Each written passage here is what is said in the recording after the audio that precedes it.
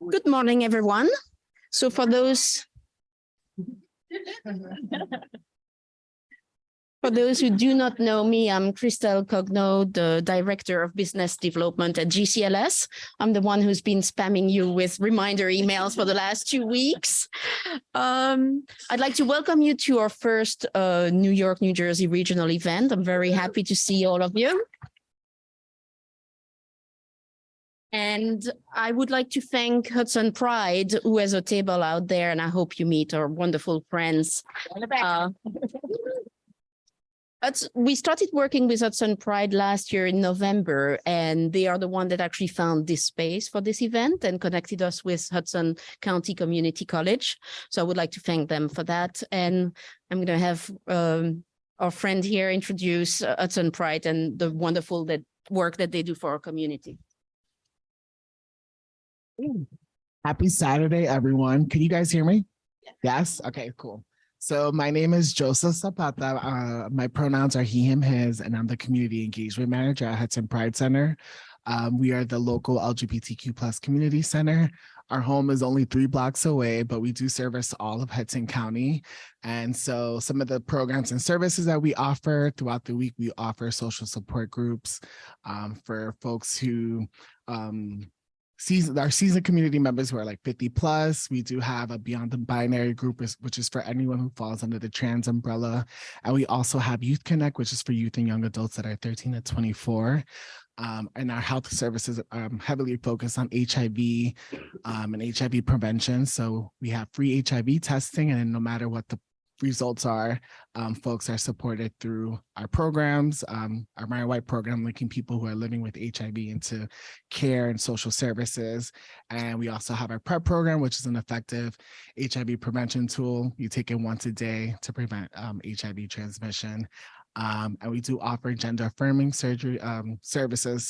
So for folks for folks who are seeking to start their transition, we offer free counseling sessions so they can get the clearance letter to get those gender affirming surgeries and HRT and stuff like that. But we do a ton of events throughout the year. If you follow us on social media, Hudson Pride Center, they're all posted on there. And feel free to stop by our table. All of the stuff is free. So come get our swag. And thank you all for being here.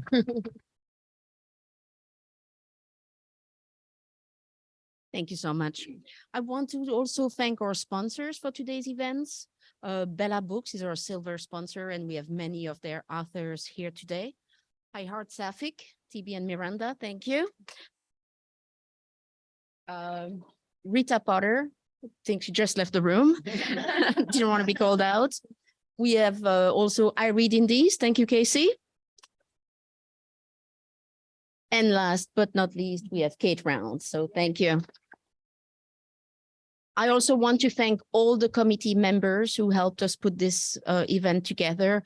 Betsy will name all of them in her closeout speech. I would probably be butchering everybody's name. So thank you also for our volunteers. We are having timekeepers, Joni and Marie, that helped us with registration. Important note, lunch will be served at 1 o'clock, and you can eat up here, or you can actually grab the elevator and eat downstairs in the nice area that they have there as well. Thank you all for attending. Now I'll pass this on to Anna Ptaker, who will moderate the panel, What Gets You Inspired. Hello, everybody. Oh, thank you. So can everybody hear me? And excuse my voice, I'm getting over a cold, which, you know, either sounds rough and rotten or incredibly sexy. Take your pick. This panel is about, you know, what gets you inspired and you know, what keeps all of us writing. And I'm sure that all of these questions also pertain to a number of you here, a number of you who are writers, and those of you who are attempting to enter the world of writing. And all of our panelists will have interesting things to contribute to this conversation. So I'm going to have everybody introduce themselves briefly so that we can get into the meat of the matter and have them tell you about their current book or what they're working on. So Anne Shade, we'll start with you. Shade. Sorry. I'm Ann Shade. My current book is Securing Ava. It's out there at the Sapphic Lit Table. It's a thriller, romantic thriller, my first romantic thriller.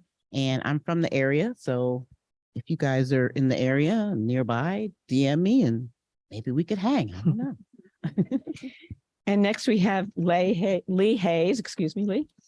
I'm Lee Hayes. My first book, the book that I'm working on right now, or sorry, that I published is Foolproof, and it is set in Key West. It's about a rum distiller and a Coast Guard petty officer that meet in a contemporary romance. And I live in New York, but in the true upstate. And at the other end, we have Kate Castle. Hi, everybody. I'm Kate Castle. I haven't got a cold. I'm just British. I'm a writer of young adult fiction, and my novel Girl Island came out about a year and a bit ago and won a couple of Goldies last year. I have 2 books in a trilogy of my next young adult fiction coming out this year, and I have a little foray into Sapphic romance fiction coming out in the spring. So looking forward to that. And Miranda? Hi, I'm Miranda McLeod, and I'm from Massachusetts, so a short drive here.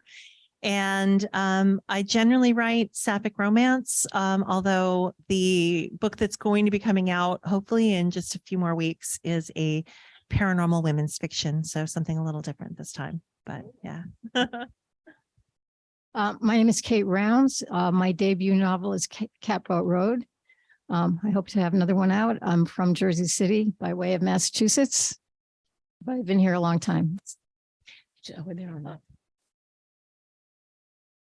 So thank you, authors, for your introductions. Excuse me. So we're going to start with our first question, and that is, what is your general writing routine?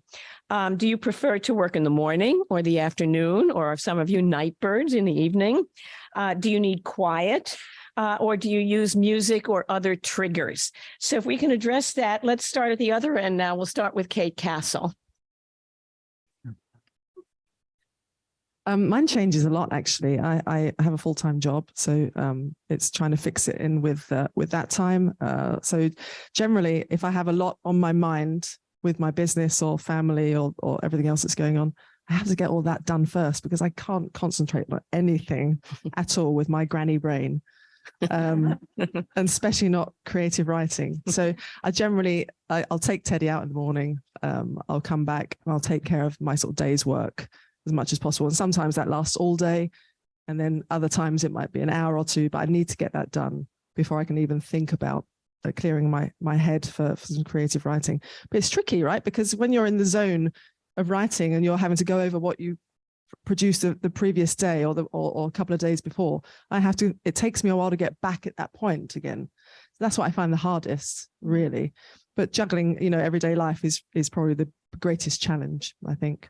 What other questions did you ask? I've forgotten. Well, you more or less answered it. For you, it's getting all your work done, your requirements done. So that I need a clear head. Yeah. You need to clear my in tray. So does that usually happen by the time you can sit down to write? Is that usually in the afternoon or the evening? Yeah, I like to try and sit down and write if I possibly can by sort of 11:30 in the morning. Mm-hmm. Sometimes it creeps into 1 or 2. And sometimes it doesn't happen at all. Do you need any triggers? I know some writers like to write with music either during their writing session or. Oh gosh, no, my mind is far too busy. I need complete quiet. And that's challenging enough in a house full of people and animals. Yeah. Thank you, Kate. You're Miranda? What's your general writing routine? Well, if I could, I would write first thing in the morning because I like to kind of get up and get going on that. But it never happens, partially because I also, with TV, I run iHeartSapphic, and we have 4 days a week, we have newsletters going out and we have new content going up on the website. So there's always, the first thing in the morning, like double check all the links in the post and make sure that the newsletters are set to go out and everything. So often that ends up lasting until at least probably 10:30 in the morning. And then it's from that point on. And because we do mostly co-write, our process tends to be, we'll talk about, so once the IHeartSapphic work is done, we will have a Zoom call and we'll talk about what the day's chapter is going to be. So we'll maybe, it might start with reading what we did the day before or a few days before, depending on how busy everything else has been. But we'll talk about what's going to happen next and kind of go through the main points of the chapter. And then TB will, when we get off the call, she'll start by doing the first draft of that chapter. So she'll take, a bit of time, kind of just get everything down on paper, and then on electronic paper. And then it's my job after that to take it from there and go through and kind of do like a second draft version of that. And ideally we'll get through the chapter. I'll be able to turn it back over to her to read through again, and then we'll repeat it the next day. That's ideally what happens, but a lot of times what actually happens is it's much later in the day and we're busy and we have some sort of crisis comes up, or we're running a sale and it takes longer. And so there's a lot of times that it's less than ideal. And definitely for me, I think for both of us, getting all of those details out of the way is very important, like all of your, daily work and household things, and getting all of the emails answered and all of that. It's for a job that's supposed to be full time. It's amazing to me how little of the time is often spent writing and how much is spent doing everything else. Right. And I personally, I need it to be quiet. And I don't like music, I do like music, but I don't when I'm writing, which is a problem because I have a neighbor that anytime it's warm enough to have the windows open, likes to keep a radio. And this is 2 houses down, but it is so loud. I can always hear it. And they actually keep the radio out on their porch and they keep it up. Yeah. So there are times when, sometimes when it's music, it's better, because other times it is like sports radio or, but yeah, so having it quiet is great. But I think one thing I've realized over the years is having it ideal never happens. So Thank you, Miranda. And Kate? I get up every morning at 4 a.m. without a doubt, every single day, no matter what else is going on. But it's not such a great thing. I can't really help getting up at 4 a.m., but I always do it. So, and it's completely quiet, no music. And I also get increasingly dim-witted as the day goes on. So by the time my 2 o'clock panel comes, I'll be just like demented. So that's my process, and it's quiet and it's every day. Oh, coffee. I invested in an espresso machine. I make my own lattes and I'm really picky and they're great. So I don't think the 4 a.m. thing would work without the latte. It's like a combo thing. So that's it. You can put that there. Okay, and Shay? So once again, use the mic, Ann. So my routine is similar. I'm up on the weekends. I'm up at 5 a.m. I'm an early bird, have always been. I lived in a house with 5 other siblings, and you had to be the first to get in the bathroom. 4 of them were girls. So, I've always gotten up at 5 a.m. Then I went into the military, was up early. So I'm an early bird. On the weekends, that's when I get up and write. During the week, because I work, I work from home 4 days a week. So I have my work computer and my personal computer. So I do this all day long. And when it's a really slow day, I just take the whole day just to write. Normally I need quiet, but recently, because I don't know, I've gotten burnt out with the romantic scenes. I've needed music. And one particular artist, and it's B. Steadwell. If I don't have B. Steadwell playing, I can't get that scene written.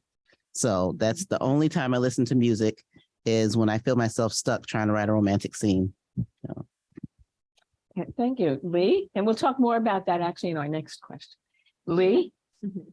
I don't have a routine as well. I'd love to get up and write in the morning because I am a morning person, but I have a full-time job as well as a son.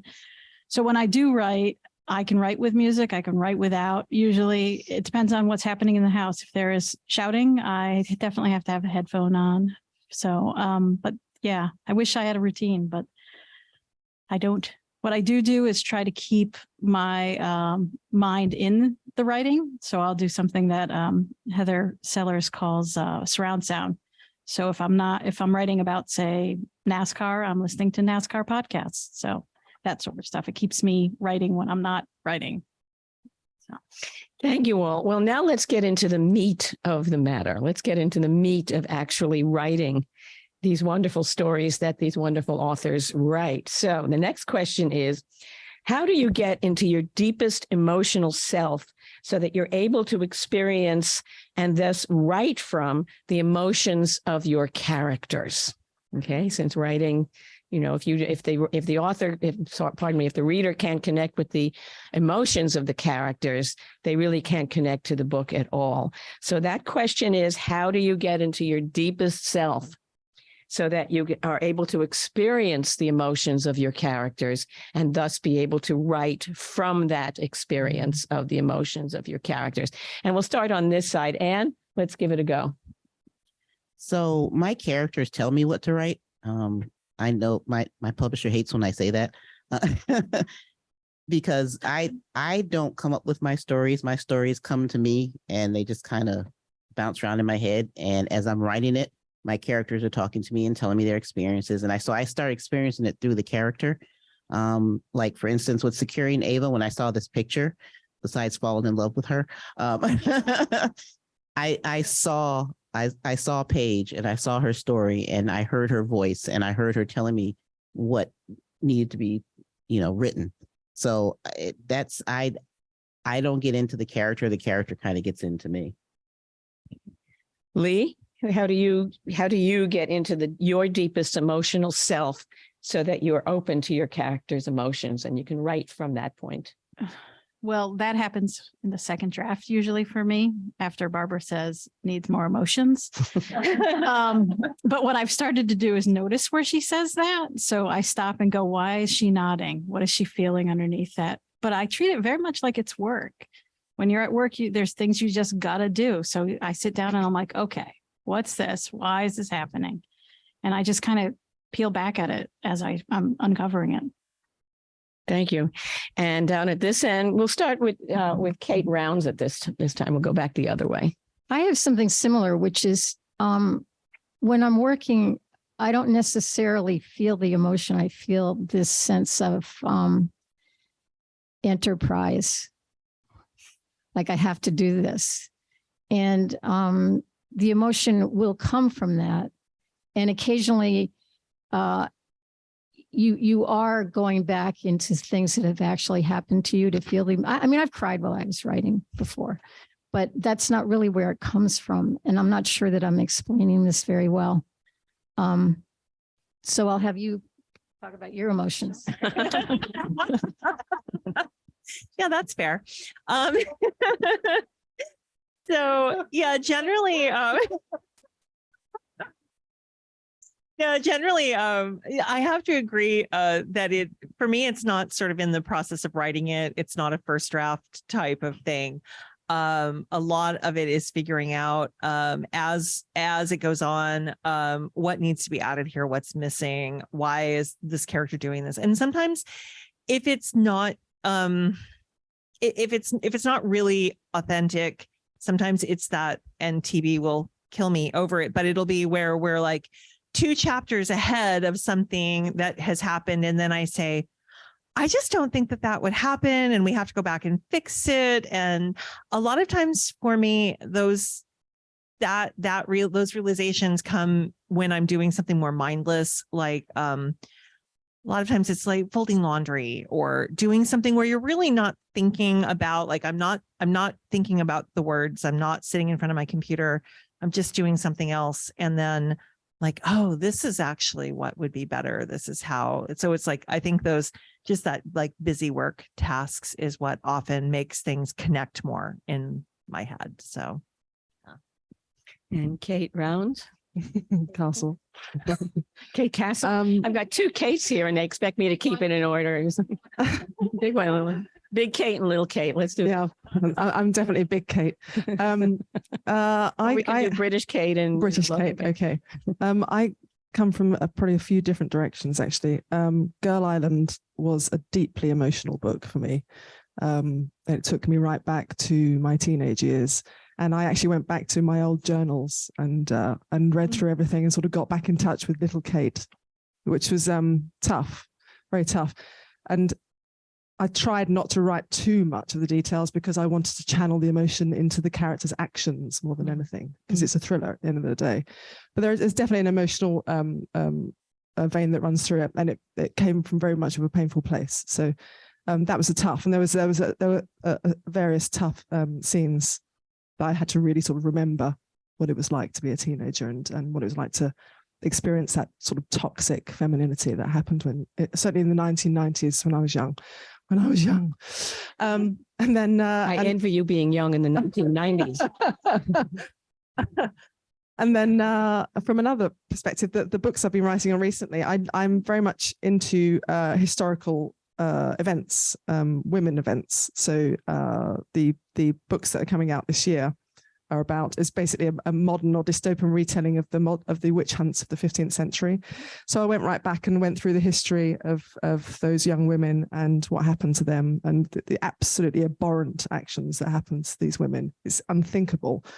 But the third thing that really happens is that what really happens for me is the characters always come first, before the story, before the over-ending arcs of the characters and where they're going to go. It always comes back to I get the character first, and the story always follows. So it's much like Anne was saying, once you've got the character in your head and you work out who they are as a person, and you attach different emotions to them, that can come from watching films or reading books for me, and I'll just gather information on that particular person, and suddenly they start to form, a whole self that I can then represent. But it is very much the characters start to do their own thing once you get yourself into who they are and what they've been through. Yeah. Thank you.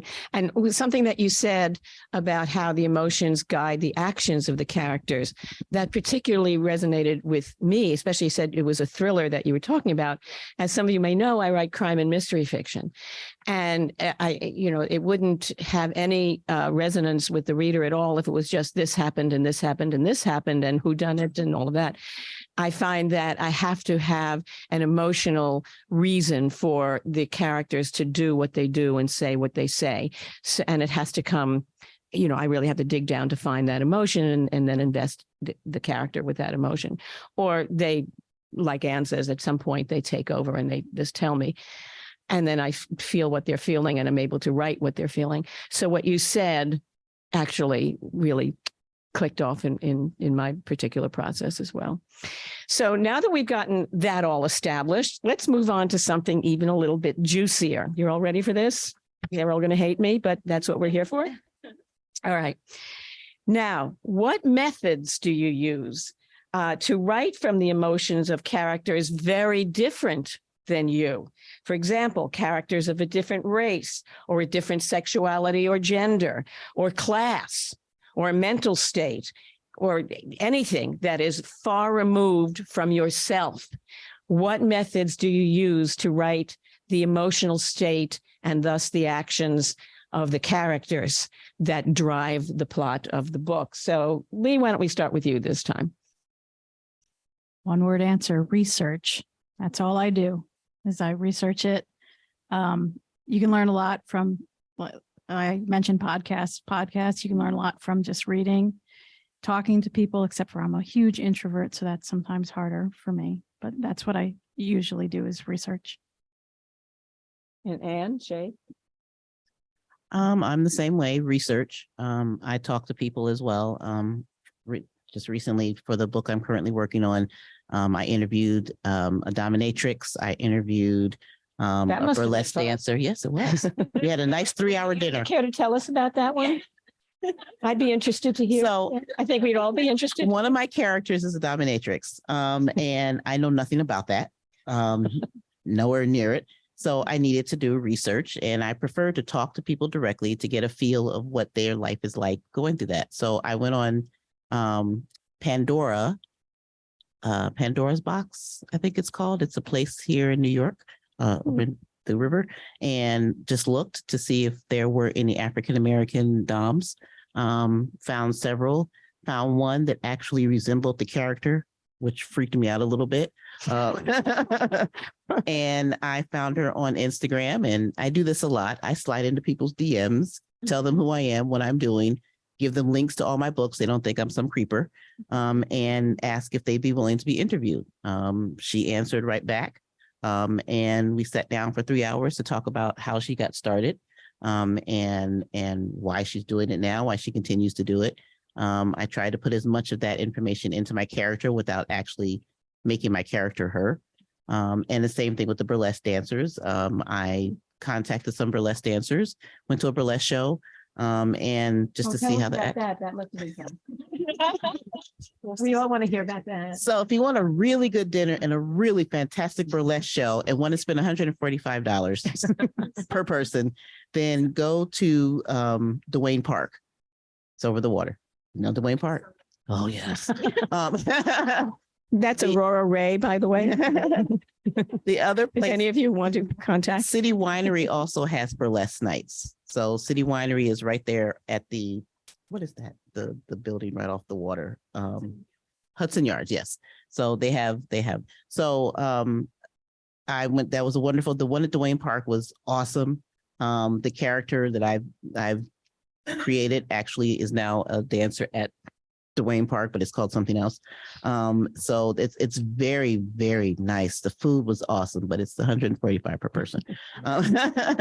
So, but as I was saying, I interviewed several burlesque dancers. And they were all African-American burlesque dancers, and found out some very interesting things about how the diversity is not as prominent as you would think, especially considering how burlesque dancers were very prominent in the 1920s and, you know, African-American ones.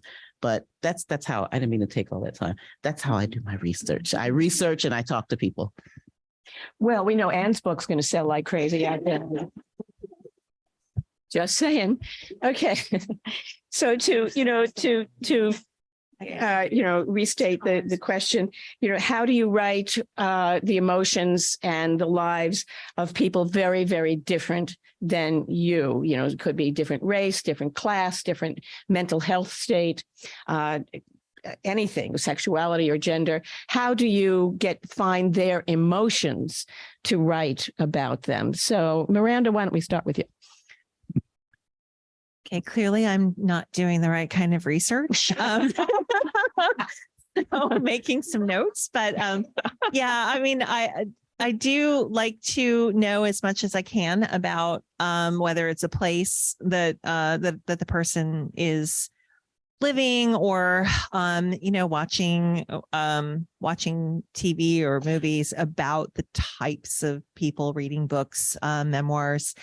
And then as far as just keeping it in mind for me, for a character, I like to write just a few notes, sometimes just on a note card, and I'll have like 5 bullet points of just like, remember these things about this person, so that as I'm going through and writing a scene, I can look and say like, did I remember that they, that they're thinking like this, or like, just a note of like, they're going to be angry, or they're going to be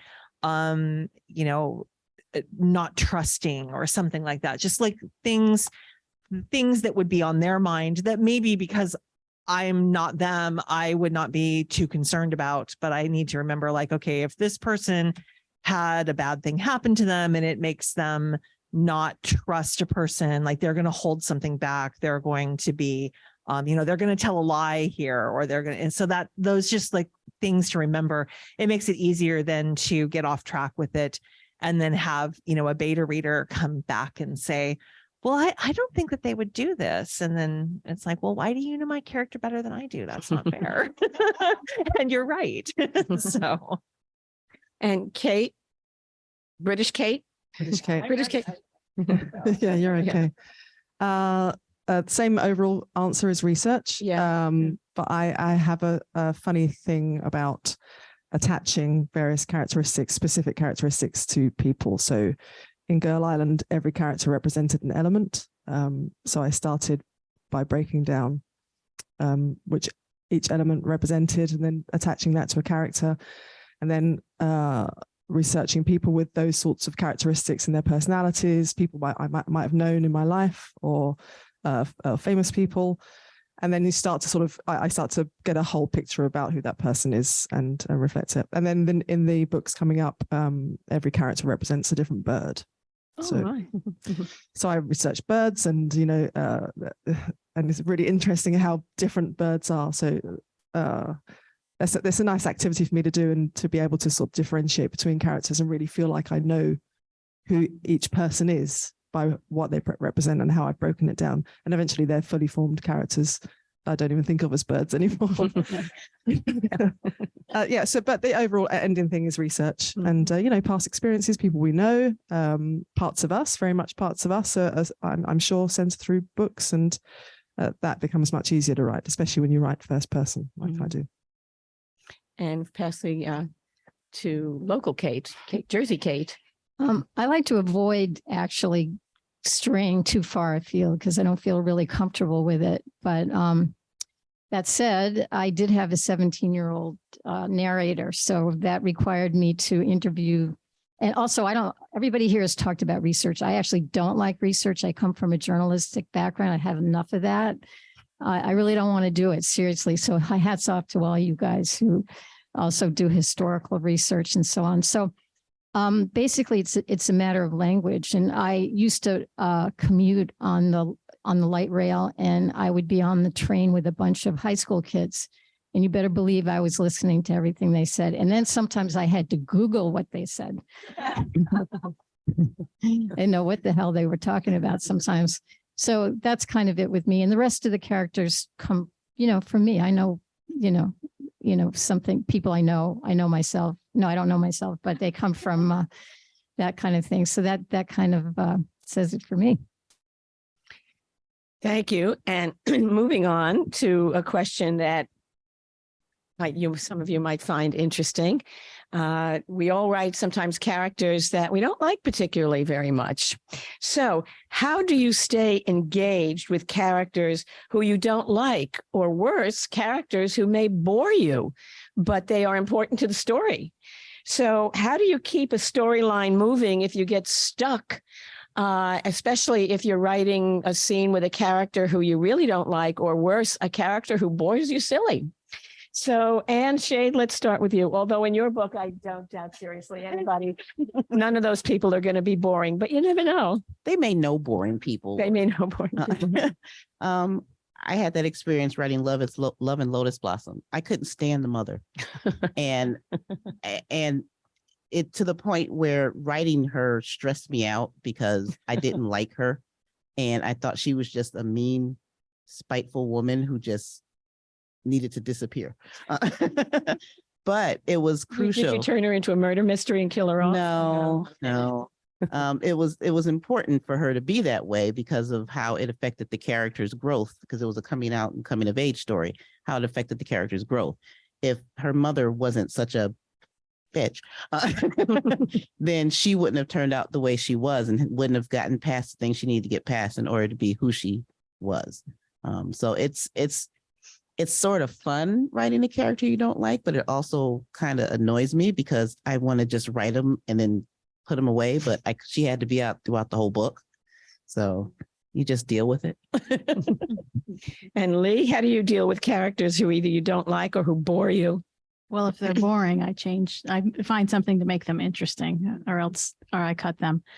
But if they're, if I don't like them, everybody comes from somewhere. So you got to figure out where they're coming from and at least empathize with that piece of it. And then you'll be able to understand why that person is the way that they are. So that's how I do it. Okay. And let's say Jersey Kate. Why don't we start with you? Jersey Kate. Jersey Kate. We like that. Actually, this gets to something that I'm really bad at. And most of my editors have pointed this out. I'm not really good at tension. My characters seem to be like hapless do-gooders, like they don't know what the hell they're doing, but they're not doing anything bad, or they don't know they are. So that's kind of always where I am, which is not the best place to be. So you really need to, I need to think about tension. I don't think, I agree with whoever talked about, well, if somebody's boring, I think the boringness would come out in dialogue. You know how boring we all can be when we're talking. So I think that's a way to present boredom. In terms of not liking somebody, that's not really, it's something that I need to work on. So hopefully I can learn from all of you guys about having a little more tension. Miranda? Yeah, I think if a character is too boring and has more than a small role, usually it means that they need to be made more exciting in some way. So that's how I'll deal with that. Or I just procrastinate until I come up with a way to fix it. As for a character I don't like, if possible, I find a way to punish them in some way, usually. Like, I think TV and I have had a few books now where we weren't really sure where we were going with an ending, but if we had a character throughout that we were like, you know what, I hate that character, like that is a terrible person. Like, well, the end is coming on this book. Like, can we punish them in some way? Is there a way to make something like, can there be divine justice that will take them out? And if possible, I mean, it's really satisfying. So but yeah, otherwise just knowing that they serve a purpose in the story. Like if they have to be horrible, they're there for a reason. So it makes it easier to, and then if they have to be horrible, like, can they be worse? And that's, yeah. And then can you punish them more for being as bad as you made them? You should speak to Anne Shade with the dominatrix stories. And British Kate finishing up that section. Yeah, I can't write boring characters. I'd have to get rid of them. It just wouldn't. Doesn't float my boat at all. When it comes to nasty characters, I've written a fair few of them. And but do you like them? No, I try and the thing about how I write is I want to make people feel like they really hate that person. That's the point. It's evoking emotion, right? Mm-hmm. So, and especially with a book like Girl Island, the whole premise was very much, how do you explain how people can descend from being fairly decent to completely out of control and able to seemingly do anything at all? And I almost want the reader to go on that journey and get to the point where they think, well, I could really hurt this person. That's the point, is realizing humanity has its or doesn't have its limits. So to help me get there was very much a binary process. I went back to the early days of those very nasty girls, but at the same time, I now know these girls in their 40s and 50s, and we all suffered when we were young, and I'm friends with some of them. So you can give them a more rounded character by backstory, or who their families are, and you can explain that in the story to somehow explain their behavior away. But at the same time, I really like taking the reader on perhaps an uncomfortable journey in places, because life isn't easy. No, which leads to another question. When you're writing these characters, it's one thing to write characters that you really like. That makes you feel good. But how do you feel when you're writing a character who is perhaps, for purposes of the story, evil, monstrous, or, just really not likable at all? What I want to know, this question is not what you do or how you write them, but how does that make you feel when you are writing them? So why don't we start with Anne Shade over there? I mean, I don't feel any particular way in how, in writing them. I have to dislike them in order for someone else to dislike them. Like Kate said, if you want someone to dislike your character, if you want to make an evil character, you have to make sure, if you're liking your character and you're evil, it's like you're not doing the right thing. So some of us write crime and mystery fiction and love our nasty killers and killers. Well, okay. Well, yeah, I guess that makes sense because that's your nasty character. But for me personally, I have to not like the character, and I know if I don't like them, then someone else isn't going to like them. So, it's like, and sometimes you do have a villain that you kind of sort of feel something for, like, you know, I forgot her name. Maleficent. I love Maleficent. She's my favorite villain, but because circumstances made her evil. She didn't just come out evil. So that's the type of character that, you know, I would like that character. And Lee, how do you feel when you're writing a character who is essentially not likable or even monstrous? I try to avoid writing characters like that. I find most people are redeemable. I think, I don't write crime fiction. I enjoy watching it and reading it, but I do love a good villain. I definitely love a good villain, but I don't write villains. So I just write people. And Jersey Kate, how do you feel when you're writing someone who is not likable? I mean, because after all, we've created these monsters. So how do you feel when you're writing them? Comedy is a big part of my debut novel and everything I'm working on now. So I would probably make them kind of foolish, something that, you know, people could laugh at. And again, through what they say, I think would be the best way to expose whoever this is. And a lot of times they're ludicrous. So let them be ludicrous. Miranda? Yeah, well, other than punishing them, which, you know, knowing that I've got that coming, that's a good feeling. But yeah, I think I feel like if they're believable, that's what I'm going for, is that if I don't like them, then other people won't either.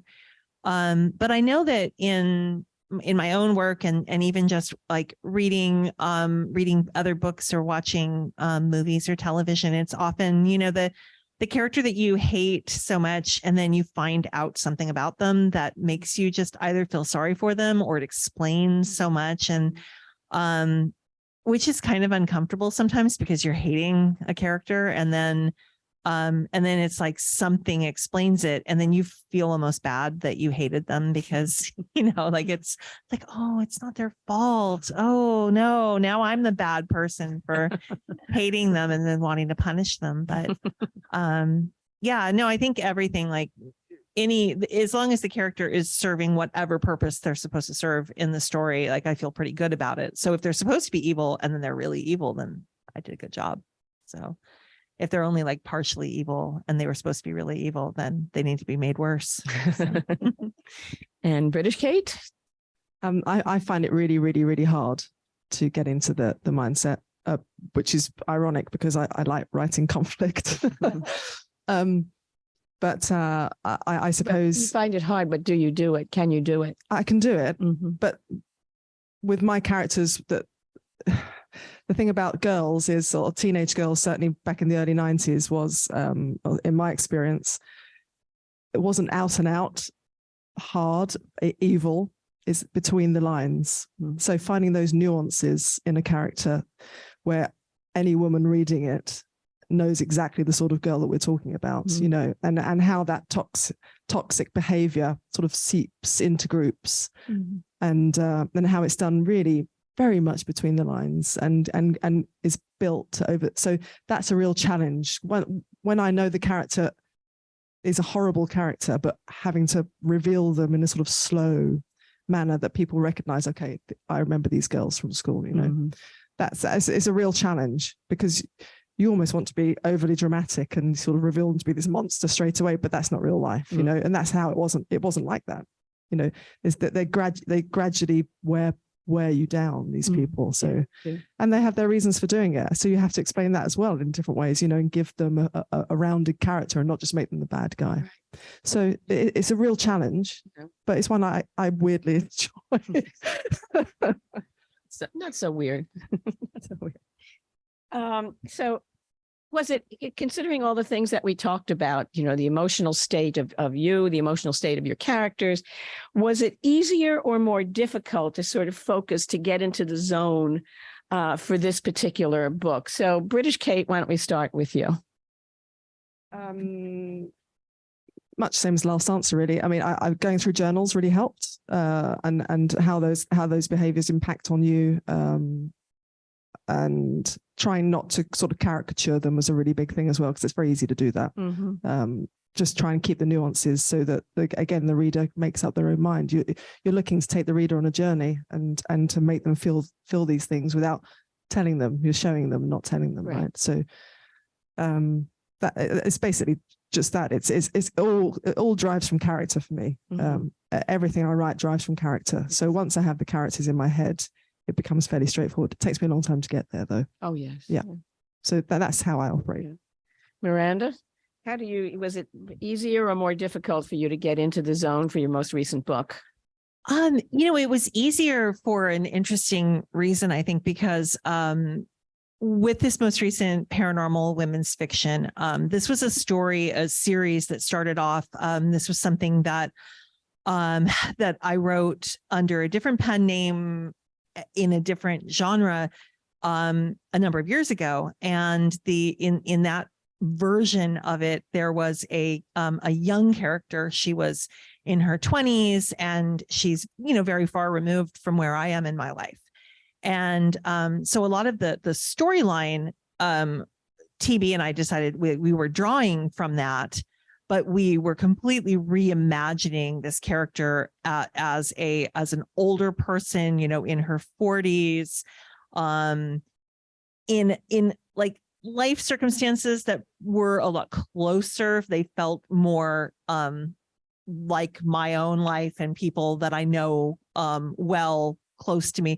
So it was a lot easier for me in this way to take a story that a lot of the details remain the same. Some of the details change. But to make that character a lot closer to where I am in life, closer to my own age, closer to my own life circumstances and things.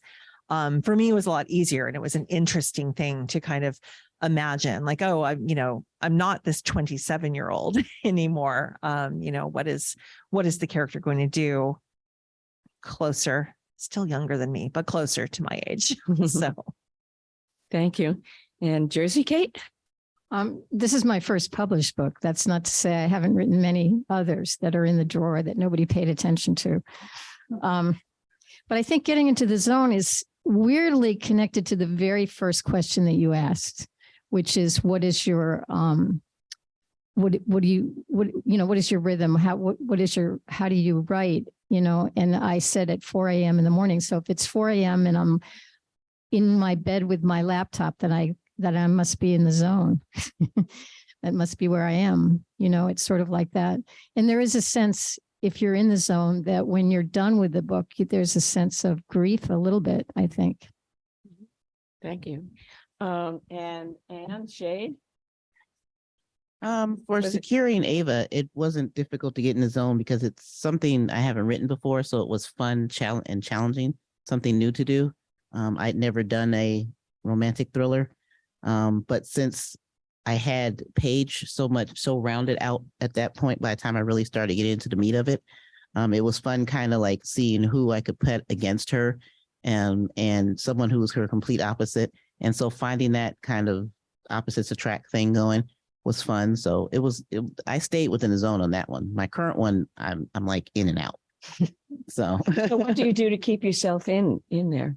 I have to step away sometimes and maybe work on something else, or even just read someone else's book just to get my head out of my own book.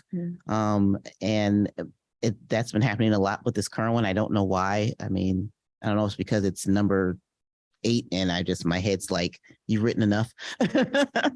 But it's staying in the zone has been difficult for this one. So we'll see how it turns out.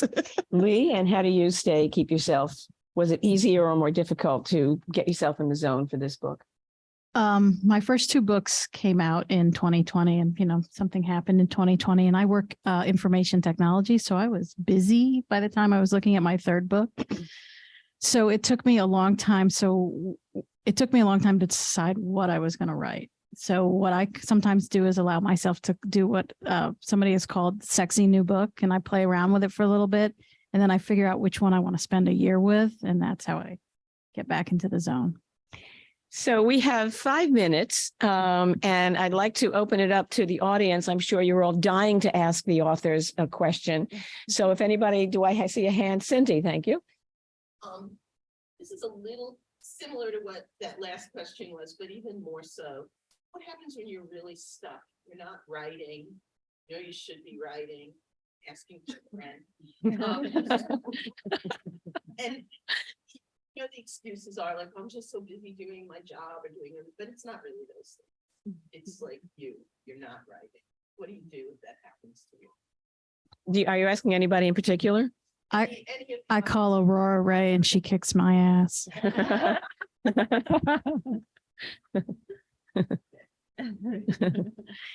May I answer that question? Because that happens a lot between one thing and another. And guilt. Really, guilt. For those of you who don't know me, my background is, now this is really going to get you, I'm 3/4 Jewish and 1/4 Sicilian, which means that I am guilty of everything. Same. Yes. Yes. Cindy and I share this. Yes, absolutely. Although her last name is more reflective of it than mine. But unfortunately, guilt somehow it doesn't rule my life every day, needless to say, but it does have some sort of cultural place in me. And when I'm not writing and I know that I should be, it comes roaring up. It absolutely comes roaring up. And I sit down and I find once I'm in there, once I start writing, then it's okay. But sometimes to get there, it's, you know, I hear my mother and other assorted people who, you know, thousands of years worth of culture is going like this. And so does anybody else have it? How do you, what do you do? Yeah. We have 2 minutes. So. Only because I saw that amazing Roxanne Gay in London last week, and she was just incredible. And she said something that really resonated with me, and I'm going to take it forward because I'm a terrible procrastinator. And I do sit my ass in the chair every single day, just try. And even if it's complete crap, you can edit crap, you can't edit nothing. So, but Roxanne Gay said, and this is what I'm really guilty of, is rather than thinking I've got to write the book, I've got to write the whole thing. She says, I write a word, and then I write a sentence, and then I might write a paragraph. Yeah. And if I'm lucky, I might reach the end of a chapter, but you start with the word and the sentence. I like that. And it really hit home. Yeah. Miranda?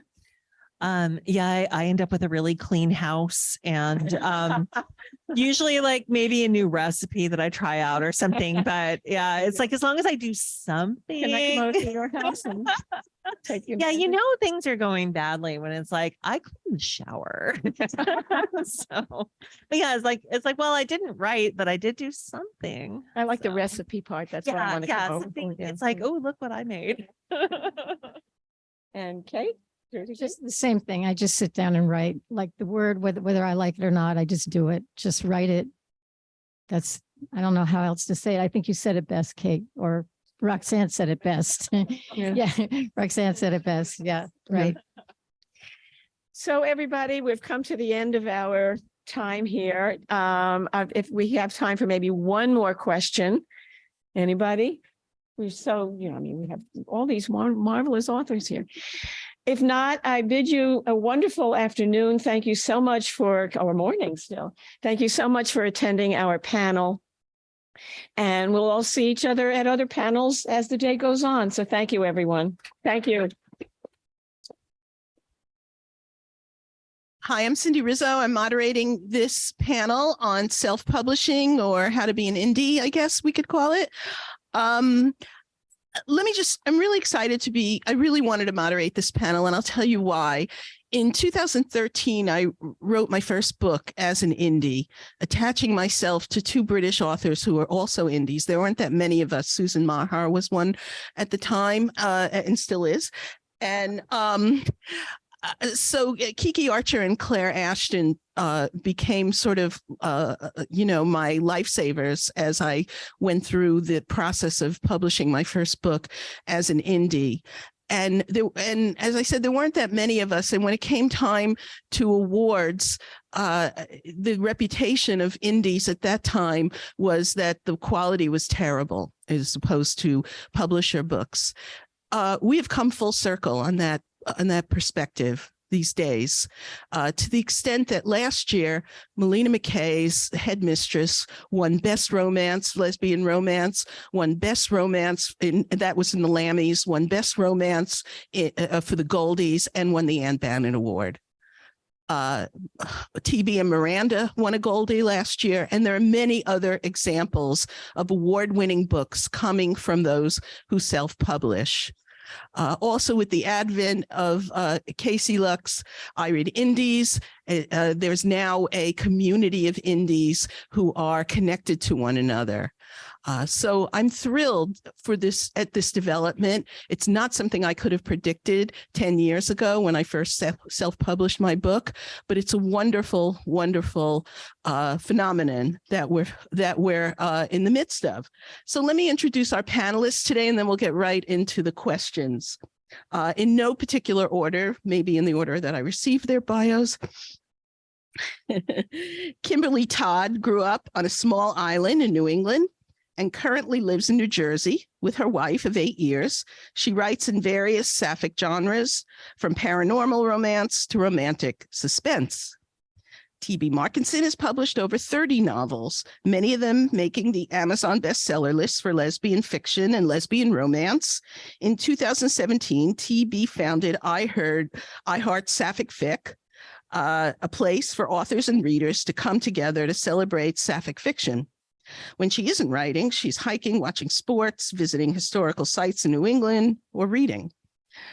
Jamie Moody is a small-town Texas girl that loves adventure. Her books are a way to escape into Sapphic adventures of the heart, described as heartwarming and whisk-you-away romance. Your next happily ever after is waiting in a Jamie Moody romance novel.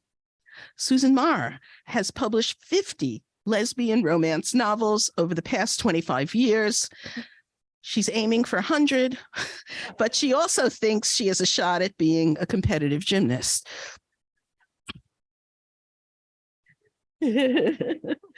Rachel Lacey is an award-winning contemporary romance author and semi-reformed travel junkie.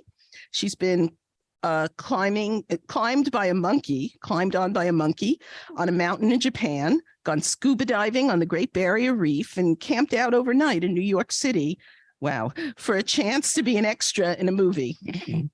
These days, the majority of her adventures take place on the pages of the books she writes. She lives in the mountains of Vermont with her family and a variety of rescue pets. Erica Lee published her first Sapphic romance book in 2017 and now has a collection of over 20 published works. She lives in Pennsylvania with her wife, son, bunny, dog, and a chinchilla, who is much more famous than her, but still won't promote her books. It's a problem. I have the same problem with my cats. Okay. So we're going to start with a pretty straightforward question. And I'll begin with you, Kimberly, and we'll work our way in this direction. What are the main reasons you decided to self-publish? Is that working? Just touch it. Christelle, come to the rescue. Don't worry. She's...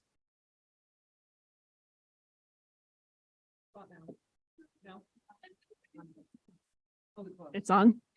Okay. Yeah, there you go. For me, Main reasons. yeah. Okay. For me, I set the bar kind of low. I just wanted to get my book out into the world. So I self-published. Can you hear now? Can you hear me now? And I self-published thinking that if I got one person to buy my book, that was the success. And it was great that there were more than one person that bought it. So that was the first thing that I did. And then I absolutely had no desire to reach out to publishers with query letters. That whole thing just overwhelmed me. And I was like, I've got this book. I'm just going to stick it out there and see if anyone purchases it and go from there. And luckily people did. So then I was encouraged to write book 2. And then also I wanted to be able to keep control of the content, and I wasn't ready for people to tell me, you need to fix that, or we don't like your cover or whatever. I was like, I'm just going to do it and see what happens. So that was it for me. Okay, Jamie. Well, for me, I didn't think there was any way a publisher would want my book. And I learned to publish from my colleague, T.B. Markinson. I've got to give her all the credit. I'm serious because, yes, I had the story and I wrote a book because I had great English teachers in high school. But TB's podcast with Claire Lydon gave me the step-by-step kind of instructions on what to do and what not to do. And in a way gave me confidence because I knew I had the story, but then taught me how to go about actually getting it published, myself. But I have to give her the credit, and I always do. And I know she doesn't like it, but it's the friggin' truth. That's how it all started. And I'm just grateful to her. So, Rachel. I actually started in traditional publishing, but I had always wanted to be a hybrid author and do both. I had just wanted to explore all my options and learn about all the different ways to publish. So I started in traditional, dabbled a little bit in indie, and then went full indie, and now I'm hybrid again. So It's great. Susan. I started. Tap it.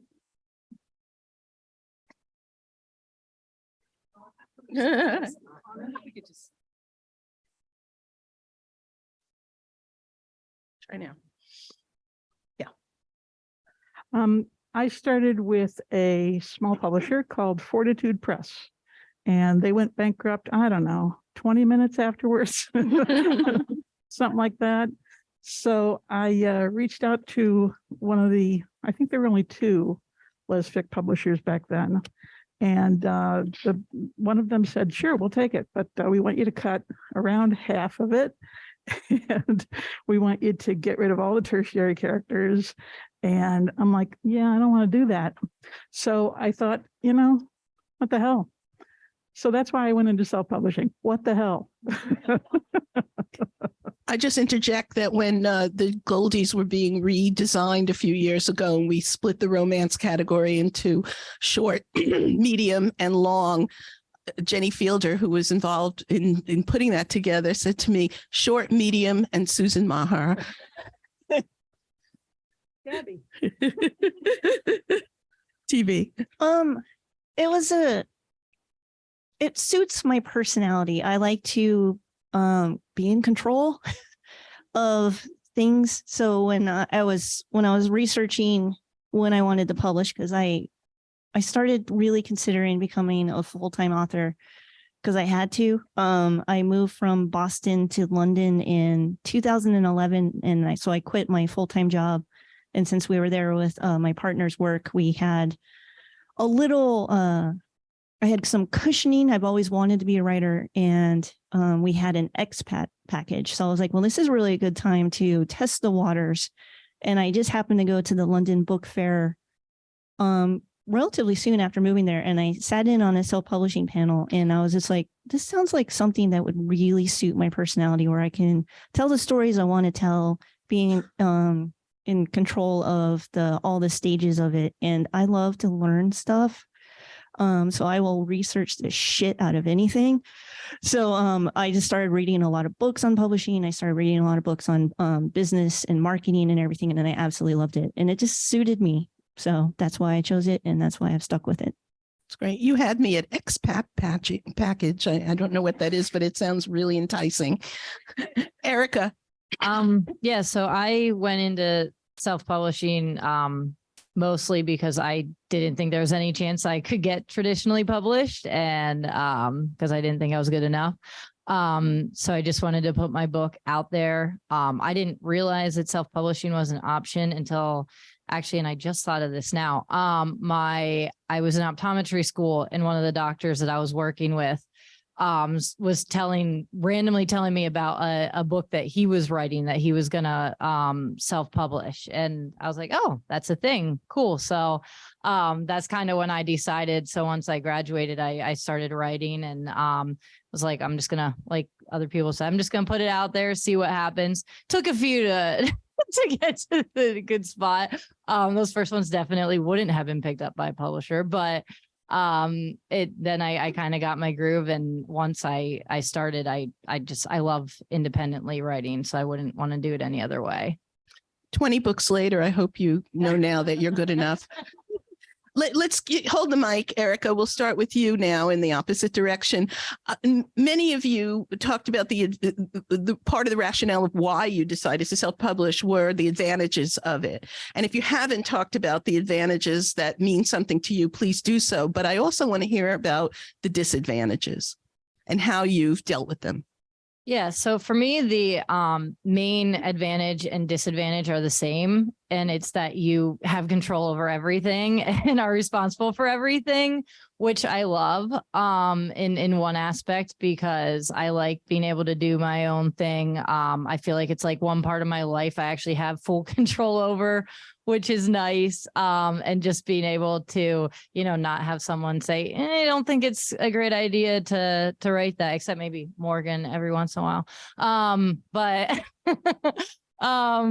But yeah, like it's nice having that control and deciding when I want to put books out, exactly what I want to write about.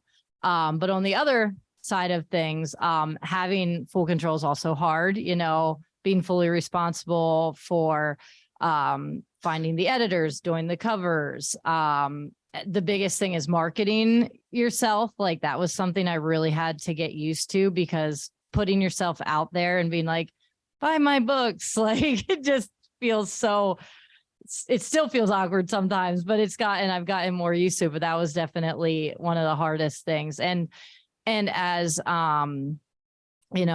people who've had to work with me will tell you, I'm also really bad at keeping track of when things are due and when I need to like have stuff done. So it's good that normally my only deadlines are on myself, because I'm trying to keep a calendar now, but I'm terrible at that. So let me ask, before we go to TB, a show of hands for those of you who do have a publisher, how many of you still have to do your own marketing? Okay, so this is not an indie disadvantage on its own. Just thinking. Go ahead, TB. Well, everything Erica said obviously are the big disadvantages, but another one that I found, I think when you talk about self-publishing, a lot of people think that it is actually what it is, self-publishing, and it is not. I have a huge team behind me. I have editors, I have proofreaders, I have ARC readers, I have beta readers, I have alpha readers. So it's not that, but it also, a lot of the work involves me sitting alone in my office at a computer, and it gets extremely lonely. So I kind of missed some of the office stuff. And then I had another fortunate thing happen, which at the time I didn't think was very fortunate. When I moved from London to Dublin, I didn't get a work permit. So I wasn't able to publish for the amount of time I lived in Dublin. And so I'm the type of person who I will cry for about 3 days when things go bad, and then I figure a way around it. And so one of the things that I figured what I would need when I got back to publishing was I would need help marketing. And so that's when I started the website, and I wanted to build a community to make marketing easier, not just for myself, but for everyone in the Sapphic fiction world. So I'm one of those people, when I do see something that kind of sucks, I'm just like, how can I make it better? So I don't like to dwell on the negative. I prefer dwelling on the positive. I brought my own little pieces of paper about my newsletter, but let me just say, you need to subscribe to iHeartSapphic Lit. It's really the go-to place. So if you haven't, do it. Susan. Yeah, I'd say TB does most of my marketing for me. So, and Jay does the other half. So I don't know if they know that, but I should give them a cut. Yeah, I would say the biggest downside at the beginning was that I didn't have a publisher who would do marketing for me. But then I talked to people and they're like, my publisher doesn't do any marketing for me. But that's not exactly true. If you're with a biggish publisher, they send out lots of information to a very big mailing list that I certainly don't have access to. So you lose that. Other than that, I don't think there's a real big difference. You're doing it yourself. And if you don't want to do that work, you'll sell fewer books, but maybe that's not the end of the world either. Depends on, what this means to you and if you're trying to live off this money. Most people are not, but more power to you if you can. But you could do that on your own, or you could do that with a publisher. I think, depends on your personality. But yeah, if you can't make your own deadlines and meet them, you're not going to do well, but you'll only be angry with yourself. So again, what the heck? I'm going to go to Kimberly and end with you, Rachel. I have a reason for that. Go ahead. Hello. For me, it's on. Can you hear me? Yeah. Yeah. Okay. Better. For me, I think having no support system and you just send a book out there and you think that you're going to be able to do all of the marketing, everything really easy. I think that was a learning curve for me. I didn't realize how much prep you needed to do beforehand. So I was like, okay, I made my social media accounts.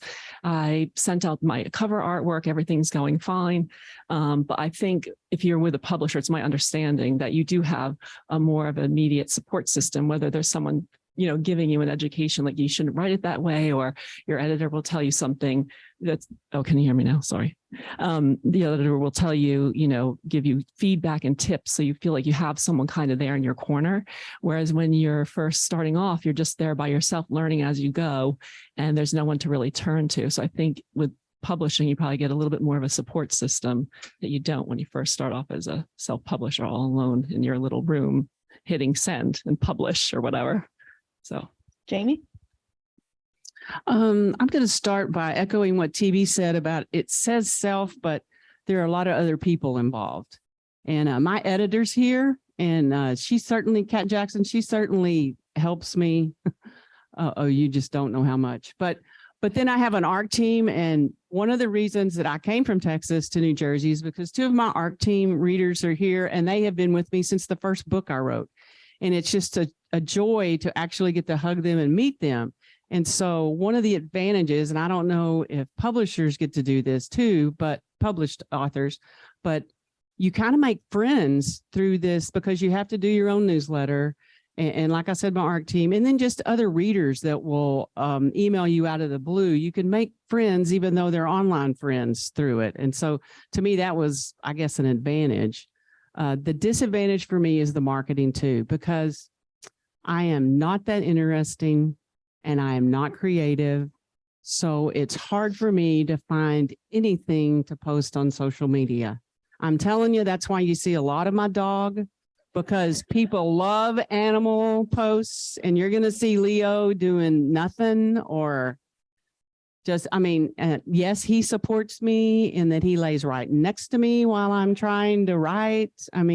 But yeah, I'm not that interested, or I'm just not that creative to find material to necessarily post that will make you want to buy my books. So Jamie, hold the mic for a second, because I wanted to ask you a follow-up, but just also to say that my photos of cats get more likes than anything I put on my book. And Erica will tell you that about her wife and the chinchilla. So this is the thing about animals. You mentioned when TV mentioned her ARC team, and you did as well. I thought she said her art team, and I'm like, you need a team for your cover?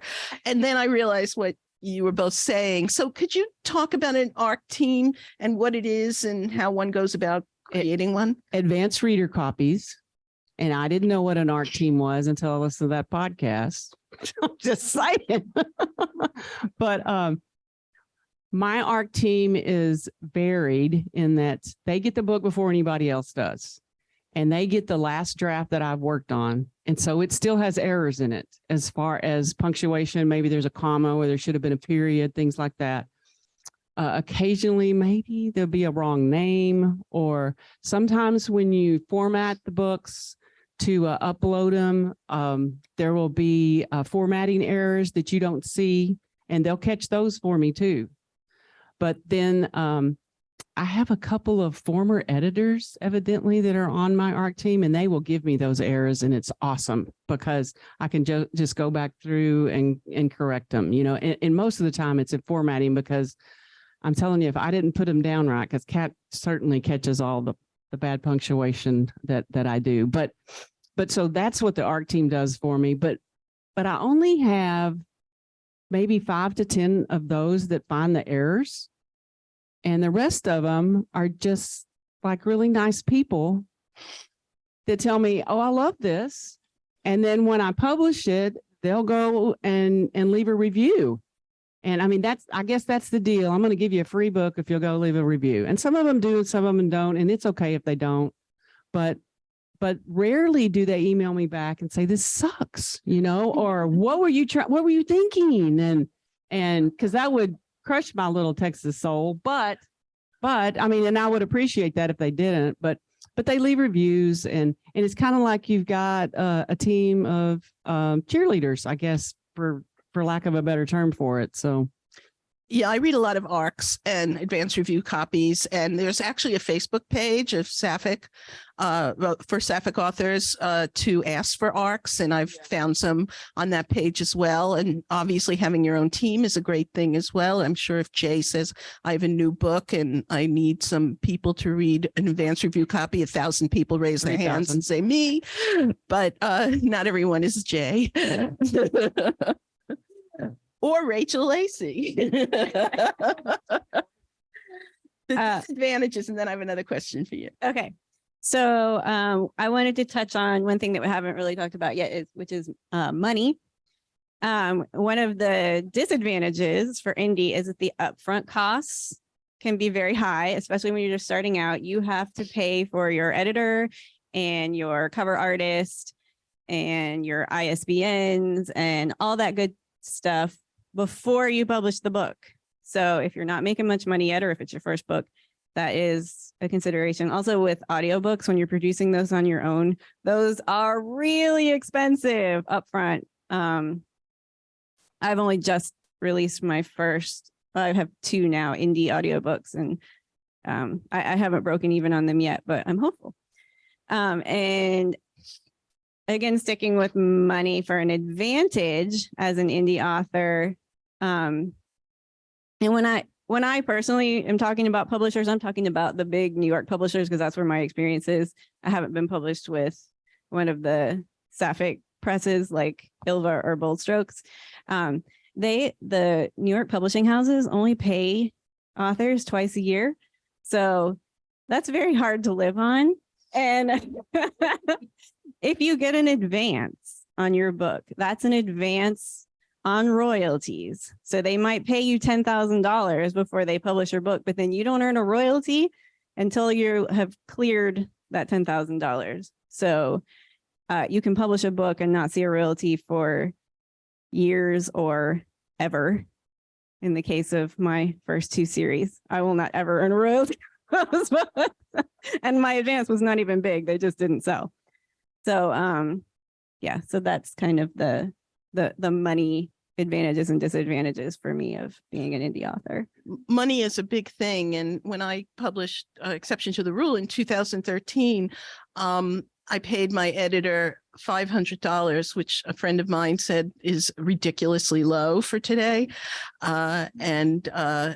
So these are big upfront costs, as Rachel was saying. Let me ask you also about the situation of being a hybrid. What made you decide? You said you were, then you weren't, just indie, and now you're back to being hybrid. Talk about that and those decisions and what it's like to be hybrid. Okay. Well, I started out with one of the New York publishing houses, and they actually dropped me for low sales. I did not. I've had both good and bad experiences with publishers. My first experience was not good. And then I went pretty much totally indie, and I was very happy there. I didn't think I was going to go back to a publisher, but when I had an opportunity to pitch a story to Montlake, which is Amazon's romance publishing imprint, I was like, well, I can't turn that down because they're Amazon. And at that point, I had established a little bit of a readership and a platform as an indie author. All my books were Amazon exclusive and in Kindle Unlimited. And so for me at that time, it made sense to go with a publisher that was also going to be their digital first, their Amazon exclusive, their in Kindle Unlimited. So I was going to be reaching the same readers I think that that was where I struggled the first time. The New York houses are very print focused. They do for their authors what they call a print run, which can be tens of thousands of copies of the books that they print on, on release day, and they ship those out to all the Barnes and Nobles and the indie bookstores and the Walmarts and the Targets. And they're super focused on how you sell those print books. And as an indie author, we're more focused on digital. I mean, we sell print books, but I'd say like maybe 10% of my income is on paperbacks, and probably 70% of my income is Kindle Unlimited. So for me, it really made sense to go with a publisher that was going to help me reach the same readers, because there's definitely definitely a demographic of readers that still primarily read in print. And so they're still looking for those, the books on the shelves at Barnes and Noble. And that's not who I was reaching. Right. Let me ask you two more questions about that are related. Okay. Did you have an agent when you were publishing with the big house? Yes, I did. Okay. And how was that? What was that like? I have a very good relationship with my agent. We've been together actually 10 years this month, I think. I signed with her before I was published, and I do not work with her on my indie books. I only work with her on my traditional books. And in fact, we were getting to the point in our relationship where she was like, Rachel, if you don't do anything traditional in another year or so, like maybe it's time for us to, part ways, because, we just weren't really working with each other. But then that is how I got the opportunity with Montlake. A Montlake editor called her and said, hey, Sarah, do you have any authors who might want to write an LGBTQ book for us? And she was like, hey, Rachel, I know you've mentioned that you'd love to write for Montlake. So that was how that worked. That's interesting to hear how the Amazon imprint goes to the agent and not the author. They do. Yeah. I think they only take agented submissions. Mm-hmm. Yeah. One last thing. The work you published with the big houses, was that Sapphic? Was it romance? What was it? Great question. I started out writing male-female romance. I had not discovered Sapphic fiction yet as an author or as a reader at that time. And so that was where I was published.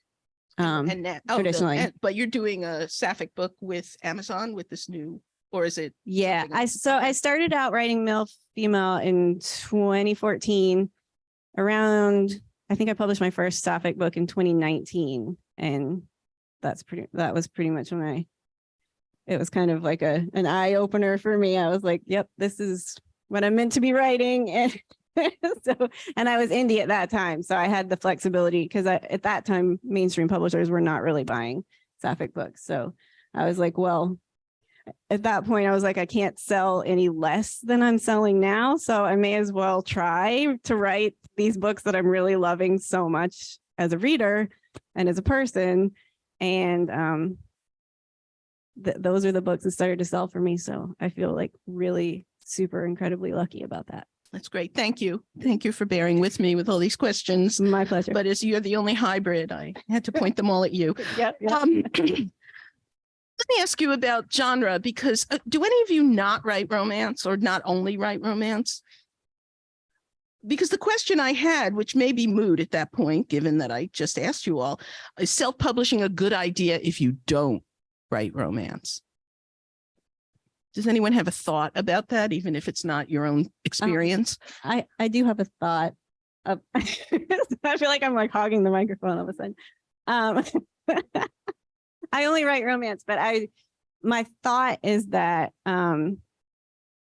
genres that are primarily read on ebook would do well in self-publishing. There are some genres such as like book club fiction and like children's books and things that are probably always going to be primarily print.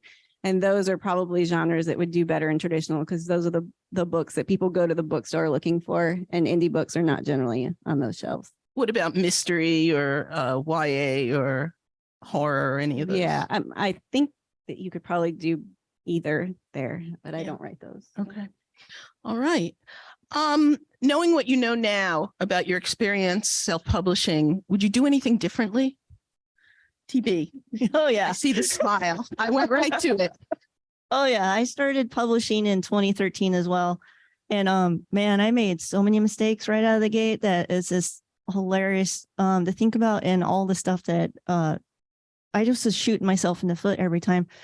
One of the things I would change definitely is I would have started a newsletter before I started publishing. If there is one piece of advice I can give to everyone in this room, if wherever you're at in your writing journey, if you do not have a newsletter yet, please start one. Please do it. It is absolutely vital. Yeah, so one of the mistakes I made is I did not have a newsletter in place before I launched. And so I had zero audience to launch to. No, it is a newsletter. Question, because I don't think everybody heard. Yeah, I was asked if a newsletter was like a blog. You can have a blog, but again, you don't.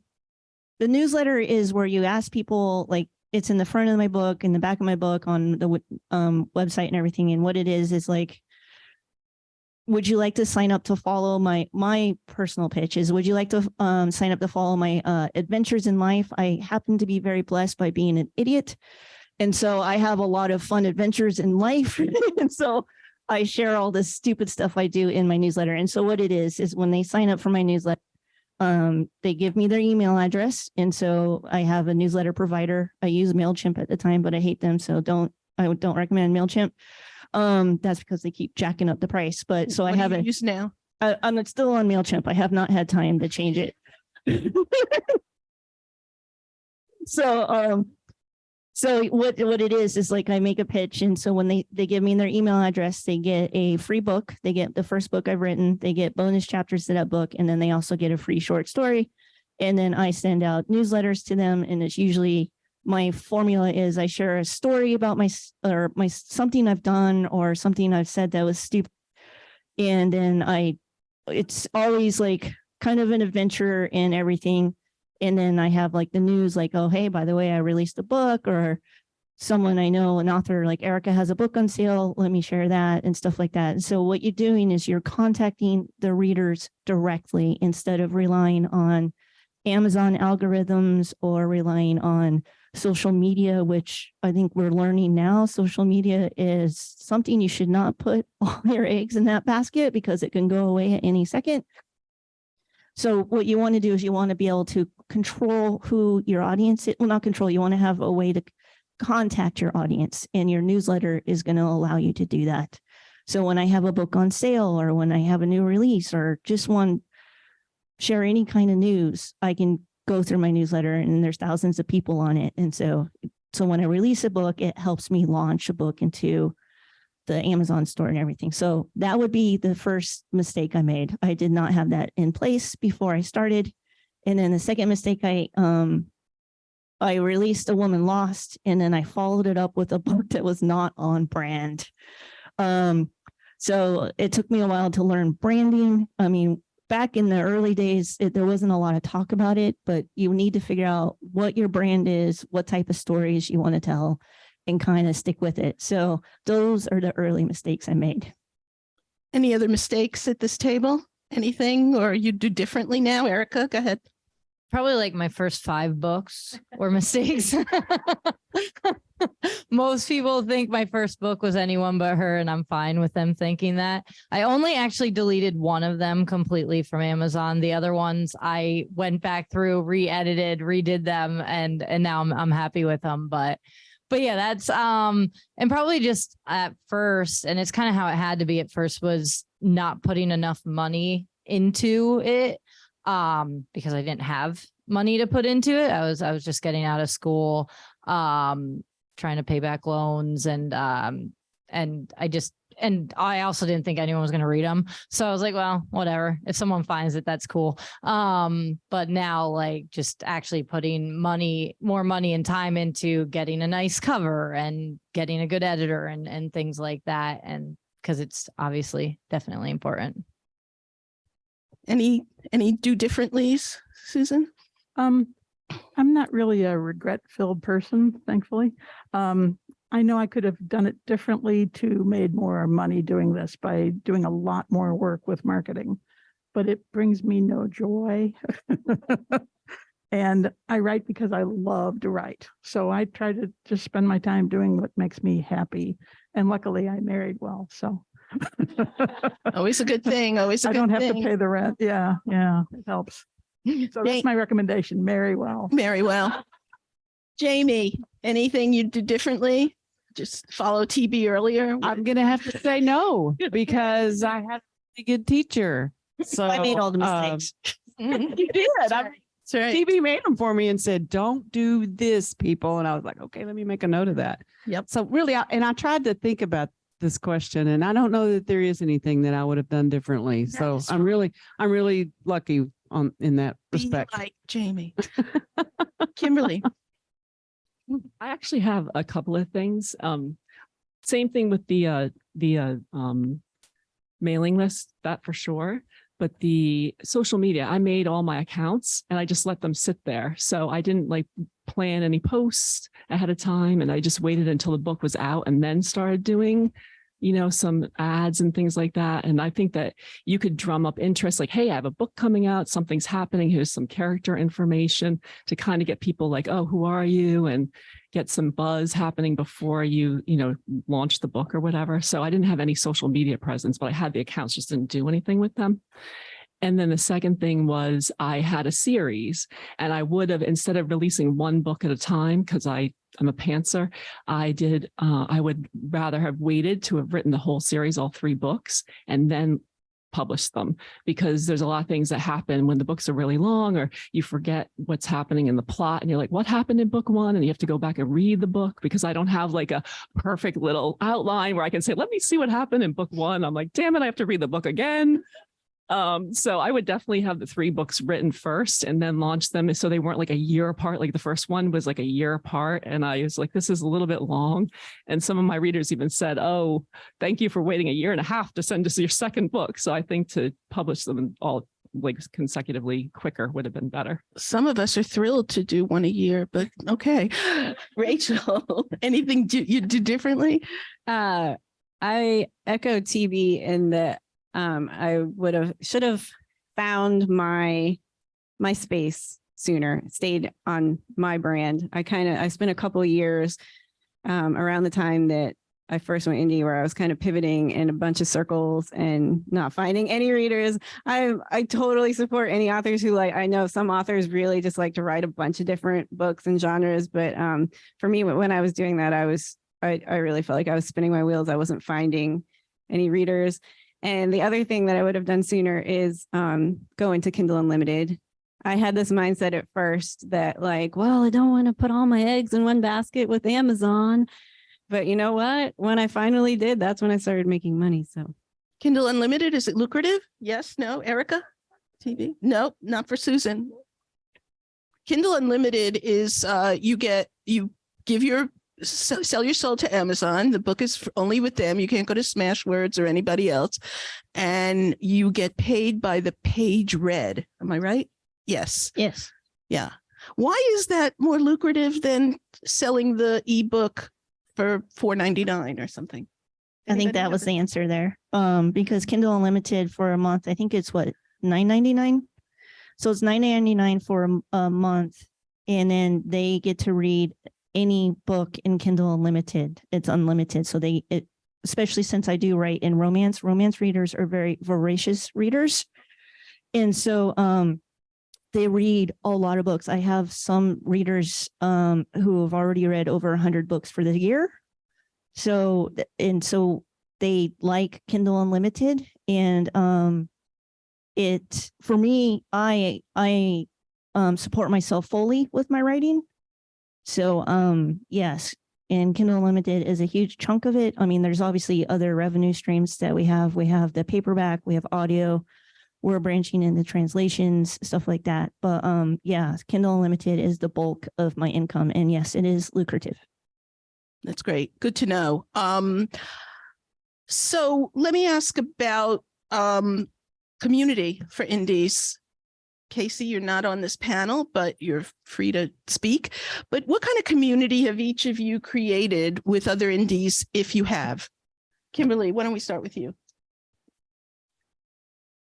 I think it's important because you're just sitting in a room staring at the wall, kind of making things all day long, and to not have a community is kind of weird. So you start to wonder if you're weird. I right now in the mornings, I do a writing sprint with other authors, which is great because you can kind of get some words down, but also talk and joke about stuff. And also what's happening in publishing, you might find out there's some kind of piracy thing going on that you need to know about, or what's hot. Maybe your next book, you're like, let me try to do something that's very popular. Maybe you want to, foray into that.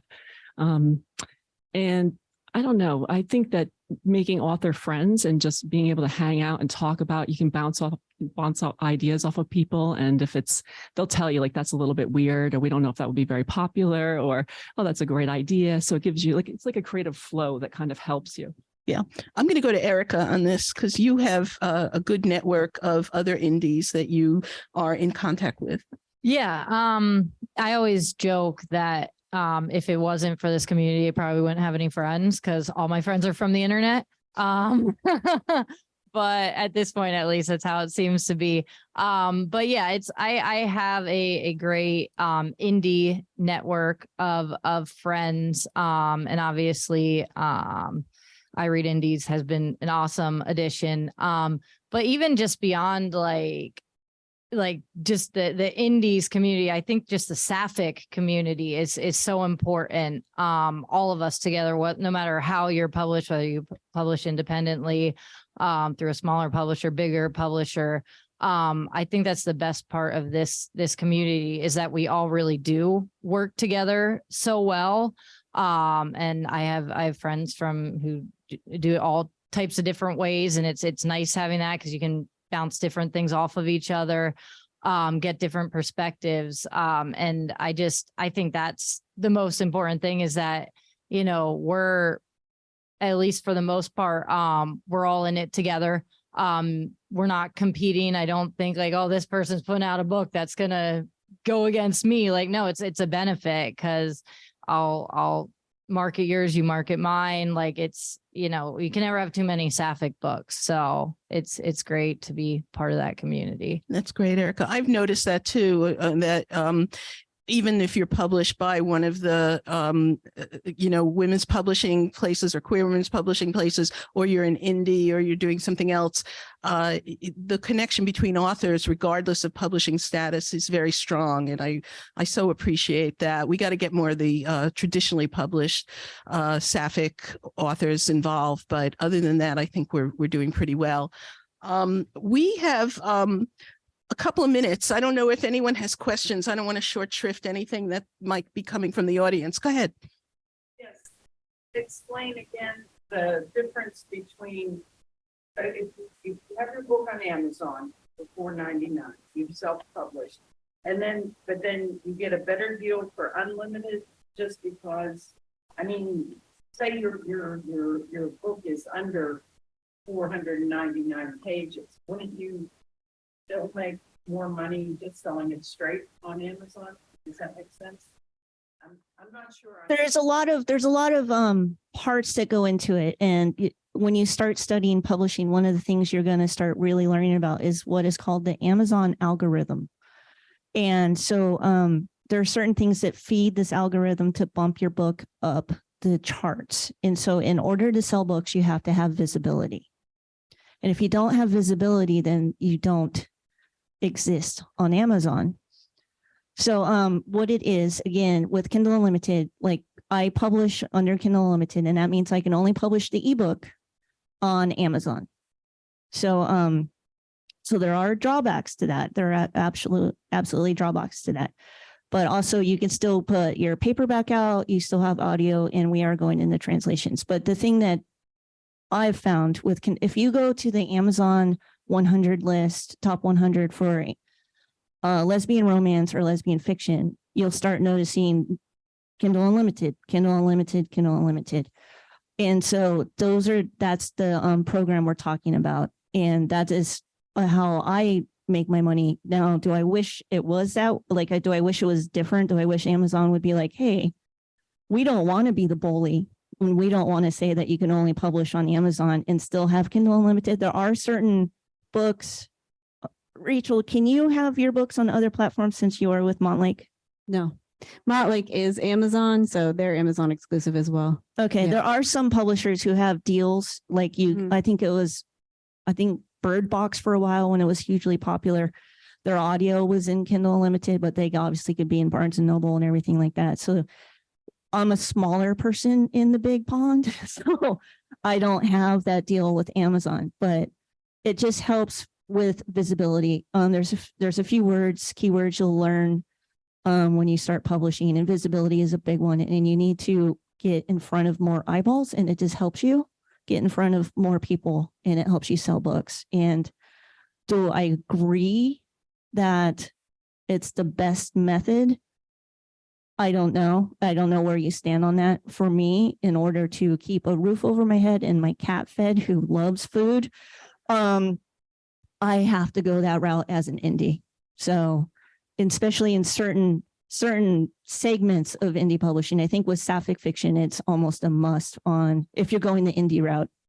I can't speak towards if you're a Bold Strokes author or a Bella author or Ilva or something, but as an indie, it's important. And would you agree? Oh yeah. I That's where I get like most of my money. I think it's interesting to see Bold Strokes has started experimenting with Kindle Unlimited. Was it one of your books that they put on? Yeah, there's Ilva the same. So it's kind of interesting to see where the publishers might be going with that. But Rachel, I wanted you to have an opportunity on this. I just wanted to say that because you had asked, wouldn't you earn more from an ebook sale? Yes, you do. You earn less when someone reads the whole book through on Kindle Unlimited, unless your book is like 800 pages long or something. But what makes it profitable is that so many more people read it on Kindle Unlimited that you end up earning more money, even though it's less per book. Like I just released a 99-cent short story that had previously been in an anthology of Jamie that I wasn't expecting to make any money on because you don't make any money on a 99-cent. But I have had like over 10,000 page reads, and I'm like on an 80-page thing, like that's a lot of people reading it because people just take the chance because it's free to them because they already subscribe. So many more people read the pages on Kindle Unlimited that you make more. Yeah, I have my own to be read list is Kindle Unlimited purchase book, Kindle Unlimited purchase book. That's, yeah. When I read a book on Kindle Unlimited, if I like it, I'll flat out buy it. Do you also get paid twice? Yes, we get paid for the pages read, and then if you do purchase it, we get paid again. But if you read a Kindle Unlimited book twice, we only get paid for the first time. Yeah. Anybody else? Anything else? Okay, we have 2 minutes, 1 minute, something like that. My timekeeper said.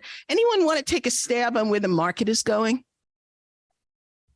for Sapphic fiction, whether it's indie or otherwise? I don't know where it's going. I know it's expanding so fast. We are struggling to keep up because we do a new release newsletter every Tuesday on IHS, and we are struggling to keep up with not only finding all the new releases, but including them. Like for when I first started my website, when I would do the new releases, I wouldn't start formatting the page until the morning of. I had the advantage I was living in London and I wasn't releasing it until like 8 a.m. New York time. So I would just start it in the morning and put it together. We have a team of, what are we at? 6 people now? 5, 6? Well, we have certain people who do certain things, but we are constantly adding books, and it is growing so fast, and it's exciting to see. One thing that I really appreciate, I see you've incorporated into the newsletter some mainstream published books in addition to the indies and the Sapphic publishers that I see. I'd like to start seeing some of the queer media like Autostraddle starting to promote our books instead of what's been published by mainstream. Lee Winter got a nice recognition recently, but that's very few and far between. And so anything we can do to sort of rattle the cage around some of these BuzzFeed and others would be really good. Thanks to this amazing panel.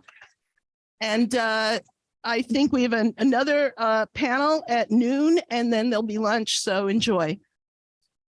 Thank you. Okay, this panel is on supporting diversity in Sapphic literature. And I'm going to introduce a very interesting group we have here representing all kinds of diversity.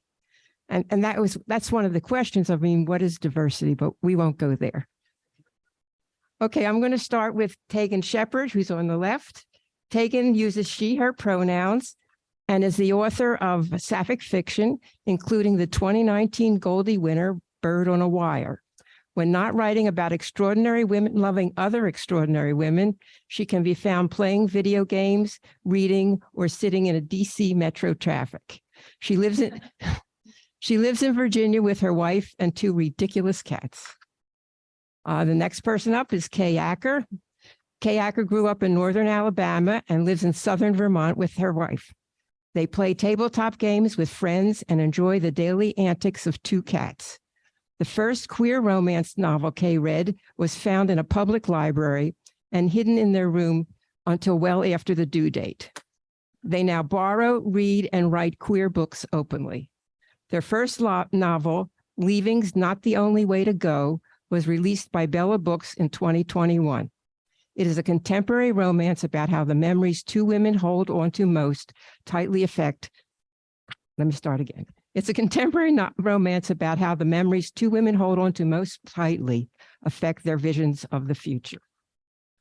Okay, going on the other side, we have Felice Cohen. Felice is known globally as the woman who lived in one of the world's smallest apartments. She's the award-winning author of the best-selling book, Half In, a coming-of-age memoir of forbidden love. The award-winning 90 Lessons for Living Large in a 90 square feet or more, and What Papa Told Me. Okay. And last but not least, we have Anne Shade, who tells me she's an incurable romantic with passion for writing stories about women who love women.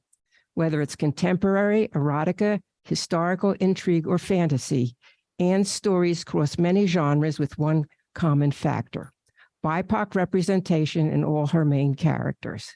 When Anne isn't writing, she's coordinating dream weddings and daydreaming about plans for her future bed and breakfast. Okay, so given that, we'll get started. The first question we're going to ask may be the hardest, I don't know. What are some risks you have taken or mistakes that you have made when exploring diversity? Should I ask for a volunteer? No? All right, I'll start with Tegan.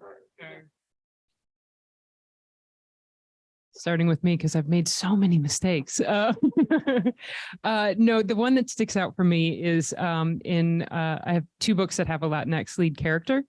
And in the first one, I italicized my Spanish, if you don't know, most authors and Latinx authors and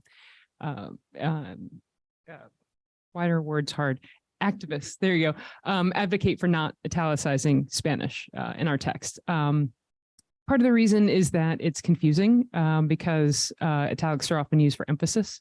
So you're emphasizing a word that's not meant to be emphasized, but mostly it's because it's really othering.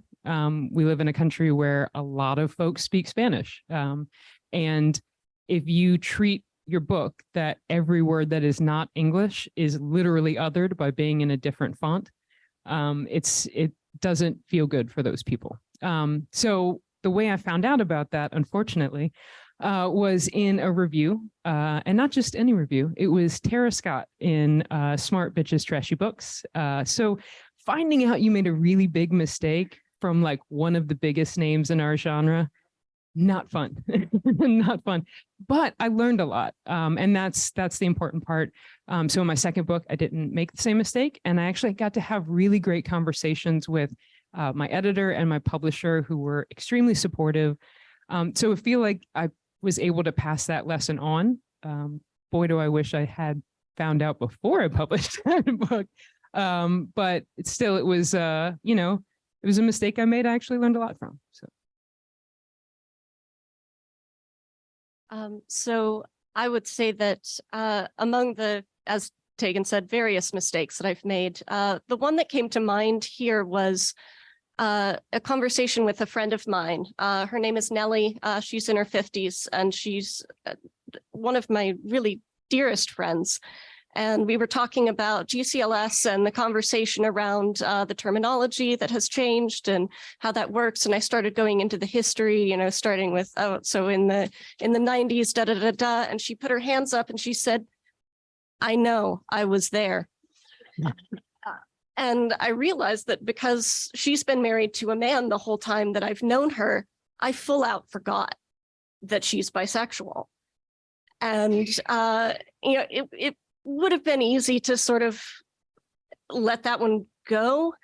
Thankfully, I was, because I trust Nellie so much, I was able to say, hey, I'm sorry I did that. And, you know, I would love to hear more from you about your experience, what you've been through, and thankfully, screwing up in this way, let me learn more about someone I really love.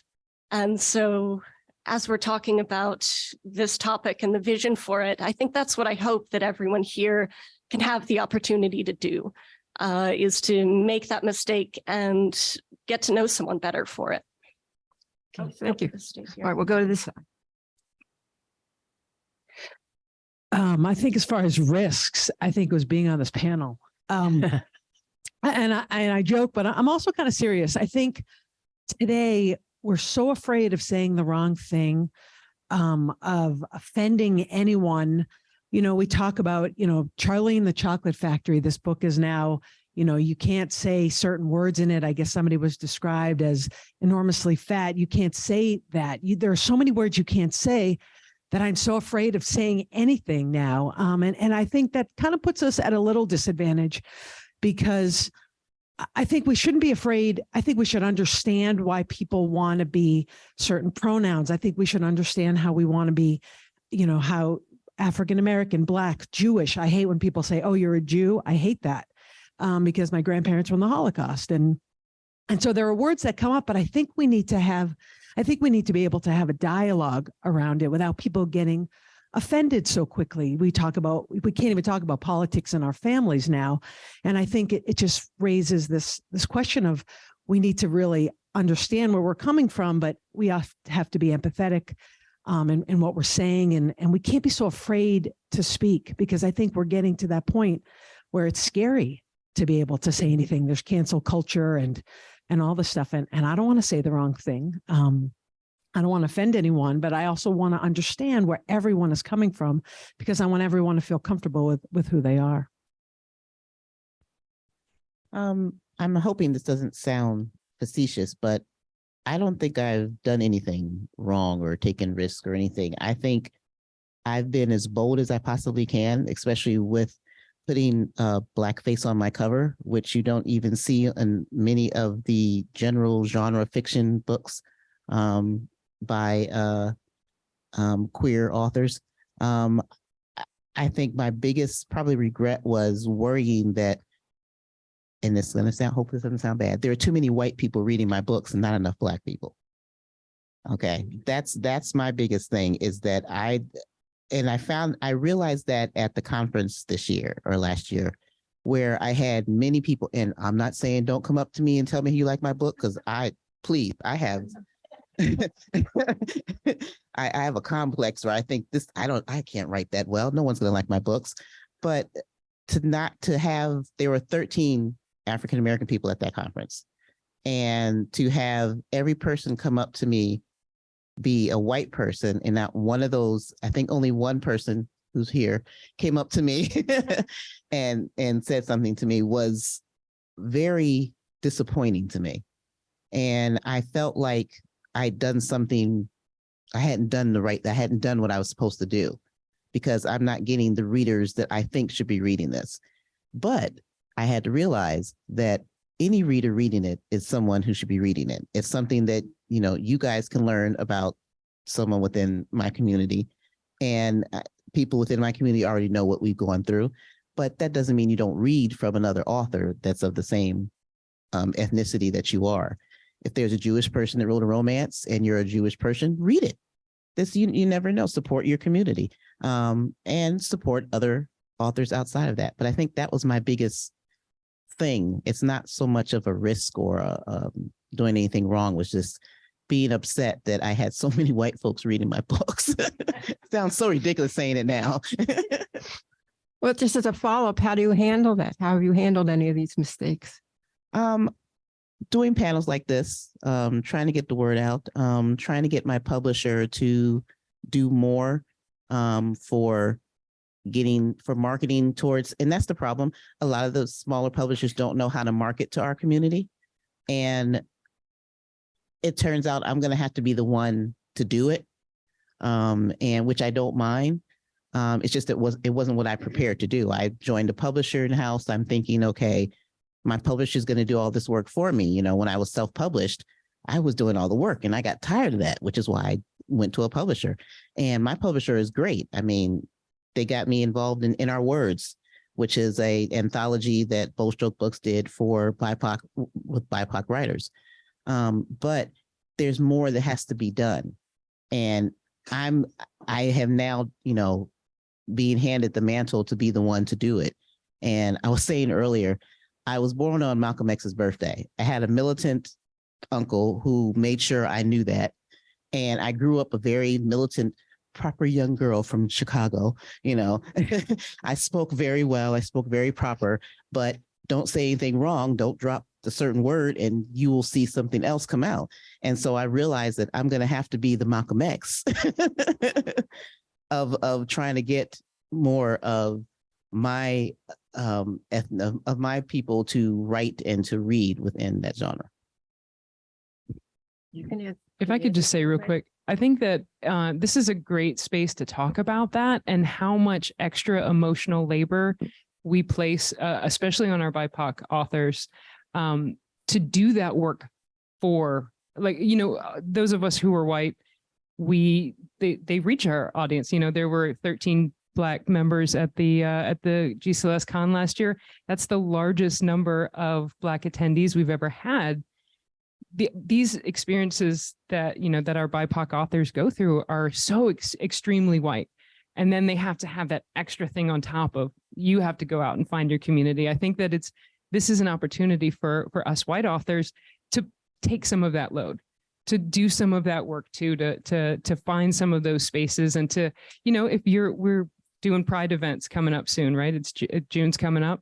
Make sure you're supporting your BIPOC authors too, because we end up seeing, I know at DC Pride, we saw a lot of folks who were there who were BIPOC.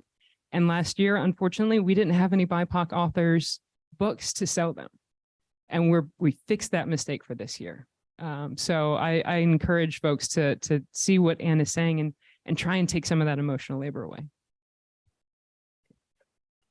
So I was going to ask the rest of the panel to answer the question of, you know, how do you handle, or how have you handled any of the mistakes you've made? You want to try?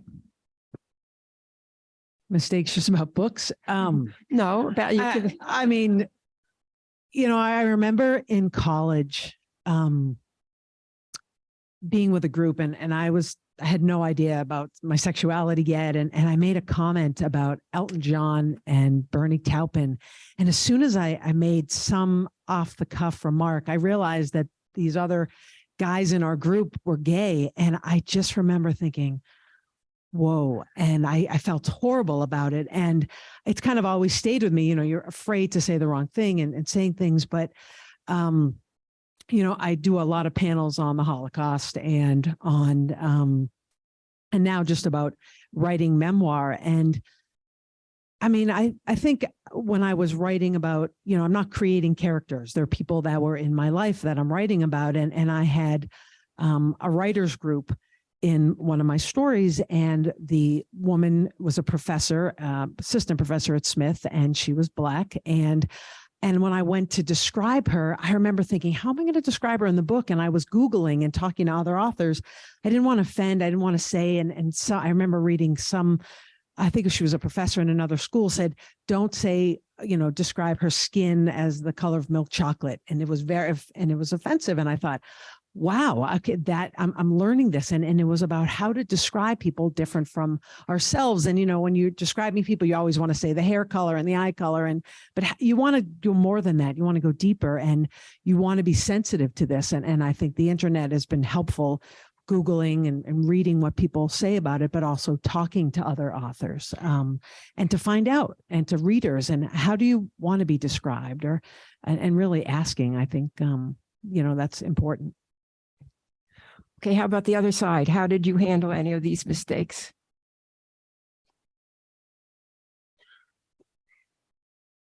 Yeah, so definitely something to be said for apologizing and following up with tell me more, but also I think just listening to what's already being said, because these conversations are happening everywhere and you can find them, and you can, without having to, as Tegan was saying, ask the people involved who are affected by these issues to sit down and explain it to you. Just listen and hear what you can learn without having to make anyone else do any extra work. Yeah, I basically already said, and I agree with that. It's it's our instinct when we make a mistake to be defensive. And I think that it is so important to move away from that and to take opportunities to learn. If you say something wrong, you don't need to tell people why you said it wrong, right? Let them tell you, apologize, listen to what they have to say. But I'd say back away from that impulse to defend yourself, and because it's not helpful in that situation. I think that's what I try to do, and it is hard. It is definitely hard to do that, but I think that's really, really key. Okay, thank you. Okay, the next question is, has your writing been tokenized or marginalized in the Sapphic community, and how do you cope with that? And we'll start on this side. Yeah,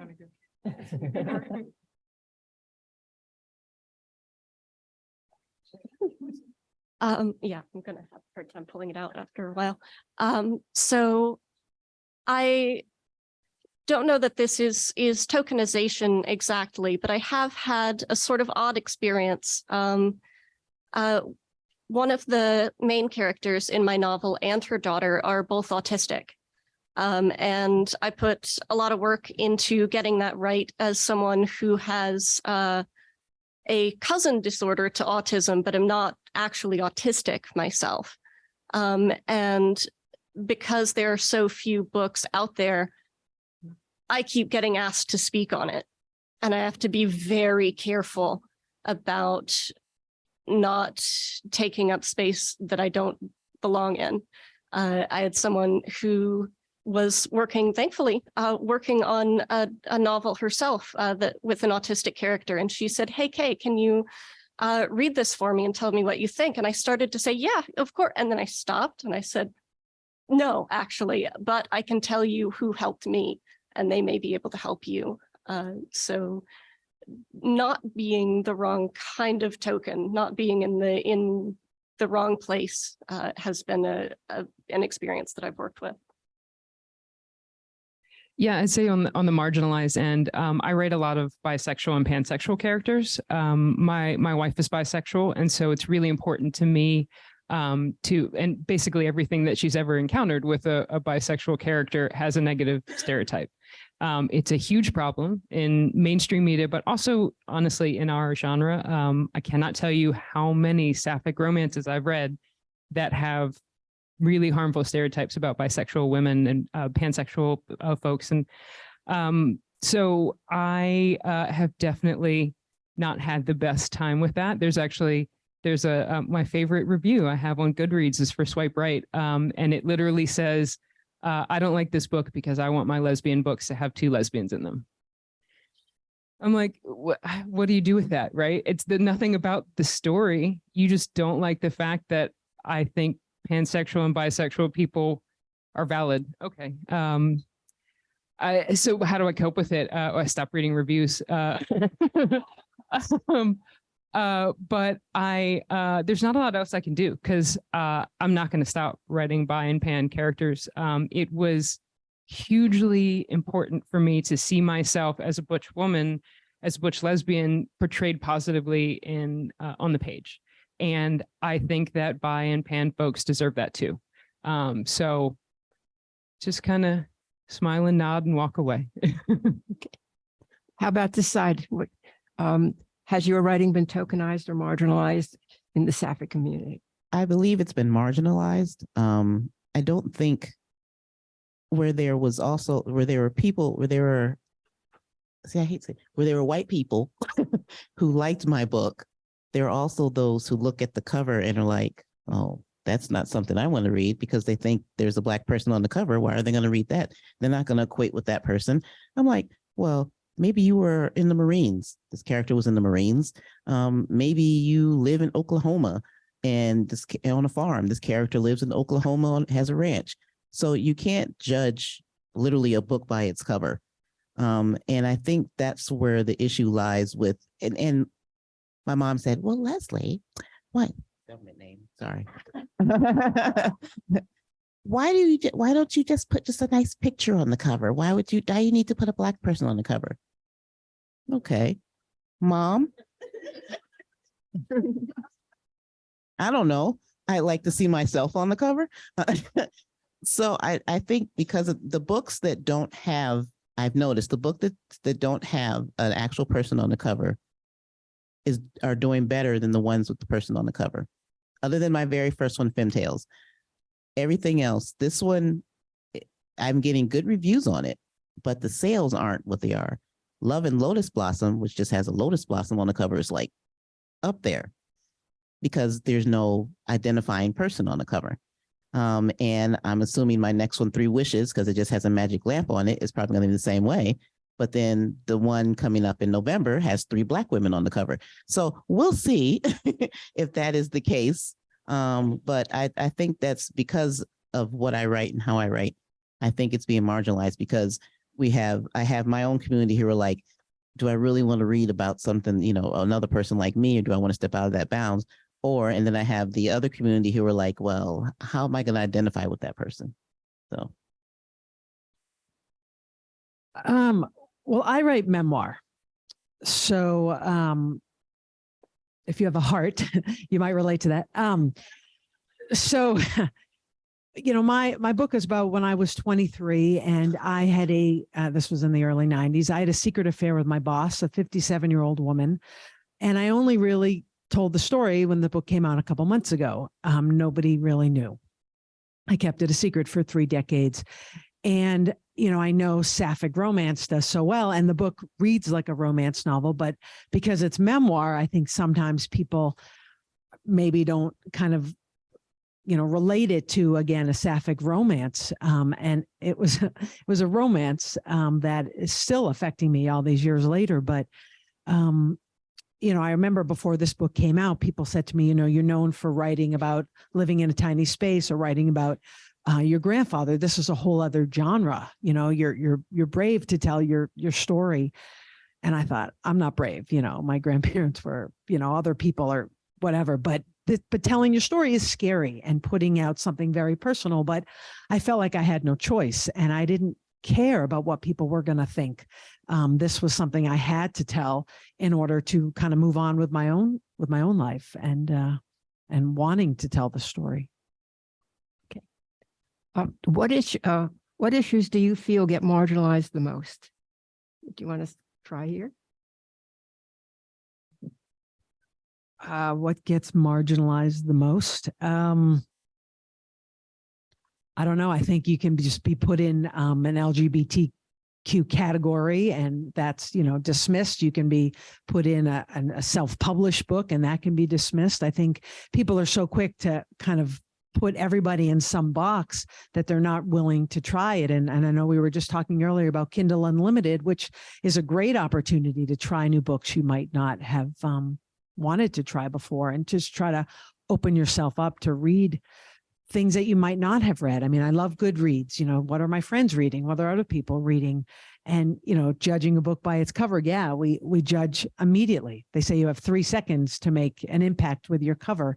And maybe we need to kind of look outside that box and lead by example with ourselves. And then maybe we, write down on Goodreads, try this book. I never would have thought to read it.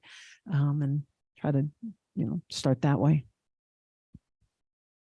I think it's at least in my case, it's being queer and Black. That's I think that community is not, even within the community, within the Black community, being queer and Black is not easy. It's bad enough you have to fight with the world about who you are and how you identify, but then you have to fight with your own people about who you are and identify. And I think when you're writing a story about that, and then there are people out there saying, either not admitting to themselves that they are, it took me till I was 40 something years old, mid 40s, to finally admit to myself, this is who I am. And I'm embracing it fully now. 10 years later, I'm like, hey, this is me. But there are people out there that aren't like that. And they don't want to read something, they'll read it in the dark. They're not going to tell friends about it. They're not, if they're not out to themselves. So I think that it's so marginalized within that community that it's difficult to really push my stories out there. Let me add, do you think it's harder when it's marginalized within your community than when it's outside your community? Yes. Yeah. Yes. When you're, especially in the African American community, when you're already fighting with the world, trying to be heard, trying not to be killed, not to be, all the things that are happening to us, it's even more difficult to have it within your community when you're not being heard. I mean, African American communities are rife with people who won't go to therapy because, you should be able to fix yourself. You shouldn't be talking to somebody. That's white people stuff, So it's difficult to fight your own people when you're fighting yourself and then have to fight the world. It's a lot of fighting going on. Does anyone else on the panel have anything to say about that question? Anyone? Nope. I think, having a community, like we have a community here, so we at least have somebody, but, when you first want to go to your own community, whether, you're a person of color, whether you're Jewish, whatever you are, you want to at least have someone. And I remember my grandfather saying in the Holocaust, after years and years of starvation, he finally found a cousin and he was so thankful. And the cousin worked in the kitchen and he went to go get some food from the cousin. And the cousin said, I can't give you any food. And he thought, if my own family won't help me, who else will? And I think we have to start with some community, whether it's our family and then it's our friends and then it's people who are like us before we can kind of go out into the, big bad world. Okay. Anyone want to add anything? Yeah, I think there are a lot of conversations that it would be interesting for us to have more of, talking about things like disability, polyamory. But I do definitely want to underline what Anna's saying in terms of most marginalized.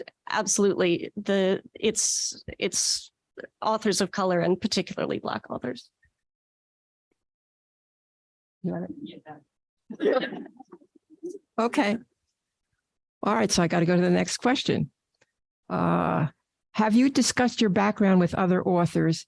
How did it feel to talk about it with authors of different backgrounds? And I guess we're going to go on this one.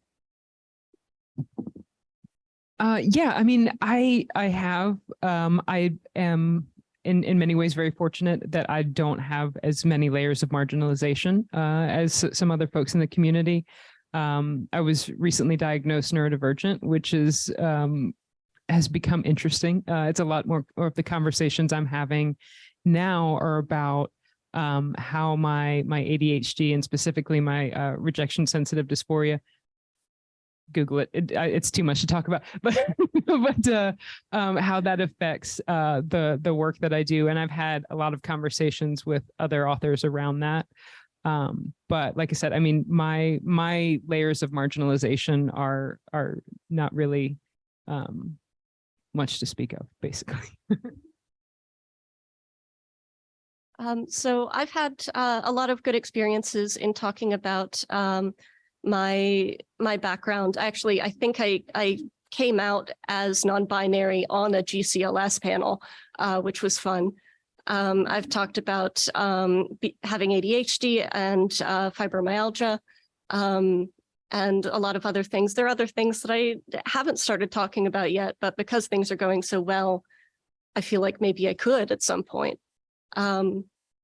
But I've also, in terms of talking with other authors about their backgrounds, I run an event called the Sapphic Story Hour on Zoom, and have had the opportunity to have a lot of authors, including Anne, read and answer questions, and have had the opportunity to really ask some of the harder questions, and hopefully to be able to keep doing that, because you can have some really incredible conversations when you're willing to actually ask. It's absolutely worth it. How about you? I've been really thinking about this question. I don't know if it's so much diversity, but I'm doing a talk with Rita Mae Brown in 2 weeks, and I went and spent a weekend with her last week. And we just spent the day together. I really just listened to her, just talk. She had so much to say. She was amazing. And, you know, talk about brave. Like she would just off the cuff tell me about when Ruby Fruit Jungle came out and she was shot at. She had tomatoes and eggs thrown at her, and she was just threatened and all these things. And I thought, you know, she was the one who started all this, really. I mean, her book really kind of set the stage, and I was, you know, thanking her for being brave and writing that story and writing that book. And she just is just so spunky and just said, you know, I love writing stories about people who stand up for themselves. And, you know, she wrote about a lot of characters, in her book. And she just wanted to tell that story. And thankfully she did, and put up with a lot for us to be able to sit here and to be able to, you know, talk about our struggles and our writing. And at the end of the day, really, we get to do what we love to do. So we're thankful for that, I'm sure, but still not always easy.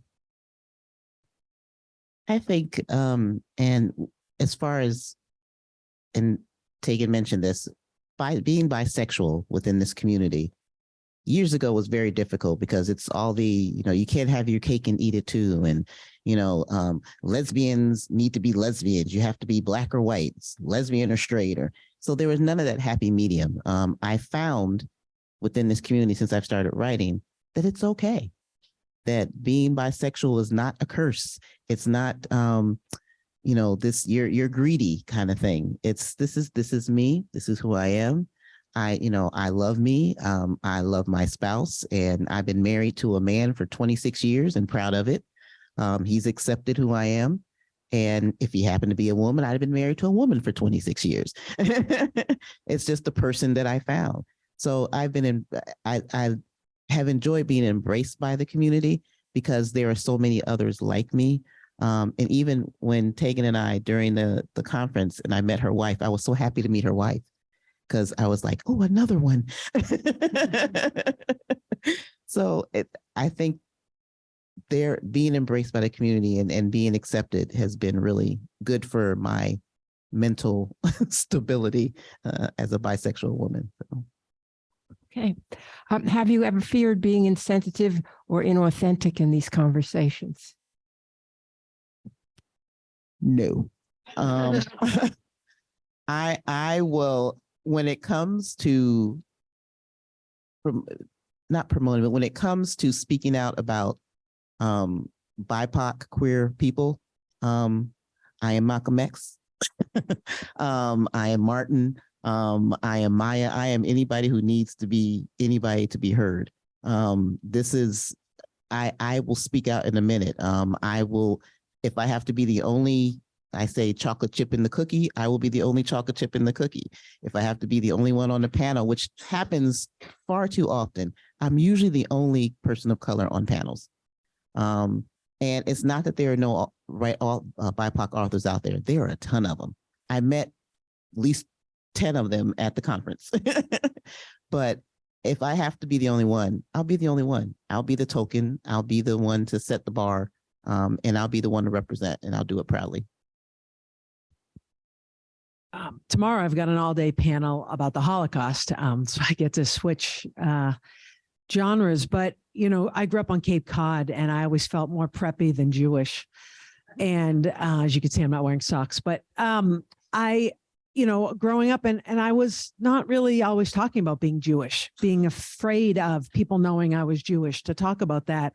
Not that I thought the Holocaust would happen again, but anti-Semitism is on the rise, as we know. So when my grandfather's book came out, suddenly I wasn't really talking about me. I was talking about my grandfather and what he went through. And suddenly I was proud that I was Jewish and that this was my grandfather and what he had done. And so, I've spoken to tens of thousands of people around the country about being Jewish and about his story. And every time I would speak to a whole school, I'd walk into an assembly hall, and sometimes I might have been the only one. Maybe there were one or two students who were Jewish, and I suddenly was happy to be talking about it. And it, really just changed my outlook on how I felt about it and how I approached it. And it made me feel better about it. And I think it's in the talking, it's in the telling. We have to keep talking about it to make us feel better and more comfortable. Okay. How about you guys over here?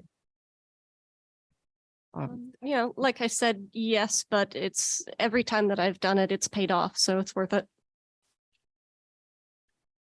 Yeah, I would say I'm definitely afraid, but I think that's a healthy fear. Having that fear kind of makes us take ownership of our stories. There was Kay and I had a interaction. We did a book together, a short story book with Bella Books called Save the Date.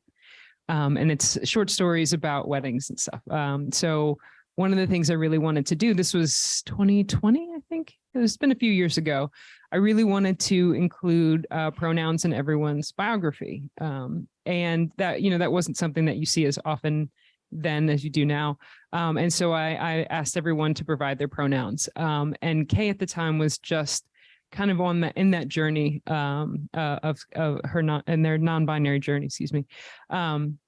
So actually asking for pronouns at that time actually put a lot of pressure on Kay that they weren't really ready to talk about and think about. And so having some of those conversations that are difficult where they were like, look, I'm not really there. And, and I think I'm doing something good for folks who are trans and non-binary. And in the end, it ended up putting more pressure on them that they weren't ready to take that step. But it was so informative. We had a really great conversation around it, I think, and it's made me more thoughtful and intentional in the future. And I think that's the key to when you're dealing with writing diversity and dealing with diversity is being thoughtful and being intentional.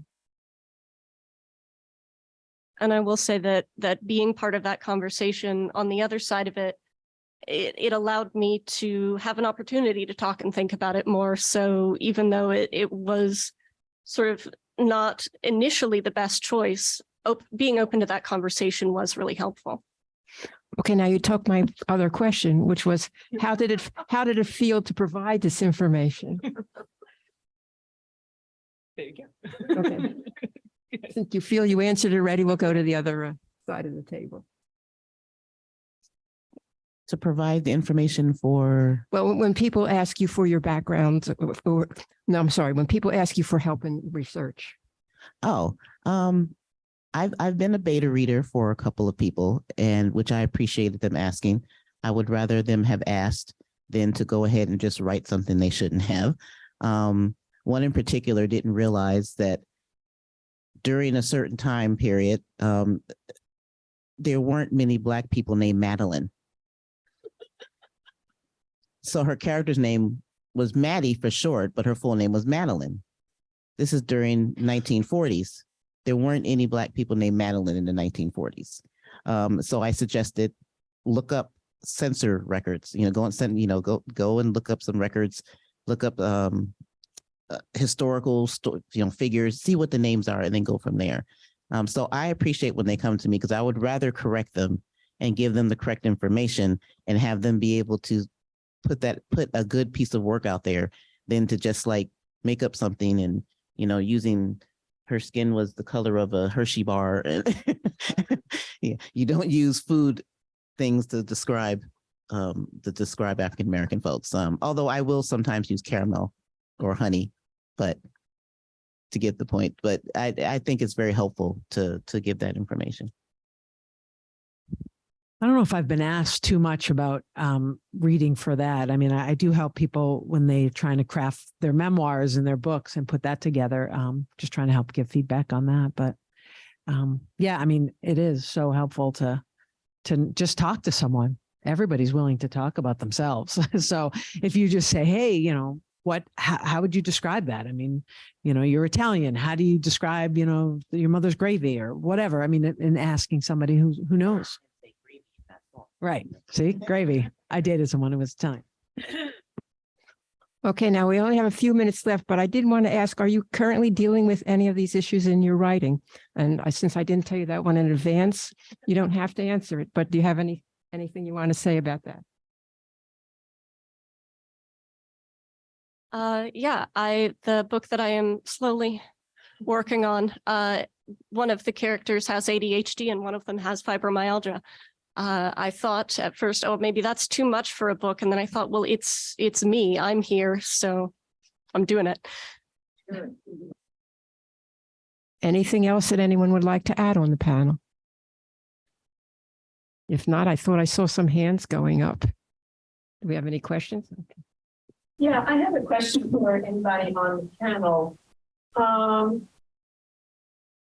much of this do you think might be generational as far as comfort or discomfort with different ways of describing people? And for instance, Tegan, you talked about Latinx and very, very close, someone who's very close to me is, she would describe herself as Latina and loathes the thing Latinx. So, you sort of, as a writer, you're damned if you do and you're damned if you don't.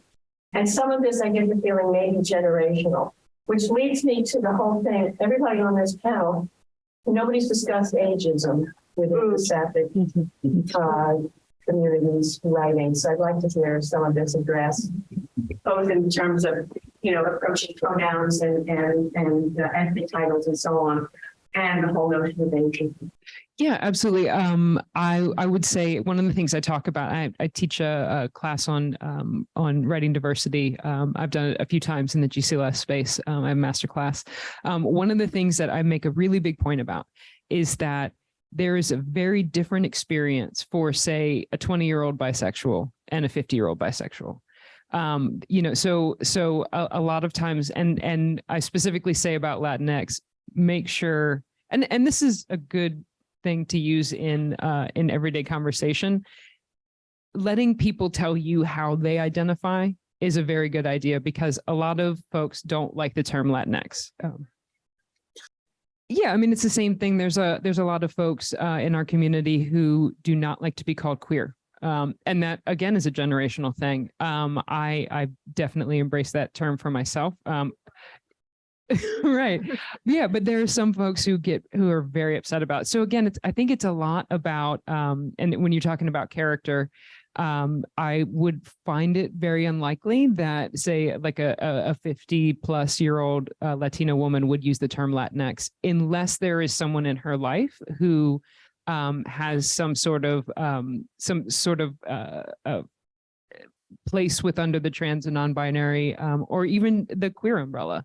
A lot of queer folks who don't identify as trans or non-binary use Latinx in that way. But I would say that if it's a 20-year-old, it's going to be very different. Now, you're never going to satisfy every reader, right? But I think that as long as you are authentic to the character and what is more likely, then I think that's the best you can go with. Have more than one and let them talk about it is my suggestion. Any other comments or questions? Oh, I'm sorry. So I think the same issue happens with African-American characters, so people don't, should I say Black? Should I say African-American? There's two things I say. don't use either of the N words. That's all I say. You can use Black, you can use African American. Don't say Negro, don't say colored. Those are the ones you don't say, and don't say that one word. You have to go with what was at the time. So colored was more common in the early years, and even Negro was more colored. But only use that if you're using it within those contexts of a historical novel. If you are not Black or African American, it's perfectly fine, or person of color. So just keep that in mind if you're going to write out of, if you're going to write a character of color. Yeah, but the problem also is that even within the African American community, we don't know what to call ourselves. Yeah. So people ask me, oh, I'm a person of color, or I'm an author of color, or I'm a Black author. I use all of it. So it really depends on what you feel more comfortable using. But those two phrases, person of color, Black person, keep it within that in that range.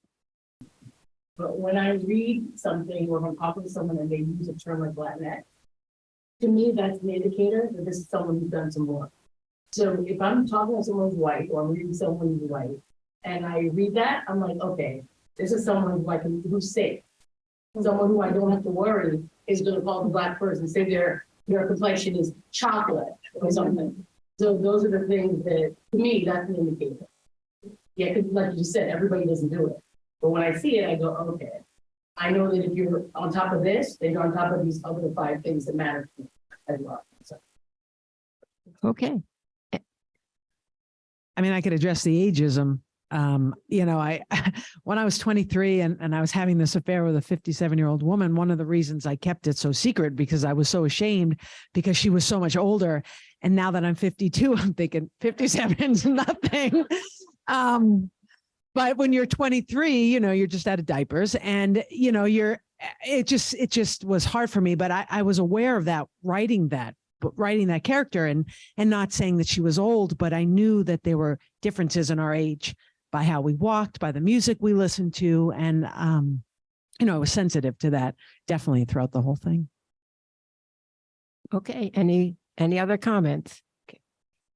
Yeah, Butch for Butch books are very rare. I would even say it is very hard to find a truly Butch character. And this is no shade on folks who don't Butch like I Butch, right? But like I think about Winona Earp, right? If you ever watch that show, like I'm seeing as it's a cop. She's like Butch, it's cool, and then she shows up at the party in a ball gown. I'm like, that's not Butch. And there's too much of that, I think, and we don't have like I don't own a ball gown, like I own men's jeans, right? Like so yeah, but Butch for Butch is so rare. Femtales has a lovely Butch in it. Ebony. So, and Paige is more of soft Butch, but she's a Butch. She wouldn't wear a ball gown. So I'm slowly working on trying to get 2 Butch characters together. So I got you. And both of these books are available at the Sapphic Lit pop-up bookstore. All right. So I guess on that positive note, we've had a good time here and thank you all for coming. Okay, everybody, we're going to start. This is expectations versus reality, which is pretty much what we're all writing about. If we can get a handle on reality, that'd be great. And we have this fabulous panel with a lot of recent, with a lot of award winners and some of them quite recent. So we're going to start right here with Kat Jackson, and they're all going to introduce themselves. Hi, I'm Kat. I have not won any awards, so that was not about me. I am by default an educator and also now a writer. My 5th book is coming out in May, 6th is coming out in October, and I publish with Bella. I really like M dashes and semicolons, and thank you. Yes, love punctuation. And I hate mowing the lawn. Okay. I'm Kate Haddock Strong, and I've published 5 books with Bella, and I'm a founding member of the Sapphic Lit pop-up. Thank you. And then we'll go to Nan. Hi, everybody.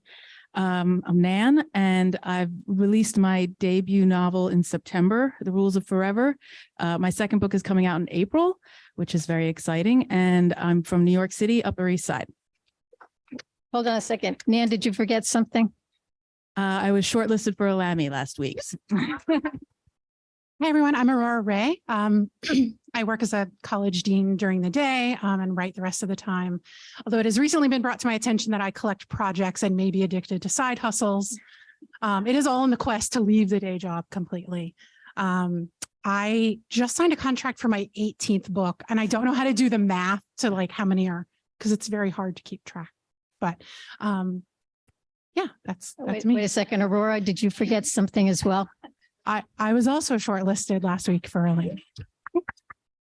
Hi, I'm Morgan Lee Miller. I'm from Washington, D.C. I have 6 books with BSB, and I'm about to turn in my 7th in like 2 weeks. So yay. Yay. Okay, I'm going to start. I'm going to ask everybody the same question to start. And that question is, and I'm going to start with you, Kat. What did you dream of being when you were a kid? Great question. I did not dream about being a writer until That was my next question. Oh, sorry. Answer the question that's asked. Okay.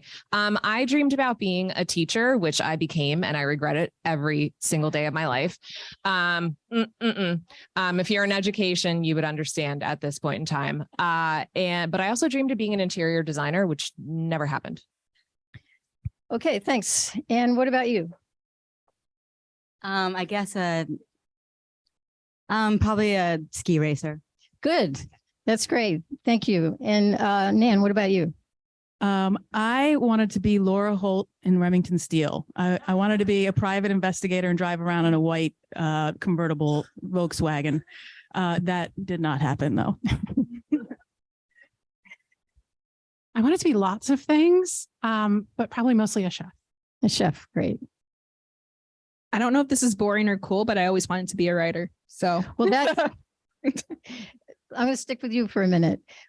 When you were a kid, did you know what a writer did? I mean, were you the kind of kid that went to the library and you got out the books and you were sitting, all that kind of stuff? No, I didn't read until like college. So I'm really confused. Is that when you learned to read? Our educational in college system sucks, man. Pay good tuition money for that. No, I was 5 and I had a dream about this blue hippo named Hippie, and I wrote it, and it was a bestseller with my mom. So, and there you go. Been writing since. So hand it to your pal next to you here. What about you in terms of juvenile writing? Were you 5? Were you 6? Yeah, I remember writing a story about an alien in like my 3rd grade, like gifted and talented, like program. And I like drew it. It was purple. They're always the things, graphic novels, right? At that like point. It was. But I think like I actually spent way more time, especially like in college, sitting in coffee shops with a notebook, imagining myself a writer than any writing. And then I learned like you can't be a writer if you don't actually like. Well, write. that's the name of this. That's the name of this panel. Imagination. Okay. I remember when I was, I guess, 10 or 11, my family lived near the beach. So we would go to the beach in the summertime. And I had this composition notebook that I wrote this very involved story about a group of kids who rode Huffy Thunder Road bicycles, because that's what I wanted really bad. And I forced my little sisters to read it, and they still remember it. So well, there's longevity there. Good for you. And Kat, what about you? What's the question? I don't remember. I don't either. Do you have anything to say about this when you were a kid? Nothing. Okay, done. That was question number 1. Do you want me to answer that question? Did I ask for it? Yeah. I thought so. I thought I was supposed to talk about writing as a child. Yeah, I want to hear about your youthful writing. Yes, my youthful writings. Well, my mom is a reading specialist, so I've been reading, or she's retired. So I was brought up in books essentially, and I read voraciously to the point where I started reading Danielle Steele books when I was maybe like 10. I stole them off my mom's shelf, so that paved the way. I didn't start writing until I was about, 12, and my dad called it fluff. So then I stopped writing until I was about 27. Yeah. 27. He meant well. All right. Yeah, childhood. Yeah. So I didn't write stories as a kid, but I used to send really long letters to my family and friends, and they always sort of remember that. So it was more like through letter writing about my experiences. Cool. Okay, so we have all grown-up writers on the panel now. So what I want to ask next is, were you aware of or surprised by the realities of becoming a writer? Because you all started very young and now you're here. And so let me start with you, Morgan, because you always wanted to be a writer. So when you became one, were you surprised by it, or did you know what you were getting into? For the most part, I knew what I was getting into, but the one thing I was kind of shocked by is how the relationship with writing changed. So it became like this awesome, fun thing I would do. And like in high school and college, and I would abandon my friends and like go home and like write under the covers. It was like I was closeted writer. And then when I started publishing, it became less of like this is I need to choose my words wisely. No, it was less. Now it's like less fun, but it's still fun. It's more of like, this is a job now. So there's a difference between a hobby and a job. So now it has formed into a job, and I really wasn't expecting that. Well, but it's a fun job. But it's still different. What's fun about it? Well, you get to create a whole new world and kind of escape your own reality. And then people are reading your stories and then coming up to you saying how much they love your characters.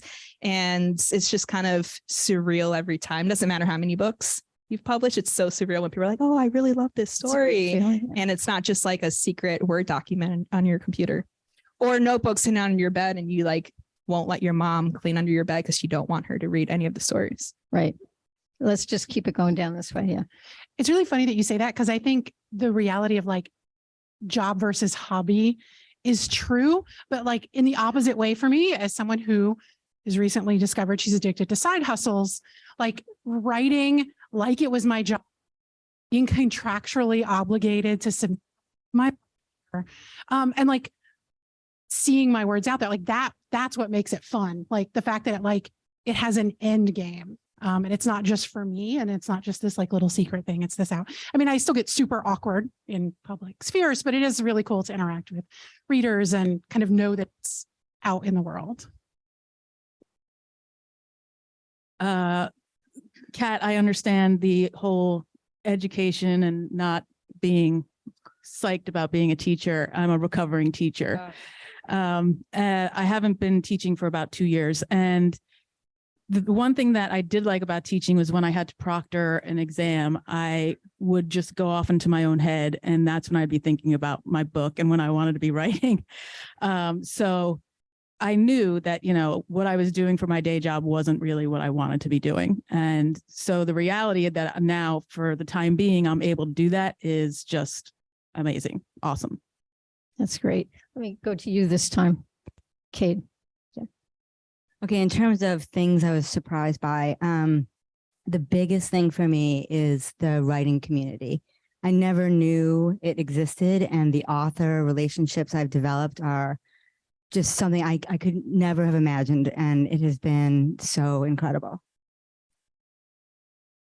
I think what surprised me is, virtually everything, but how it has changed me, I guess, in the way that I approach things in my life. I'm not a disciplined person by nature, but because I now have due dates and expectations and obligations with something that's actually a side job, it's not my full-time job, I've had to become more disciplined in every area of my life. And I don't love it, but I guess it's good growth. You don't love what? I don't love the discipline. The discipline part of writing. No, I'm an extremely undisciplined writer, like really bad. So what do you have to do to get to the love part? This sounds like foreplay or something. I don't know, or therapy. I have to, as far as writing, as writing. Yeah. Like you said, you don't love the discipline. So I'm wondering, where do you get to a point where you at least like what you're doing, or maybe even love what you're doing? I do love what I'm doing, but sometimes it feels too too heavy, I think. And that might just be because of the book that I'm currently writing. So I have to get into a headspace where I'm willing to be hurt by what I'm writing. And I'm not really willing to do that all the time. So Wait, this is really interesting. Do you mean emotionally hurt? yes, I'm not or do you physically mean- hurting myself. Or do you mean hurt by the people you're writing about? I'm hurting them. That's what I meant. Are you Yeah. hurting the people you're writing about, or Okay. are you emotionally, Yeah. you know? So the problem is I have a very strong emotional attachment to what I'm writing right now. So it's hurting me to be putting the characters through what I myself have experienced. Perfect. That- Wow. Are we good? Interesting. Yeah. Okay. All right. Very, wow. She's done. All right. Can you top that? No. No, this is a therapeutic question now. Yeah. Yeah, you did go. Who did I Do you miss? Are hurt we on to yourself through something your else writing? now? All right. I told you you gotta keep an eye on it. Okay. You may not agree that writing can be sort of, or getting your book published can be also a kind of disheartening experience. Okay. I don't know whether you agree with me, agree with that or not, but Morgan, why don't you tell us what not about the process of your writing, but the process of getting your book out there in the public. Are there things that were just, and I really want to use that word disheartening, that kind of made you kind of heartsick?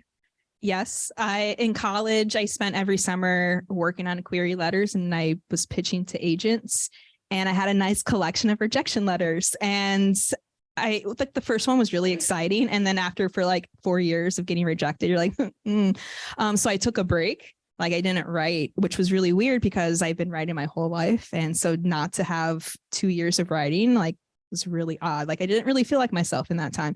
So that part was disheartening. But then I got published with BSB, and what is the disheartening stuff? I don't know. Can I help you with that? I feel pressure right now because I'm the first one to answer. No, but what I want, you said something about agents. Okay. Yes. Now I know a lot of They're folks in scary. here don't have agents, but your experience with getting an agent, it strikes me that would be an interesting topic for disheartening. It was very disheartening. Yeah. I had like about 50 of them. And it takes a lot to like even think that you're at this space to put your book out there. And so like when you query the agent, it's really fun. I mean, I thought it was really fun and exciting. And some of it was like good feedback of ways I can improve it. But other times it was just a no. And after a while, and I'm also fragile. So after a while, it was maybe I'm not cut out for this. And so I think that's why I gave up. And I didn't give up. I took a break. And then I realized I was queer. I'm like, oh, I can write these stories now. So it was exciting again. But Oh, interesting. I don't know if I answered the question. No, you absolutely did. And I just Aurora, anything disheartening? Yeah, no, I never put myself through the ringer of querying agents. Wait a second. Hold on. You never queried an agent? No. Then you've never been disheartened. Or disheartening. I mean, I think I went through a lot of struggle. I have both my bachelor's and master's degrees are in English. And I went through a real, like, I think struggle and coming out of the closet. It's way easier to come out of the closet as queer when like you're in higher ed and you're in academia and you're an English major than to come out of the closet as a romance writer. And so I think if I had to think about disheartening, like that's actually one of those that like, I can get on the soapbox and say the romance industry keeps the lights on. It is the like bottom dollar of the entire publishing industry, whether it's, indie or traditional or small press. But I still sort of felt myself kind of flinch inwardly and feel not good enough about it. And I think there are still moments of like, there are people who are judgmental. There are people who are homophobic. And publishing books, when you put them out there, you get bad reviews. It is a business. And so a book that you might be extra proud of kind of tanks in terms of sales, even like my modest kind of regular sales, a book will do really badly. So I think there's like that kind of stuff can be really disheartening. To make sure I understand, so the romance thing is harder than coming out as queer. I mean, and why is that exactly though? Not now. I mean, I think as someone who did an an advanced degree in English literature, who did a lot of like literary theory, who sort of was in circles with college faculty, college administrators. There's so much elitism in that. And there's a whole lot of judgment on genre fiction. Okay. So I think even now, you know, I joke that when I turned 40, I kind of stopped giving fucks. And I like, it's actually really freeing. If you haven't turned 40 yet, like you stop caring about a lot of stuff that you used to care about. But even now there are moments and there are circles where like people say, oh, you're a writer. That's so cool. What do you write? And I sort of have that like, you know, kind of inner flinch. And it's not about queerness. It's about a genre that a lot of people don't take seriously. Oh, that's fascinating. Interesting. Yeah. Nan, what do you think? So this is a little, it's not about the writing process or anything, but the thing that is disheartening to me that I've discovered since I've kind of taken this on is I used to be a voracious reader of everybody's work. And since writing, my brain is a little different now. And especially like when I'm trying to meet a deadline, when I try to read something for pleasure, my brain is saying you should be writing your own shit. And then when I do try, I'm going to shut up brain, I'm going to read this, my brain goes off on tangents and it starts thinking about what I would be writing. And I could read like 4 pages and not know when one word has not been absorbed. So my relationship with pleasure reading has really changed. But I have a deadline April 1st. And after that, I have a pile like this high, and I'm probably going to buy more today. And I'm just going to read for a month. Then I won't have anything in my brain, I hope. That's interesting. I mean, the last panel I was on, we talked about what inspires you, right? And we didn't really talk about this, but reading other people's work inspires me. Absolutely. And that's probably true. Maybe we should get on that tangent a little bit, because I think it's fabulous to read somebody whose style you really love before you sit down to write something. I mean, that style can come inside your body, which is probably not a good thing. But Kate, what do you think about that? Nothing. No. Yeah. Okay. Oh, okay. Ironically, I just made a TikTok about this a couple of weeks ago. I cannot read specifically Sapphic romance when I'm writing. I can't do it. I am too paranoid that I'm going to suck something out of that book and accidentally like transfer it into mine. So I go through long spells of not reading as well. And that's disheartening to me. But I have to talk about the disheartening piece a little bit. I too, like Morgan, am very fragile. And for me, the most disheartening piece of being a writer is this understanding that not everyone is going to get what you're reading. And I'm an Enneagram 4, if anyone knows about that. And I always feel like I just don't quite fit anywhere. And being a writer has amplified that so much. And that is, for me, the single most disheartening thing. Like, no, I want you to get it. I want you to see it from my perspective. And I have to let go of that. And you're always talking about the books, right? Yes. Or just in life. Really feel like you're coming at me therapeutically. And I'm like, I have a therapist. Like, then I shouldn't. Yes. Very stressful couple of weeks. No, I'm talking about in life in general. Like that's my thing in life. But I don't want to stress. No. It's fine. But I'm fine. Unfortunately. This is going to sound like a shrinking thing, but No, I was go ahead. interested. I'm also a therapist. Oh. So I've got like everything here. Yeah. Afterwards. Yep. Okay. Yep. You did use the word fragile, which again, I'm serious about this, which seems like a really important word for all of us and for everybody here. I mean, to me, that I want to just launch into this right now, and I'm not going to, call on you, but if you want to talk about it, this idea that I believe that we're all fragile people. And I want to know if I have confirmation on that and how it affects what you're doing. So is there anybody who wants to talk about that? Oh, you're fragile. I think it's the thick skin versus thin skin, right? Like I can project having a very thick skin in a lot of areas of my life, but the reality is my skin is very thin. And especially when I read a review and the first line is, it was good enough. And I'm like, okay, thanks. It's things like that where everyone is entitled to their opinion, but I know for myself, I need to not read other people's opinions of my work. So you generally don't read the reviews? Oh, I stopped doing that after my first book. Okay. Around the horn here, who doesn't read reviews or who does? Starting with Morgan. I read every review because I want to know what people are saying, which is not good. No, I read every review, and it used to really bother me. I remember the first time I got a 1 star and I cried. This was a couple years ago, and I was even telling myself, I'm like, you need to shake this off because you're a writer and people are not going to like your stuff, and that's going to be okay. I had one book come out that I was like really excited about, and it's like my hit or miss book. And I was pretty bummed about that. Like I just like review after review of people not quite getting it. And I don't know, it really got to me. And I had like this kind of, it's going to be sad and depressing. It's like a little depressive sadness for like a month or two. I'm like, should I not write? And, but I continued writing.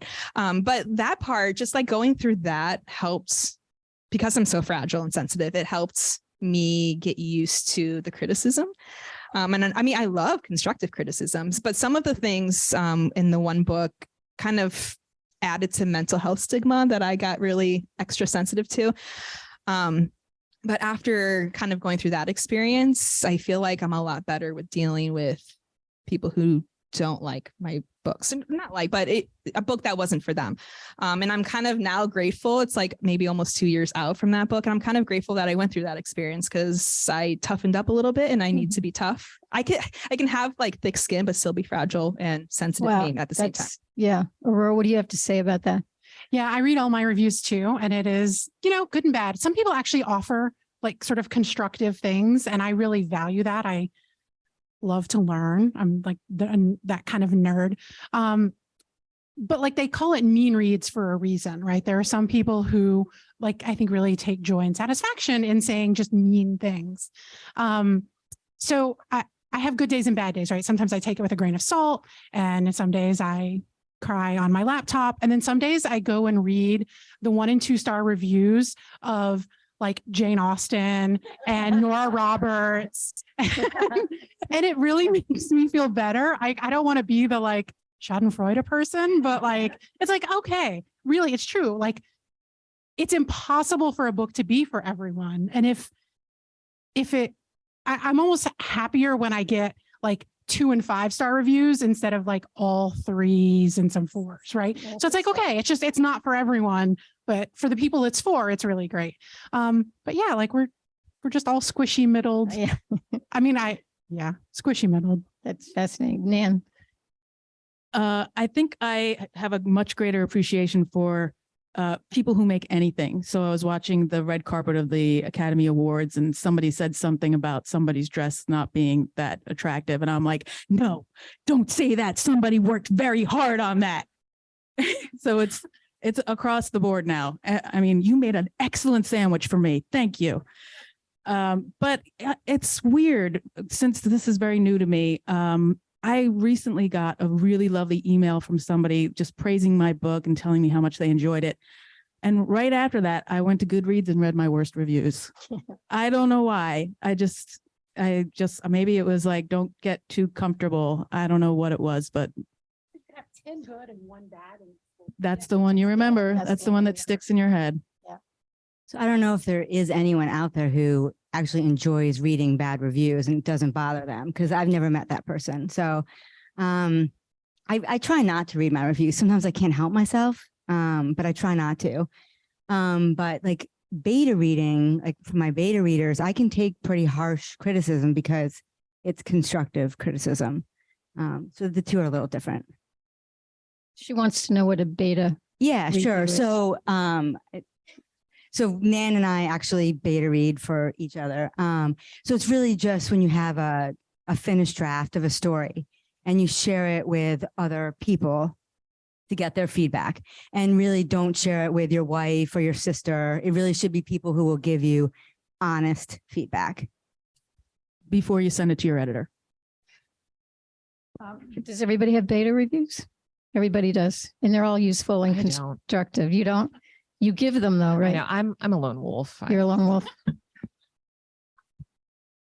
Oh yeah, please. So when I published my first book, I couldn't imagine ever sharing my work with other authors or other people. Like they just like terrified me. So now that I have beta readers and I've gone through that, I mean, it's been a big growth for me, but it's pretty awesome. So you should try it. Enough of that. Okay. Did anybody go into this line of work for the money? But I actually want to get drilled down on this a little bit. Where am I going to start? Let me start with Nan. Did you expect to get any money when you started writing? I mean, where was that in your thinking? Because you were a professor, right? Teacher, not a professor, high school teacher. You were a high school teacher and they paid you money once a month or something like that. They did pay me money. All right. Not enough. Okay. So now you're a writer, and what were you thinking about when you thought about it from that point of view? Well, money didn't really enter into it in the beginning. My one goal was to try and get it published somehow. So I actually attended the Writing Academy, year-long series of classes where run by GCLS. And it was a really great experience because I found community. That's where I met Cade. And it was a really good support and a good impetus for me to finish my first work in progress. And I submitted it to BSB. It was my first choice and they accepted it. So that is a goal that I have realized. Now the goal changes to how can I make it viable? How can I make some money off of it? And that's where I'm at now. And if anybody has any tips. Let's hear it for tips, anybody. Or we can chat later. It's fine. Or we'll just go down this way. Yeah, I mean, I think I too had that goal. Like if you've been a reader your whole life, the prospect of being published, of seeing your name on the cover of a book is sort of, that fuels it a lot. But I think after a book or two, you start to realize, okay, if I'm going to do this on deadline, and if I'm going to stomach the bad reviews, like I'd like to make a little bit of money from it. And I think, I mean, I know for me, doing it full time is sort of the dream. That is not anywhere near my reality right now.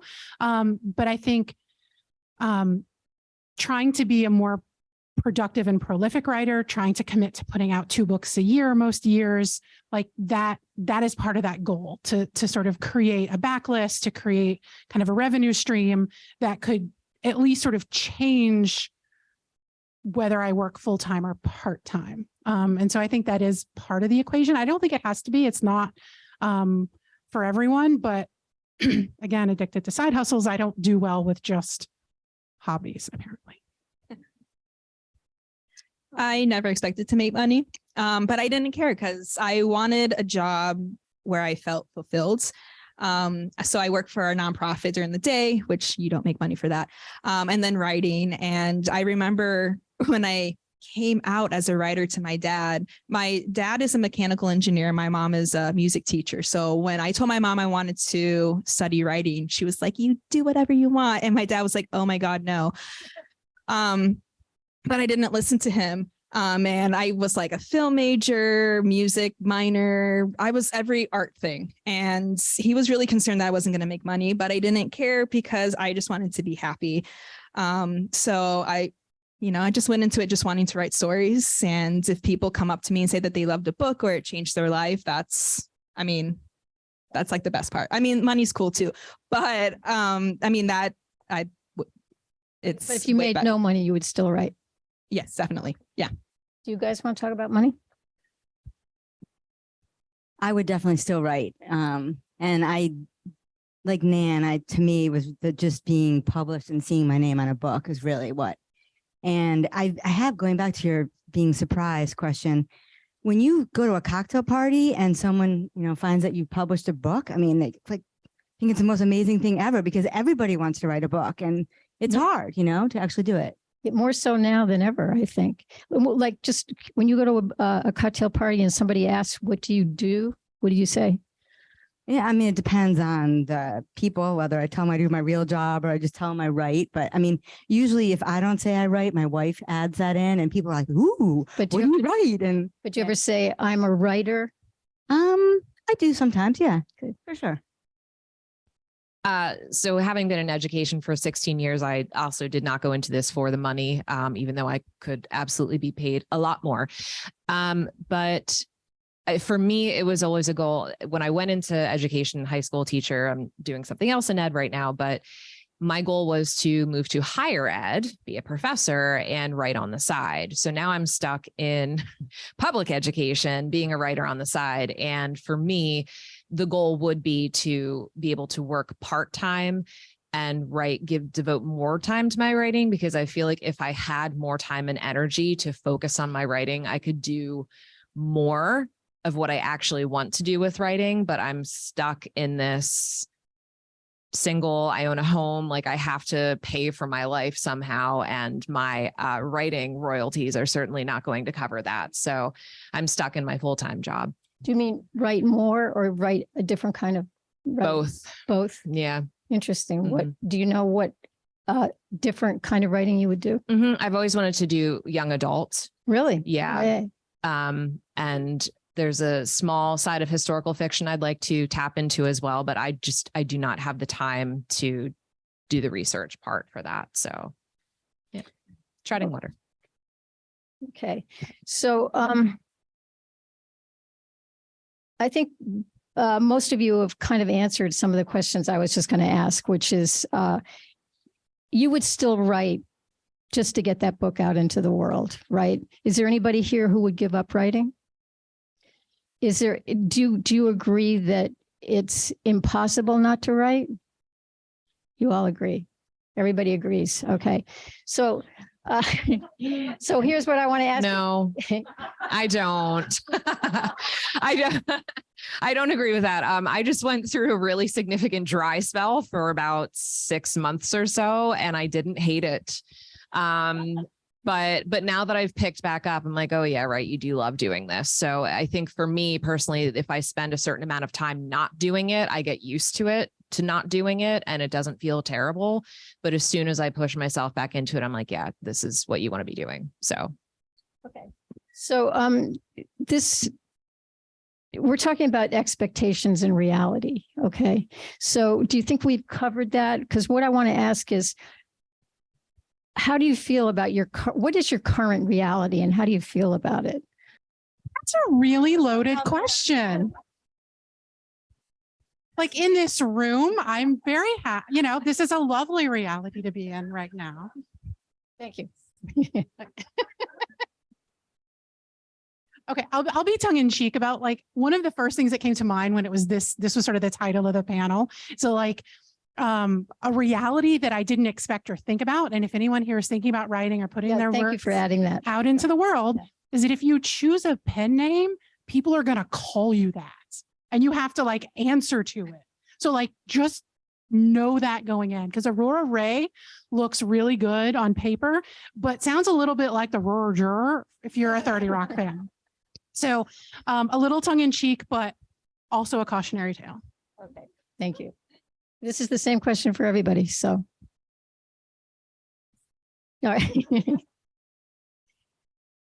Well, my current reality is pretty good. It's very good because, like I said, I stopped teaching. I'm a New York City public school teacher, and I have 5 years that I can be away from it before I lose my tenure and seniority.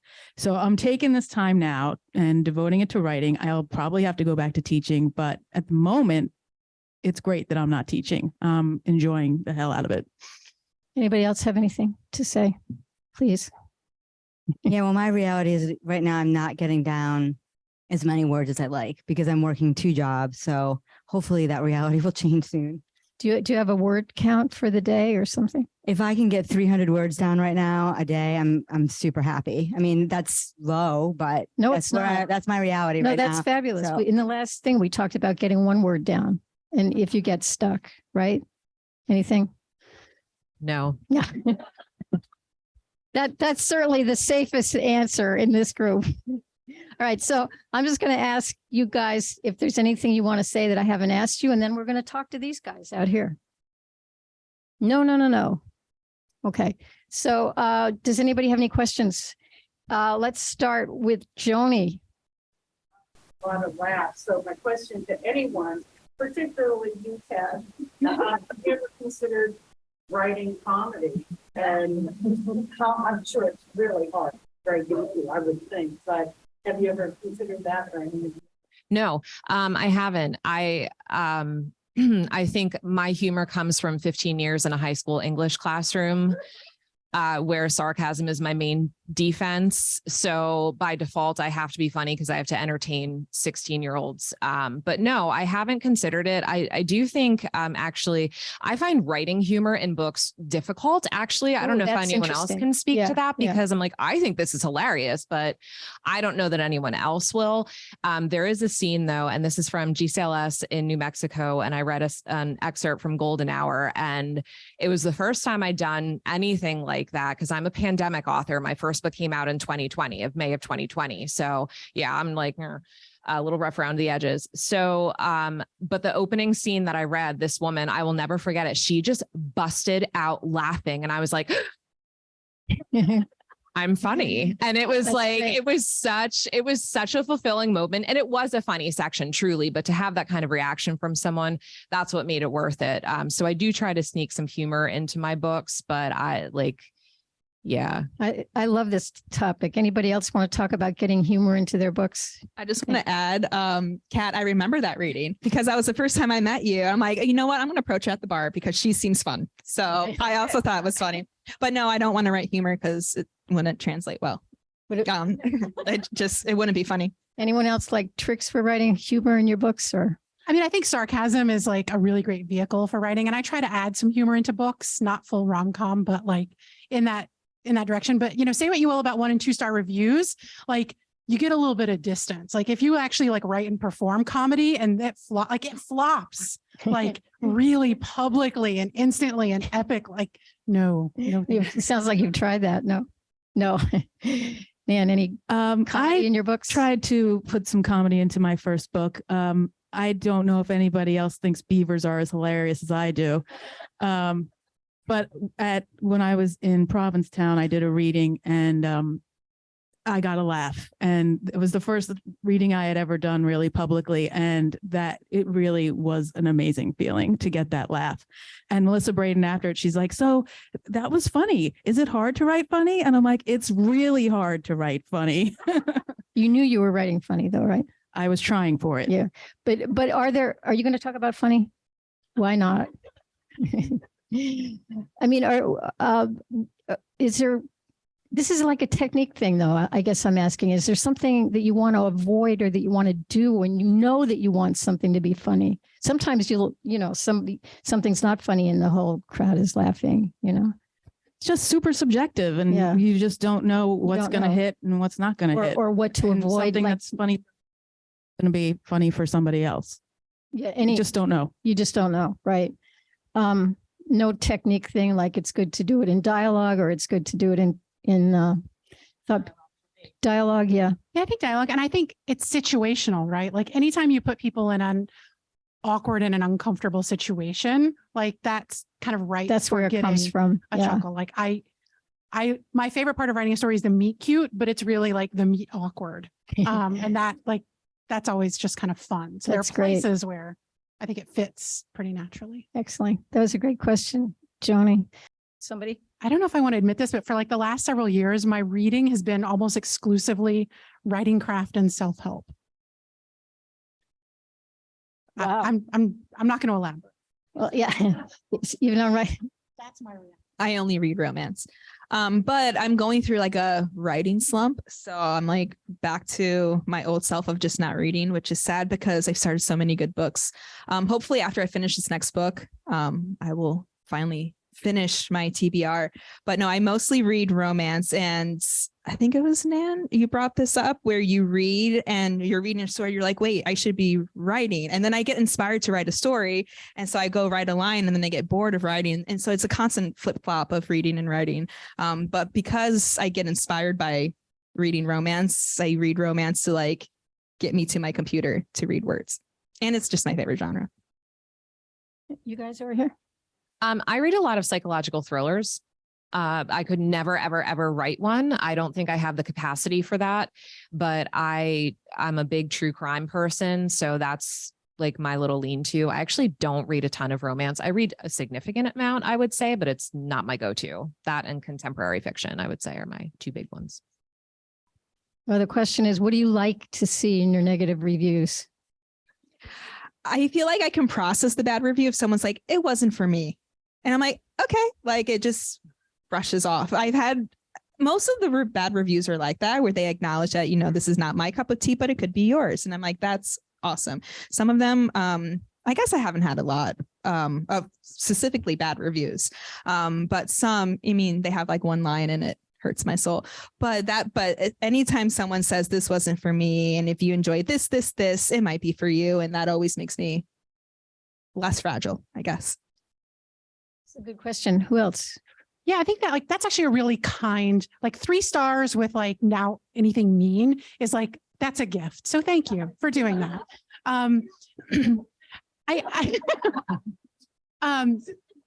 like to think I can sort of take the constructive criticism, and even things it's sort of ironic that my highest rated books are sometimes my worst sellers in the other way. It's just a weird, kind of the way it works.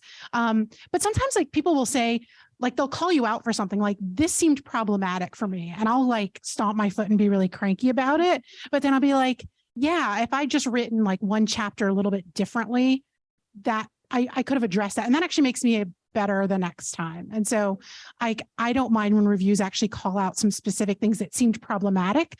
You can tell very obviously if it's a mean-spirited thing or I really thought about this, and I'll never fault a thoughtful review, even if it's a negative one. That's excellent. Yeah, I agree with these guys. This is not for me is a great way to respond to a book you don't really like too much. I think what bothers me is the editorializing, their opinion kind of stated in a way that's fact. She repeated this over and over and over and over and over and over. Okay, one over is okay, but the rest, leave them out. Yeah, the people who get a little bit over the top with their vitriol, but they are entitled to their wrong opinion. Are you guys on this side?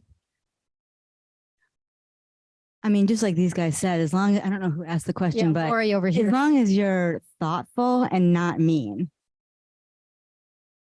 Okay. Here's a woman who doesn't want to write and gets bored. So that's good. Who's got a remedy for that? I think it's just a matter of putting your butt in the chair and pushing through it, even if you're bored, even if you're uninspired, even if what you hate what you're putting down on the page, just do it anyway. And I can't remember who said it, but you can't fix a blank page.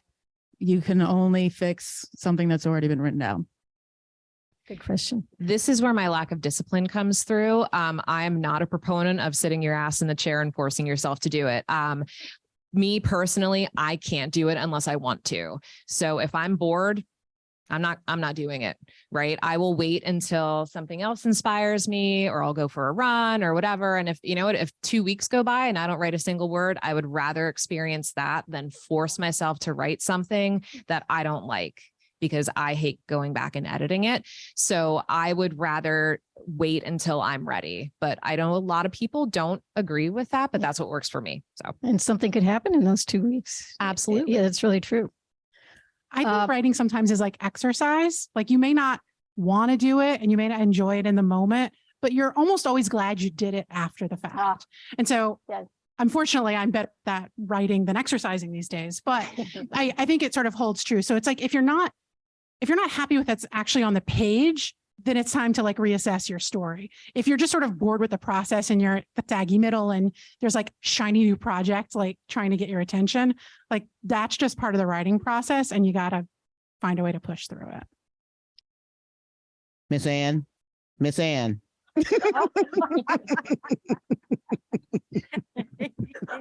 the corner. All right. Thank you for attending, and welcome to If I Write What I Want, Give It Up for Multi-Genre Writers. Give it up for them. Or for us.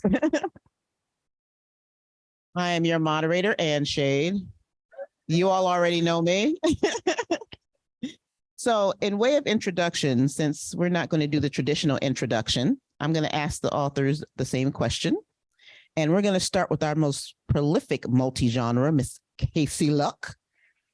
And the question is, if you were a fictional character, what genre would you choose to live in and why? Tell everyone who you are, what your current work is, and then Casey Luck. It's on my shirt. I write across genres. Obviously, that's why I'm on the panel. My most favorite one, if I was going to be stuck in one, would probably be the dystopian adventure survival one, because I romanticize it quite a bit in my books. And that's how I envision it. Although I'm pretty sure in real life it would really suck. So I probably don't want to be in that one, but that's where I would end up. Yes. all right. We'll go to Maggie. It's kind of interesting because I was going to say also that I would choose to live in a post-apocalyptic like genre. And the reason that I would say I would choose that, I mean, it's very glorified, as we know from the books and shows that we watch. But I think that if you stripped away all of the social media and the phones and the technology that we have, you would kind of get to see who people are when they're living just with other people and just with the land around them. And that's where you can really kind of figure out how to form your communities based on based on your own direct interaction with folks and the environment themselves, rather than kind of being, I think, sort of biased by what we see. And I mean that for myself too. Obviously I make, biased decisions as well. So I think that's what I would choose to do. But like Casey said, the elements and things like that sort of also affect that decision. So I need it to be in a temperate climate with lots of, good foods available, like good fruits that I like. So I have a lot of specifics that I want to be. I don't know how well I would really survive, I guess, but it's fiction. So well, if you have a shelter set up with all that stuff in it, you'll be good to go. Yeah, sounds good. You're invited. All right, next is Catherine. Actually, I thought originally when I thought about this question of that I'd like to live in the Chiara Corelli novels, because Chiara is my favorite character. But actually, I think I am living in we are living in the Chiara Corelli novels today. And what I've found since COVID, actually, that I tend to read a lot of romance. And so because it's comforting and there's no danger. I mean, there's a lot of angst, but there's no danger. And there's, all the craziness of this world is not included in those romance novels, at least not in my romance novels. So I think I'd live in the romance world. All right. Next we have. I don't have any food requirements. We have Lydia. Okay. Can you hear me? Yes. Okay. Okay. I have to just say that I have your permission to say that you did give us this question beforehand. And I can't tell you what this question has meant to me. I had this huge revelation and thinking about this question, and it's going to take me forward in a big way as I talk and think about this book. So I really just thought of the question as, what would I like to be? Not what right, but what would I like to be? And a term came back to me, not to brag, but in college, I had a course called the Picaresque 101. How many know what a picaresque is? Okay, I would never have known, but I thought, and I'll explain what it is in a moment. I thought, that's what I would want to write. This is what I want to be, a picaresque character. Now the classic definition of the picaresque, yeah? It relates to rogues and rascals, a form of fiction dealing with the adventures of a rough and dishonest but appealing character, often with elements of comedy and satire, usually in the first person. Now, all of the picaresque characters that we read were men, and their adventures were in the world. And, but I still, that character is what I really loved. And then I thought for a moment, and here was the revelation, my God, that's what I wrote. I wrote a picaresque character. But because it's a teacher in a small town in Illinois in 1963, whose adventures take place in the classroom, in the school, and in the small town in which she lives. I hadn't thought of it like that. And she has many mishaps, many failures. She's a rogue. She's dishonest. And I knew I was doing that, and that was the fun of it for me. But I didn't frame it that way when I thought about how to describe the book, on the cover, or when I just talk about it to people. And I think that this has been a really wonderful, because if people, you could read it as a romance, you could read it as a historical fiction, but I think in a sense you'd be missing what was my intention and the fun for me to make this. Think of Don Juan. We all know the Don Juan figure as a spinster school teacher. and just that I wanted to turn that stereotype on its head and create a kind of a rascally teacher, spinster teacher. And so I'm extremely grateful because, and this is what I'm curious about with the other panelists and everybody, is do we all kind of write the characters that we want to be? Do we write those? I think we do now. But that's what happened with me. All right. Rita? I write dystopian too, but I'm a wimp, and there's no way I'm living in my world because I would be dead. I'm a realist too. I would be dead. Casey knows guns and stuff. I don't like guns. I don't eat meat. I would die. So I don't write romantic comedy, but that's where I'm going to live. I want to live in a happy place where everybody's funny and they get along and it lives happily ever after. So, but I won't write that, but I will live there. That's what I was asking. Where would you live? All right. So now, what genre did you begin your writing career in, and why did you choose it? Let's start with Lydia. What was the question? What genre did you begin your writing? Oh, yeah. And why did you choose it? Oh, I began I've been a playwright my whole life.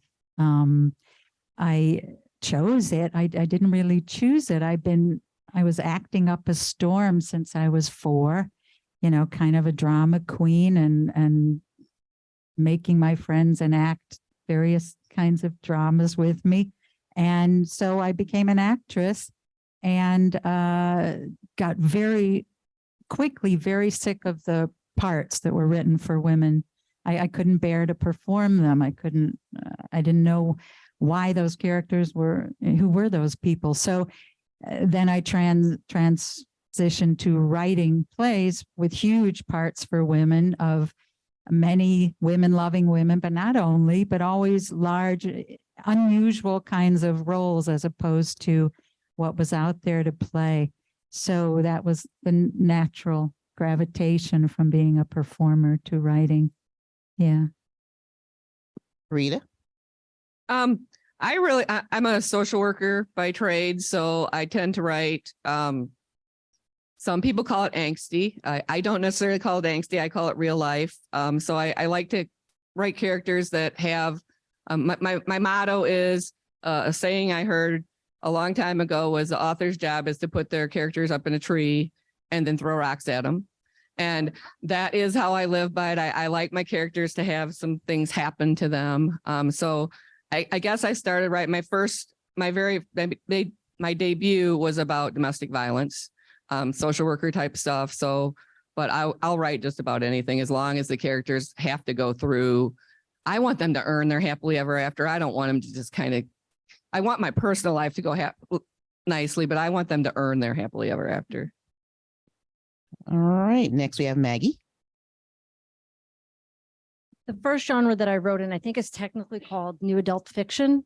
It's not, obviously not quite young adult. I guess it could also be cross-labeled as contemporary romance, although it was more or less general fiction than it was like a traditional romance. So there were romantic elements to it, but it was, not solely romance. And I guess the new adult comes from the fact that there were younger characters on the younger side in their mid-20s, kind of not really knowing who they are and trying to sort of figure all that stuff out through their friendships and their relationships and their careers and things like that.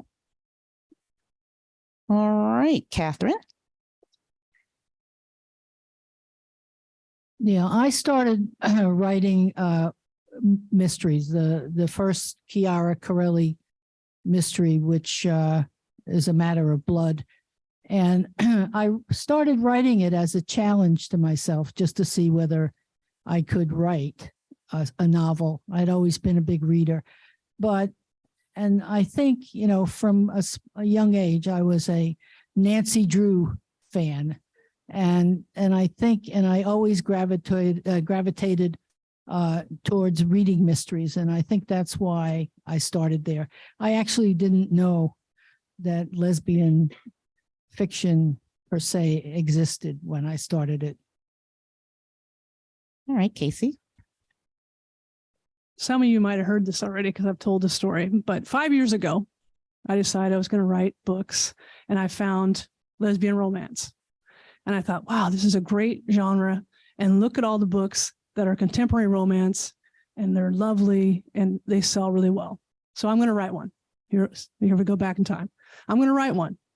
And I start out and I get to about 20,000 words, which is, if you don't know, I'm about a quarter into the book. And I'm bored. I'm bored. I can't do angst. And all they do is bicker and haven't got to any sex yet. So I was just like, I can't do this. What am I going to do? I want to write this book, but I can't do it as a contemporary romance. So I've turned it into a space odyssey. So I set it in space, and I threw in a couple of space pirates, and then I had to have my main character become a space ranger. And so that was my first book, Rescue Her Heart, which is what launched my career. And I have written contemporary romance since then. I've trained myself to suffer through it. But yeah, I do prefer the more adventurous ones.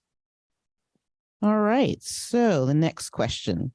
Of all your multi-genre work, which genre is your favorite and why? Catherine. This is hard to answer because, I still love mystery. I love writing them, but I really like the variety. And I guess I have to say mystery, if I have to choose, is the what I enjoy the most. I think, well, I'll leave it at that. Well, but did you tell us why? Did I tell you why? Well, I think, first of all, I have two main characters, and working out their relationship has been really fun. And Chiara, who has been the main character, was also, she's a really badass and kind of nasty in the beginning of the books. And I always felt afraid that maybe that would turn some readers off when they started, but enough people here today have told me how much they like those books that I guess they didn't turn them off. But I think it's because I really can write about real world issues, and I take on a different issue. And there are 4 of the books, and I'm just started the 5th. But and they're complicated. I think my mind is complicated. I end up, I always think, okay, I'm going to write a simple romance, a simple mystery. There's my detectives, there's a murder. They interview 6 witnesses, and then they figure out who did it. And it never works out that way. And I end up writing these massive things that sometimes I stop in the middle because I don't know how I'm going to get myself out of what I've done. So I think it's the challenge. Although romance has its own challenges, but I think it's the challenge. Maggie?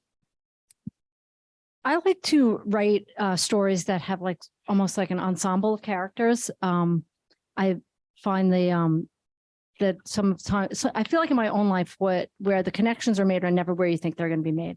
So what I like writing about a big cast of characters is because you can have different people interact in different ways that affect the end outcome, but you try to make it seem like you don't know where it's going to come from. And I feel that that's true in my own life. You never know where you're going to make the connection that's going to make a difference or change the trajectory of your life.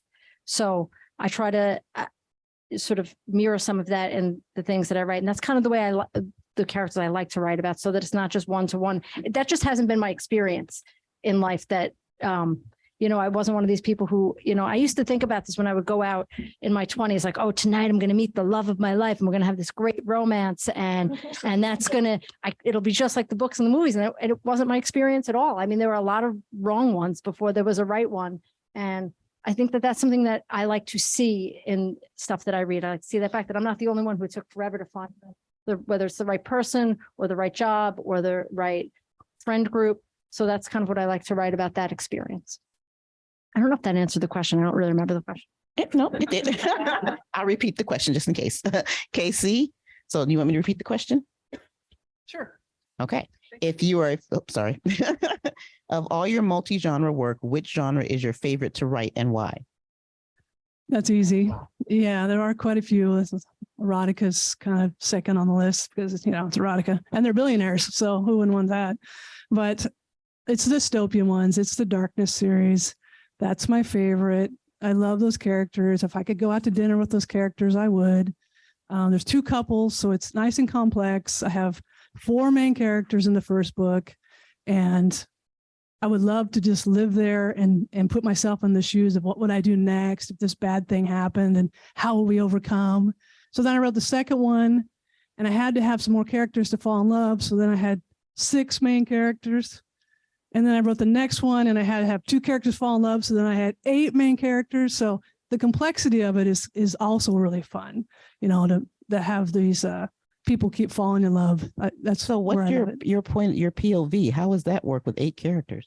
They're all, third person. Yeah, they're all third person and they each get their own 500 words per chapter sort of scenario. And I got a huge spreadsheet, so I know so everybody's in the right place at the right time instead of somebody's over here and they couldn't possibly be over here.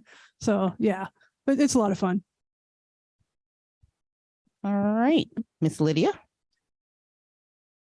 Well, I was thinking of genre very differently, which is interesting because that's something I'll talk about later, I think. But for me, I would say I'm now working in 3 genres. I'm a playwright, an essay writer, and now I wrote a first novel. So I see those as the genres that I work in, not in terms of different forms of fiction or so on.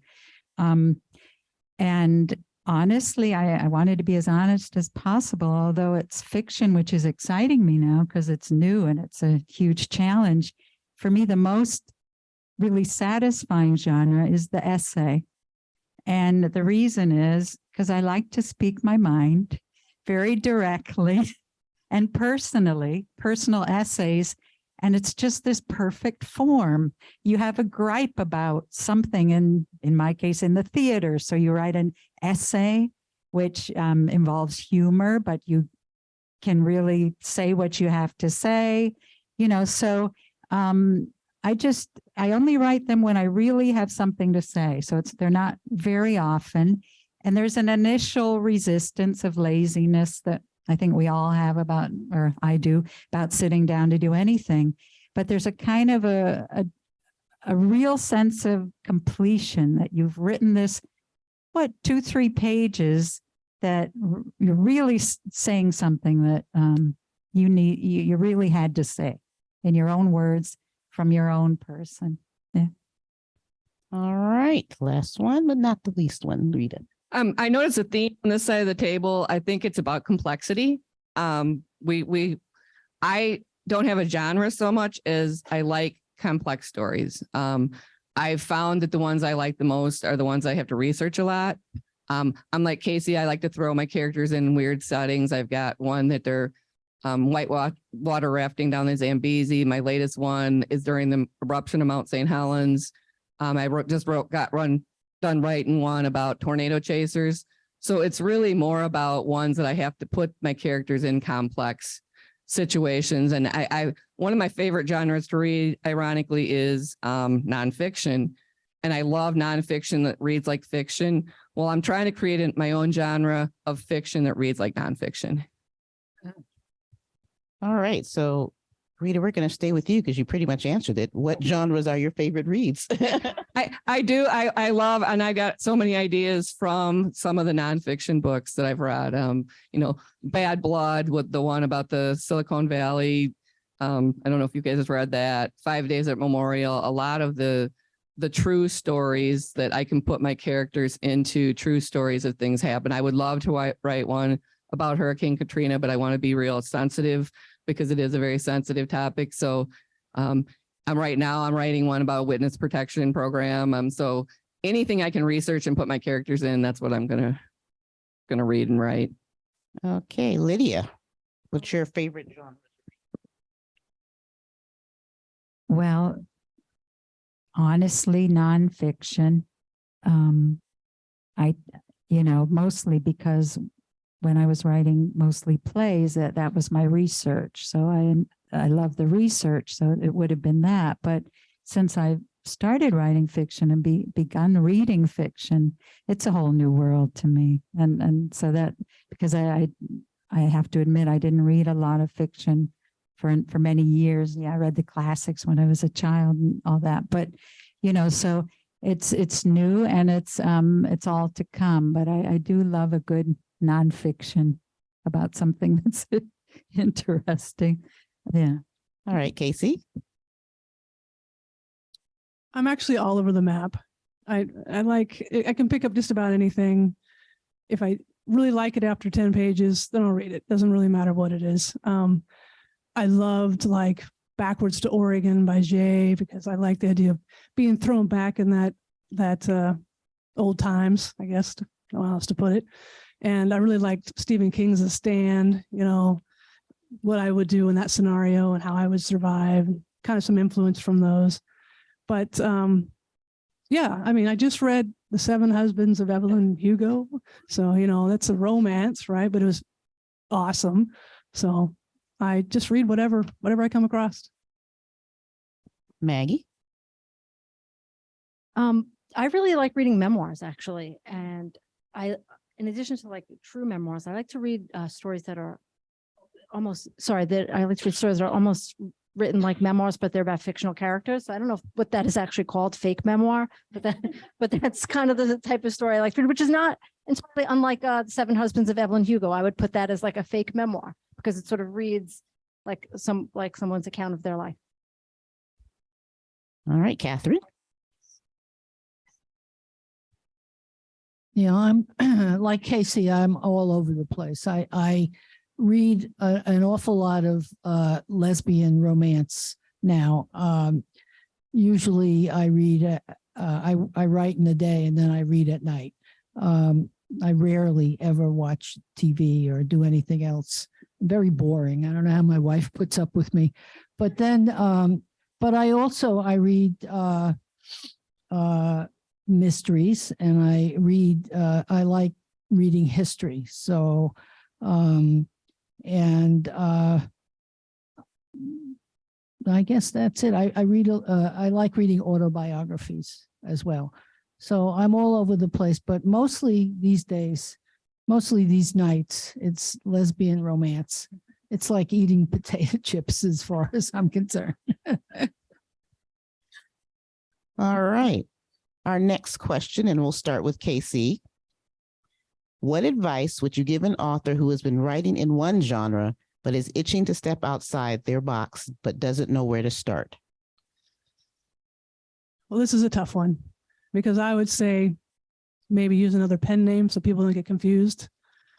But then look what I did. So I use the same name and I've written science fiction, erotica, dystopian, contemporary romance, adventure romance. So yeah, that's a tough one. Don't hesitate to do it.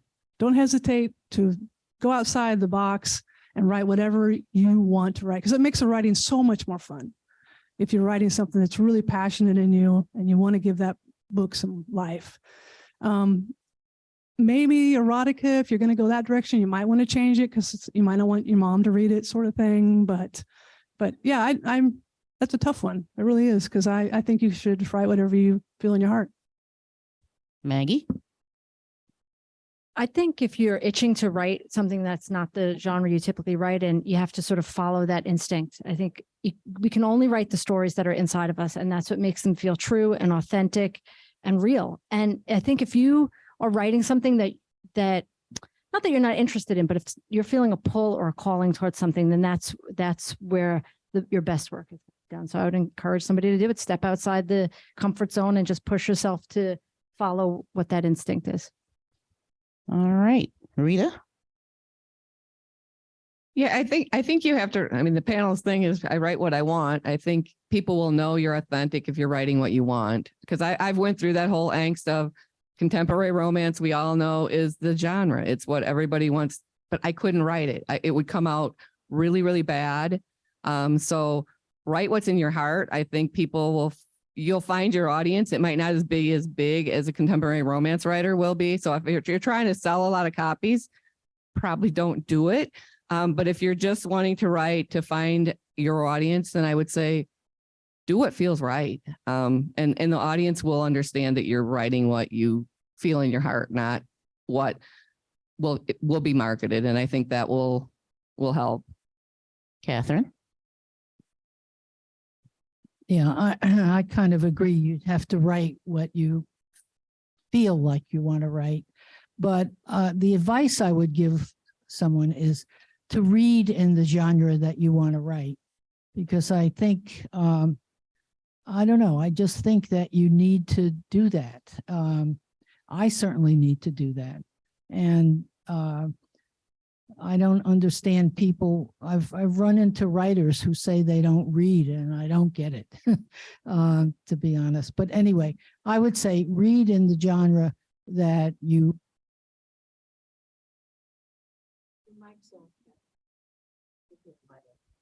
It might have died after.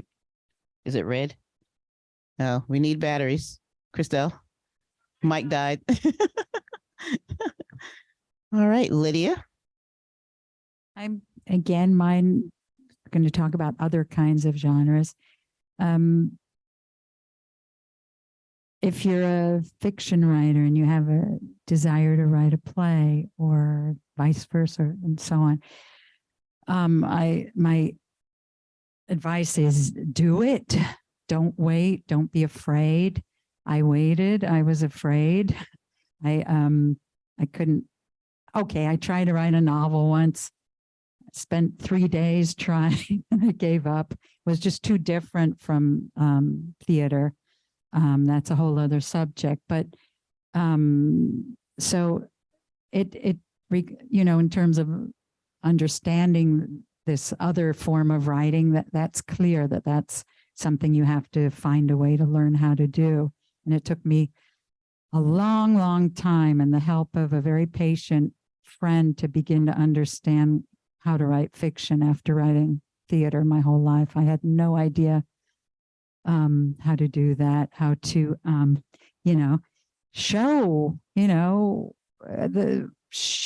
show what the characters are doing and what are they thinking and what are they feeling, because that's all things that you leave to actors and designers and choreographers and directors. You don't do any of that. You just write dialogue. So it was extremely challenging. But leaving that aside, from my own experience of entering fiction so late in life, I knew nothing about the business of fiction or publishing. And any, I wish I'd known something about what needs to be done to reach people with your book. That's what I would say. If you're moving into another kind of writing, to learn about those aspects of whatever it is, because it's not enough just to explore the writing itself, but you have to know the kind of world you're getting into. All right. So Maggie, we'll start with you. Do you get or have you had pushback from readers about changing genres? And if so, how do you respond? I haven't really had pushback. I don't know that that's the word I would use. I have had people ask me to write more. In my day job, I work in law enforcement, and there is a certain part of the readership that really likes to read crime stories or police stories. So I've had a lot of people ask me why I didn't write more of those kind of stories. And so then I did. And that was how I responded, basically, was that I started to write those kind of books. And I will say that they probably, they do better in terms of sales than any of the other stuff that I write. So that's sort of the trade-off, right? It's not really what I want to write. I'm going against my own advice that I just gave from the last question. It's not 100% like where my heart is and what I want to write, but I also I also feel slightly differently than some of the other panelists from before. I want to make a little bit of money in doing this if I can. And so if that's where I'm seeing more sales and readership, then I try to sort of cater. I try to make the best balance of the work that I can. So can I write a story that feels true to me, that isn't totally about like a crime or a mystery, because that's not something I don't think I'd be any good at. So I try to bring in some elements of like the law enforcement world, whether it's having a character who's a police officer or, some cases that I have going on, but that it's more about the interactions between the people that are working the cases or the community inside the detective squad or their relationships outside of that. So I try to bring that world in and then kind of manipulate it to write a story that's really just about the characters that are involved. So that's like I said, I haven't gotten really pushback. Nobody's come up to me and said, please write more of this, or that. But I do see in like the sales that that's what people want. So I try to sort of balance those two and make them kind of work together to sort of achieve that goal. Maggie. I mean, not Maggie. I'm sorry. Catherine. Well, no, it's a very short answer. I haven't gotten pushback. I think I've written in 3 genres, and they have all sold. I mean, different levels, but they have all sold. So, and nobody has said to me, I mean, I get a lot of requests for the next Chiara Corelli. So I guess, I don't know if you consider that pushback, but it's really more push forward, gets me to go on to the next book. But no, most readers seem to be happy. Yeah, I got a lot of pushback. I as this was new, I was showing early drafts to a lot of people, anyone who would read it, and a lot of family members and so on. The response would be, Lydia, you're such a good playwright. ... Why try something that you're not good at, this is new to you. You're never, don't do that. You're really good at this other thing. You've been doing it for years, don't stop and do a poor rendition, that kind of thing. It was quite strong. And another example, when I was trying to find a agent and wrote a number of them with an early draft of the book, and maybe a couple answered, and one of them actually read it, and she was like, it's very dialogue heavy. Dialogue heavy. Well, no, but you know, but there was nothing else in the book at the time. You read the later draft. The first draft of the book was summary dialogue, you know, it was like an overlong play. So I had to learn how to do the other stuff, but I did keep the dialogue in there. You know, this isn't the room to discuss dialogue, but I did keep it. But so though there was a lot of pushback in various ways, but my response was to write an essay. I got my revenge in an essay that I'm very happy with and often refer people to about the transition from writing playwriting to fiction. So that's what I did. Okay. Casey? Nope, not pushback, but I get a lot of, well, when's the next one coming out? Especially about the darkness ones, because I've written a few series, and that is the pushback, I guess. When I don't come out with another one fast enough and I switch into another genre, they're like, well, that's great. We're happy you wrote a sports romance, but what's happening in the darkness books? So I've been shot. That's the pushback. I got pushback. All right. Yeah.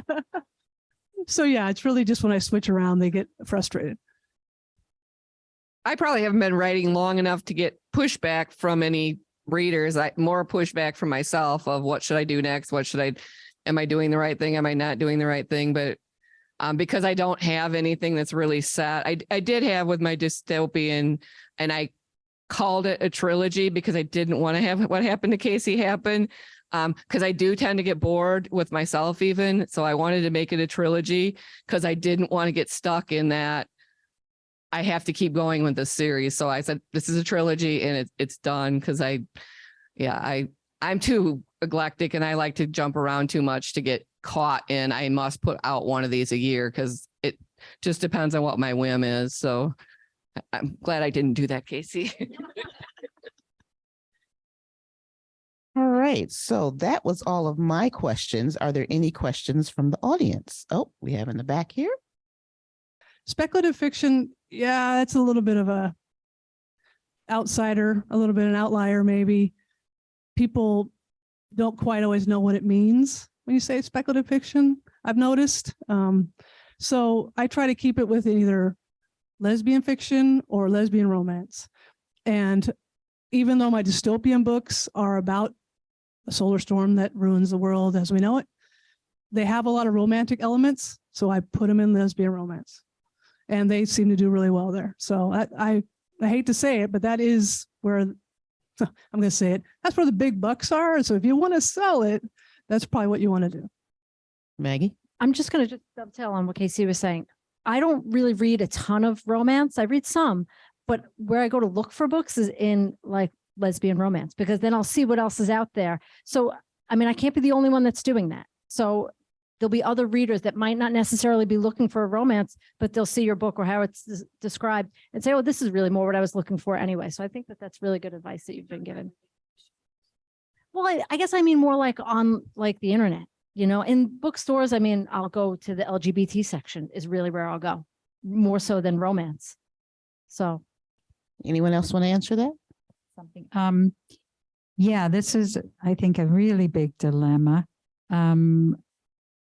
Because you know, I mentioned with my book, it could be historical fiction, romance, something else. This is, you know, what part of what I was saying about, I wish I'd known about this stuff before I started. Like, it's very good that you're thinking about this now, because the marketing aspect, I really didn't know that was going to be, I didn't, there's no genre in playwriting. I mean, you write a play, sometimes they're funny, sometimes they're tragic. Sometimes there's mystery in them. No, it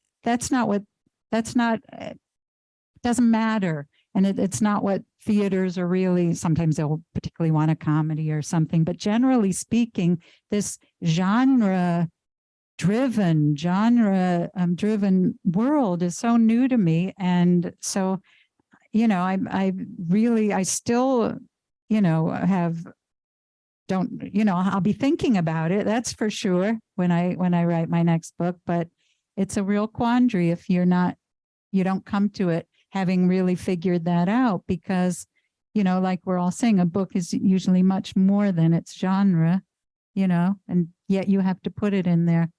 It's sort of difficult for me to figure that out. Okay. Any other questions?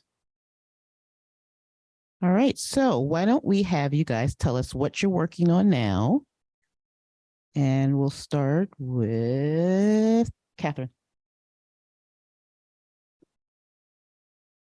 Yeah, I'm just doing the final run through of my editor's extensive edits on a romance. And hopefully I'll be done with that by the end of this month. And I've started the 4th Chiara Corelli mystery. I'm in about 7,000 words, I think. And I what? Your biggest fan says yay. Yeah. Who's that? Lajira. So that's what I'm working on. All right, Maggie. I'm in the very early stages of working on a book that is, I guess, contemporary romance. I mean, I say very early, it's really mostly in my head at the moment. So at some point I'll actually sit down in front of a computer and get those words out there. And hopefully, I think the due date was, is August of 2021. So I've obviously missed that by quite a while. Just a little bit. A little bit. So one of these days, but it's again, a story that's about, two police officers and really what their relationship is to each other, like a newer police officer and an older police officer who are working on a case together. So I've sort of like kind of tried to meld some of those two worlds and have it not necessarily be like a true crime or a mystery or anything like that, but more or less having those characters and what their relationship is to each other and their families. All right, Casey. Okay, here's 2023. Are you ready? I am finishing Ruby's Bar book number 3. That's what I'm working on right now. Okay. Yes, finally. Sorry, it took 2.5 years, but I got distracted. After that, Darkness number 6 will come out. Yes.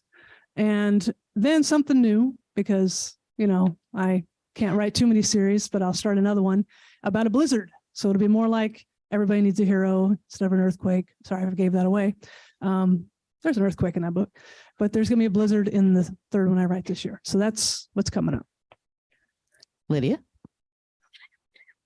I'm in awe of how prolific, thank you, everybody is.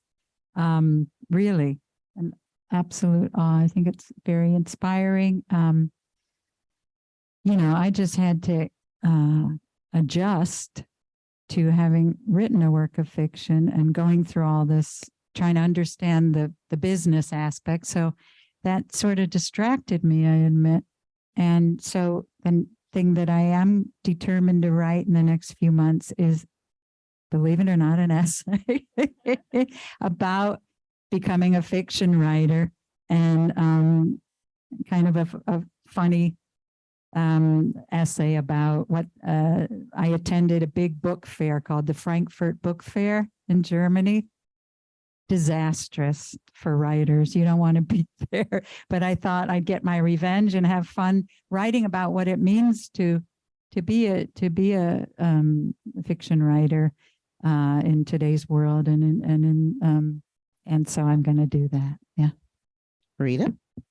I'm kind of like Casey. I'm in edits with I tried to write a holiday romance, and it turned out being set in a homeless shelter. I was trying to go for, I was trying to go for Hallmark, and my social worker came out. So it's a very touching holiday story. That's my November release. My Storm Chaser book is with my beta readers right now. That one I'm trying something different. I've got 2 couples. I've got an established couple and a couple just starting out. So this is my first try to put 2 couples into a book. And then I've just started one about 25,000 words in on a mafia mistress who is now having to go into witness protection. And the woman that has to go into witness protection with her, who's not terribly happy about having to do this. So. All right. So I'm a multi-genre author as well. I'll just give you a quick little what I have coming up. So I have 3 Wishes, which comes out in May. And it's basically the Aladdin story kind of turned on its head. It's from the genie's perspective. It's a contemporary. And then I'm working on, as you all may have heard earlier, it's called Leather, Lace, and Locks. It comes out in November. It's 3 friends. One is a dominatrix, one is a burlesque dancer, and one is a loctician. So, and that comes out in November. No, this locks.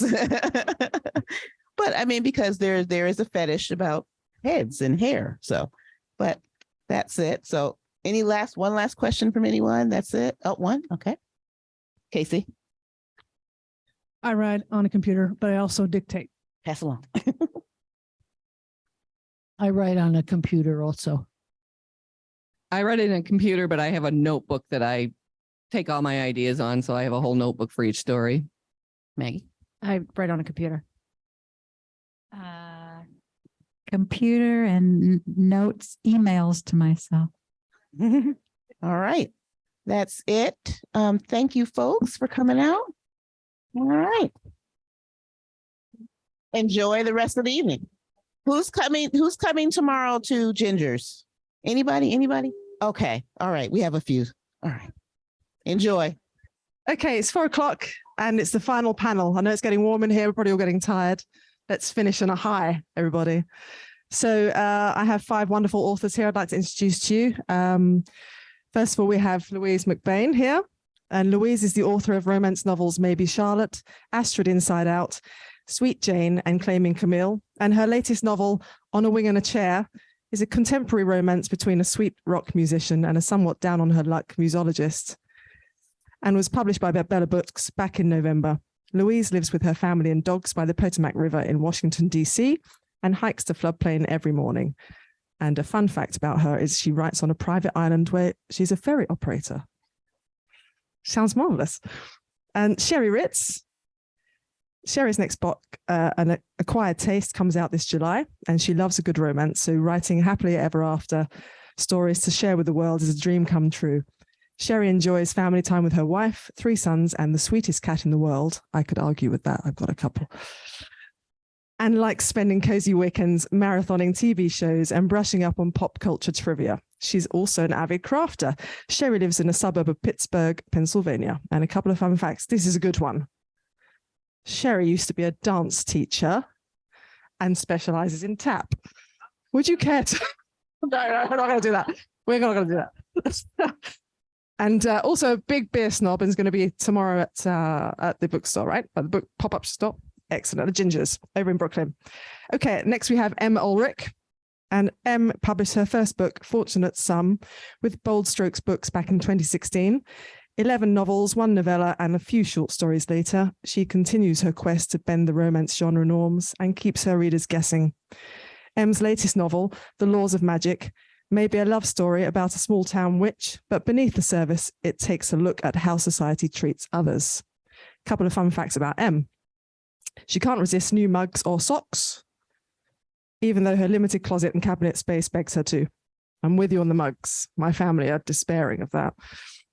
And if you would cut her open, she would bleed pop music and coffee. Wouldn't we all? Okay, on my left here, Cindy Rizzo is the author of 5 novels, as well as short stories and essays. The first 2 books of her young adult speculative fiction trilogy, The Paper Cutter and The Border Crosser, were published by Bella Books in 2021 and 2022. Her first novel, Exception to the Rule, won the 2014 Goldie for Best Debut Author. Her short stories and essays have appeared in Unwrap These Presents, Conference Call, Language of Love, Our Happy Hours, LGBT Voices from the Gay Bars, and Medium.com.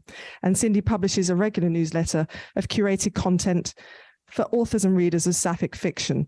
She was recently elected to the board of GCLS. She lives in NYC with her wife and is a consultant for social justice philanthropy.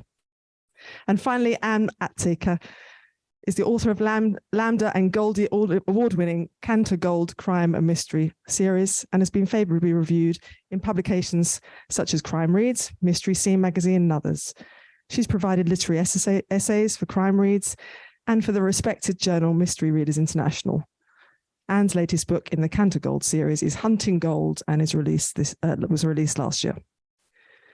Her short stories have appeared in 2 editions of the Fedora Crime Anthology, Switchblades Magazine Stiletto Healed issue, Black Cat Mystery Magazine, and 2 editions of Mickey Finn 21st Century Noir Crime Anthologies. In addition to her literary work, Anne has a long career and curator and exhibition designer for galleries and museums across the country. Then she was a professor of art history at the New York Institute of Technology. And when she's not writing, Anne enjoys watching old movies and eating lots of cookie dough ice cream. Okay, so this panel's about where are our readers? So I'm going to ask some questions and we'll go down the line and see what everybody thinks. So guys, who is your typical reader, do you think? And who is your ideal reader? And are the two different? We'll start with you, Em. Okay. So my ideal reader is anybody who just wants to read my books, but also somebody who isn't afraid of possibly a story that's emotional, you know, like my ideal reader wouldn't mind, you know, having to buy an extra box of tissues when they go grocery shopping. I think my typical reader, for the most part, fits the bill. I think they do overlap quite a bit. Yeah, I think I'm pretty lucky in that. I think there's a good amount of readers out there that aren't afraid of some tears. Yeah. Yes, for me, I'm very fortunate. Okay, Sherry. I don't know if there's a difference between my typical reader and ideal. I mean, ideally, I would like everyone to read my book. Wouldn't we all? But a contemporary romance, Sapphic romance reader is probably my typical and most likely an ideal reader as well. Okay, Louise. My ideal reader is somebody who gets the joke, because I'm really just trying to be funny most of the time. And, you know, I'll get a letter or a review from somebody and it will be, they got the joke. And that's all that I really care about. You know, I just want them to see what I see, you know? And so I think the ideal reader, I mean, the people that are reading my books are the ones that do get the joke, because yeah, they keep coming back. They keep coming back. So I think it's kind of the same. Cindy? When I write contemporary romance, my readers are typically the people that like contemporary romance, which is a lot of people. But the last 2 books I've written are speculative fiction, young adult. And I think most of the readers that have liked it and read it are people that care about social issues, because it's about the United States splitting into 2 countries and the political division of the countries. And it's a lot about anti-Semitism and racism. So you have to really care about social justice to want to read those books, even though, you know, I think there's a lot in them. But I guess those would be the typical reader for the trilogy. Anne? Well, you'll have to excuse me. I'm getting over a terrible cold, and so my voice is sort of squeaky. My ideal reader, like others have said, is anybody who buys my books. You all have exquisite taste. Who the typical reader is, there's some of my readers are here. So if I mischaracterize you, I'm terribly sorry, because I suppose I really don't know who my typical reader is. I would guess, since what's out there largely are mystery and crime fiction, the Cantor Gold series is written from the point of view of the criminal. So it would be somebody who sort of sympathizes with the criminal element and why they're criminals. And in Cantor's case, there's a very specific reason why she's a criminal.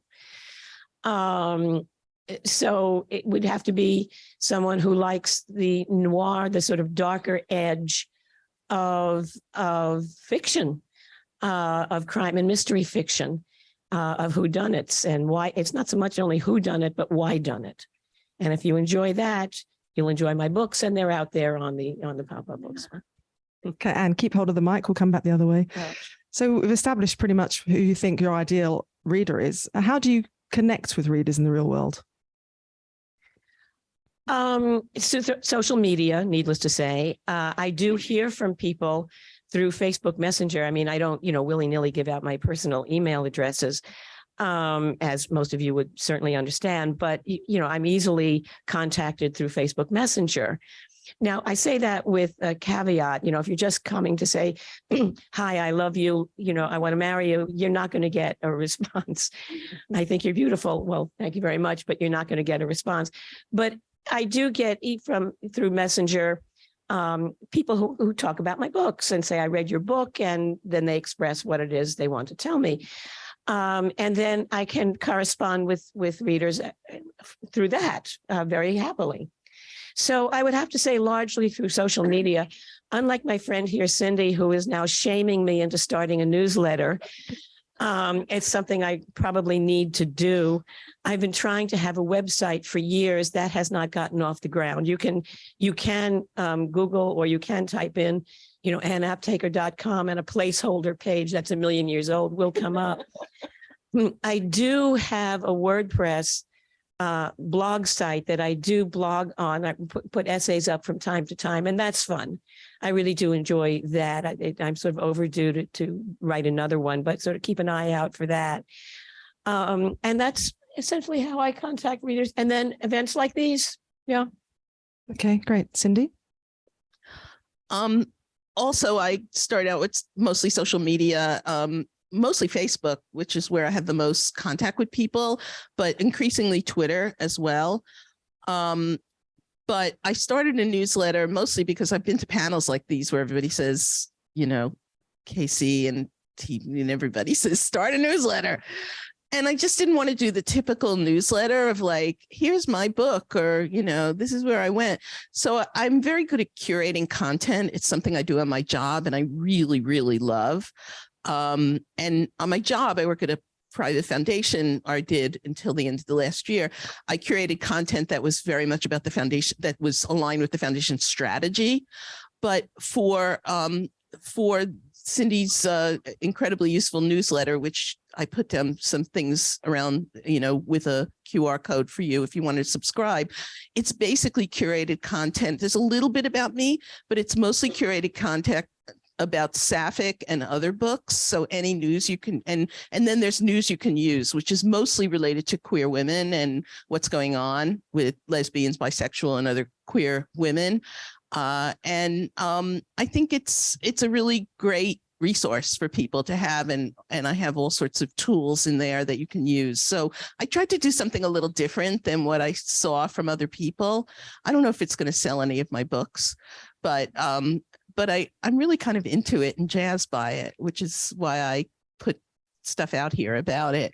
But it's hard. One of the reasons why I really wanted to be on this panel is because, and Anne and I have had conversations about this. If you don't write romance, it's very hard to find your readers if you're writing something that has Sapphic content. And I noticed that with Paper Cutter and The Border Crosser, because as much as there are queer characters in it, The Paper Cutter really has one scene that's about two girls coming together, and it's not in the most of the book. And I know that one of the reasons it probably wasn't scored very highly in the Goldies is because one of the questions judges have to answer is how much lesbian content is in this book, or how much Sapphic content, and which is fine. I mean, I'm fine with that. But the problem it really raises for me is, what does that mean in terms of finding readers? Because there's a lot in there about Judaism. So I sort of tried to market to more Jewish audiences, but it's queer and it's young adult. So there's a lot of intersections there that not everybody really wants to grab a hold of. And I was really motivated to write this trilogy because I really wanted to think through that thought experiment of what would happen if the country divided, which we hear about a lot in the news.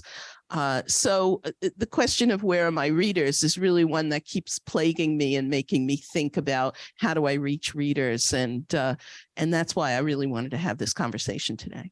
Just while we touched on that, though, you said that you're actually out of the genre in many ways. How do you then market it in the areas that you want to market? I know you're going for the romance first of all, because that's where the bigger audience is. Right. How do you drive it down? Well, somewhat young adult, because young adults seem to stretch a lot and read a lot of fantasy and read a lot of dystopia. And you know, they're not just romance readers, so they go sort of across the board within young adult, across genres.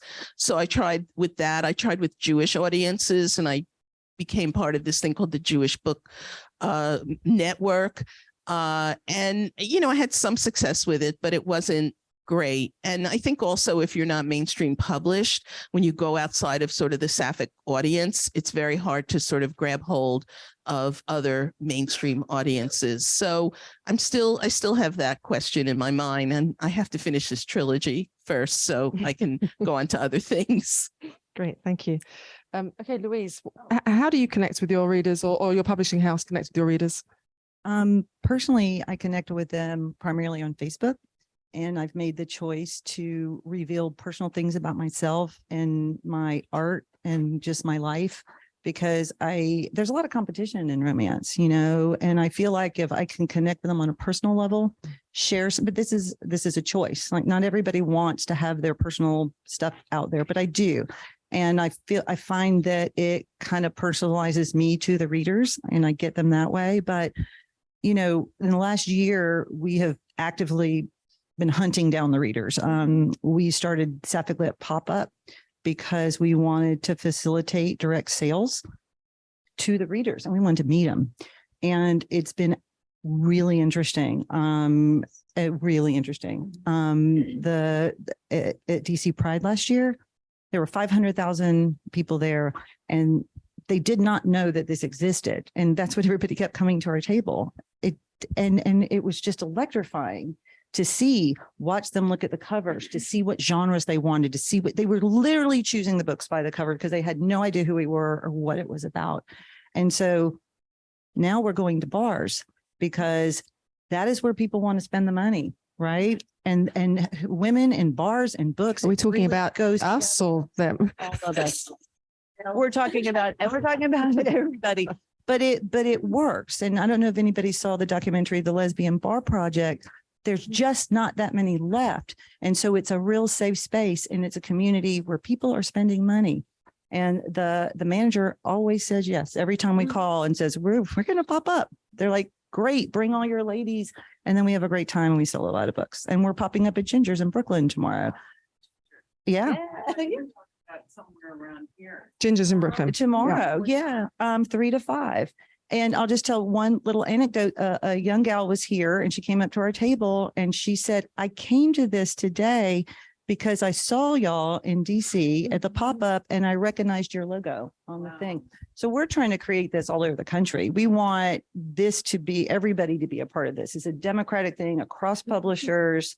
Everybody join in. Fantastic. Sherry? My answer isn't very different than others. I'm going to say social media. Twitter. I love to chat on Twitter.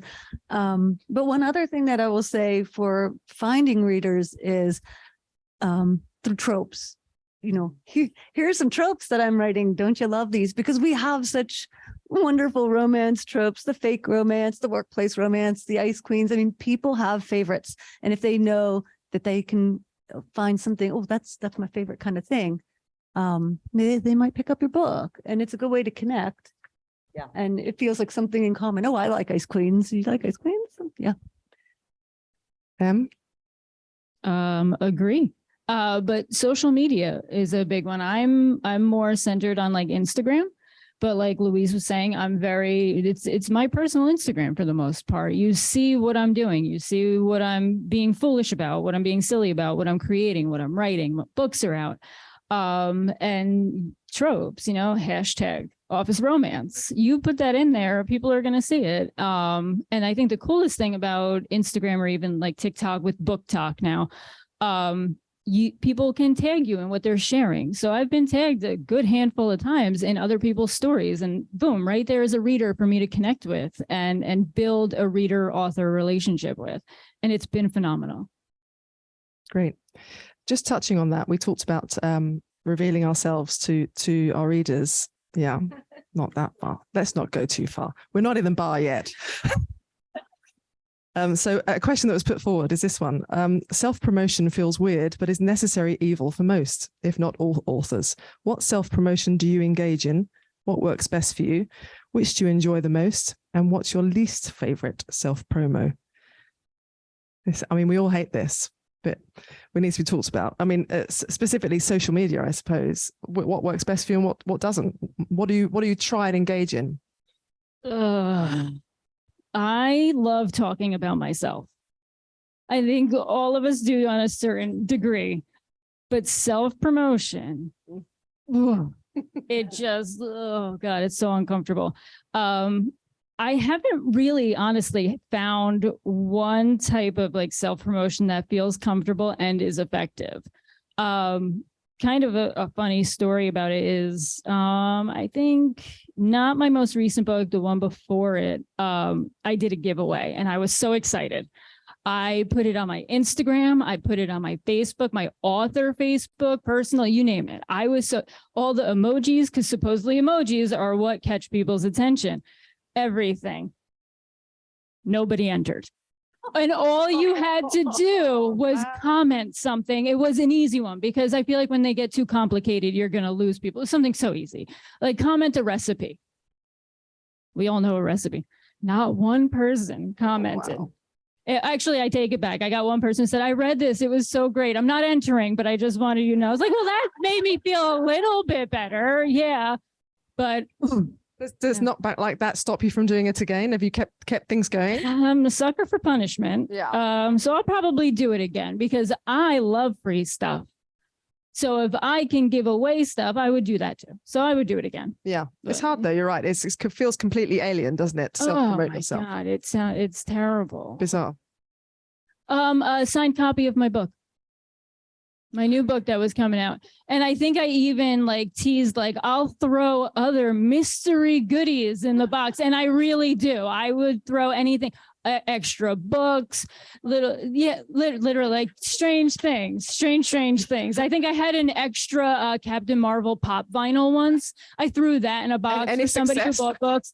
I got a response. I was like, oh my God, this is great. But nobody's entering my contest. Tapping into new market. So if you follow me and you see a contest, it will be worth your while. Okay. Sherry, how have your experience been? I love a good cover reveal. So I love the excitement building up and it's like, I can finally tell you, I can finally share this. I'm so happy to tell everyone because we all love our covers, right? And we're proud of them. And we just said the covers are selling the books. So, and I love when people do like, they show a little strip of the like, ooh, here it comes, the tease. Yeah, everyone likes the tease. But yeah, that's one of my go-to for self-promo, like, here it comes. Right. Yeah. Louise? I hate self-promotion. I really do. I barely even put it online when a new book comes out because I just feel, it's one of the reasons I wanted to be involved with Sapphic Lit Pop-Up because it's a sorority and I can hide with all these other gals and it's not just me out there hanging in the breeze. I did something similar to my first novel, I self-published and it never existed as a book. It just didn't. And then 2 years ago, my family really sweetly actually gave me a box of books. They published it for me and I put it up on Facebook. Yay, like the book that, never was actually a book is there. Who wants one? Crickets. Like I was going to give them for free. Okay. For free. And it's just like, and then you're just like, okay, I'm never, ever going to never doing that again. So it's hard. It is hard. It's really hard. And I don't like the Bella. I published with Bella. They'll sometimes like do these like interview things, where they put you on the spot and you have to talk. And I get way too caffeinated and it's just, and I'm so mortified afterwards. I wouldn't have put it for anybody. Yeah. But it's just. I have the same problem with wine. It always seems to creep into interviews. I don't know how it happens. Cindy? Well, in addition to what everyone said, when the Paper Cutter was published in 2021, I actually self-organized an online reading of it. And I had Linda Hill, the publisher of Bella Books, introduce me And, I got a pretty good audience. It was a lot of people I knew. But I did publicize it. I don't know how many books got sold because of it. And Bella does do this monthly new release event every month where they have authors read. So that's another way that people can promote their work. But I don't do enough. I mean, I'm not uncomfortable with it. I just, it's more like how many hours in the day do you have to do all this stuff? But I know that I put Catherine Mayorisi on the spot. She will put up a post on Facebook with excerpts from good reviews that her new book has gotten. And I think that's a really great thing to do. I've never done it because I just haven't pulled it together, but not because I haven't gotten good reviews, but I think that that's another way to promote. And, if we don't do it, no one will do it. The publishers do so much. If you're published by someone, they do so much, but you have to pick up the rest of it. And if you're self-published, you just have to do it. Yeah. Anne? Yes, in addition to what the rest of the panel has said, but there's also something else that I do that keeps my name and my presence on social media. And that is, for some of you who may already know, I travel a bit, and I've had the great privilege for the last 3 years of being able to spend 3 months a year in Paris, which really is a great privilege. I have a very good set of friends there, and they give me a place to stay for free. So, duh. Duh. Which was about all I can afford to do. I mean, if the only thing you can afford to do in life is go to Paris, you go to goddamn Paris. But the point of that is that I also am a native New Yorker, and I love this city with my soul. So in both places, in Paris and in New York, I take an enormous amount of photographs. I love taking photographs, and I post them all over the place on social media. On Facebook, on Instagram, and so on. And that serves two purposes. First of all, it's just something I really enjoy doing. And it connects me with a lot of people because they like to most people don't live in Paris or New York. And these photographs, of course, on social media go all across the country and all around the world. And they go to tiny little places where the folks who live there may never go to Paris and New York. And so I give them pieces of Paris and New York. And I get a lot of pleasure from doing this. And I get a lot of very positive feedback from people who write to me on Facebook Messenger or through Instagram. I love your photographs. Thanks for doing this. I hear you write books. I'm going to pick up your book, and I don't have to say that I'm right. I've written these books. It's just another way of keeping my presence in front of people. Now, occasionally on the New York photographs, if it's appropriate, not often, but if the photograph is appropriate, if it has this kind of noir feeling or whatever, I might say, this is a Cantor Gold place. This is a scene Cantor Gold may have seen back in her day, and so on. So that's how I kind of self-promote. The other thing that I take advantage of are podcasts. I don't happen to run one myself, but I know a number of people who do. And some of them have graciously invited me on their podcast, and others I've, written to them and say, hey, how would you like to have a new book coming out such and such a time? I would love to be on your podcast. And if they, most of the people are very gracious about it. They may not be able to accommodate me at the same time as the book releases, but they can usually find a spot somewhere along the line.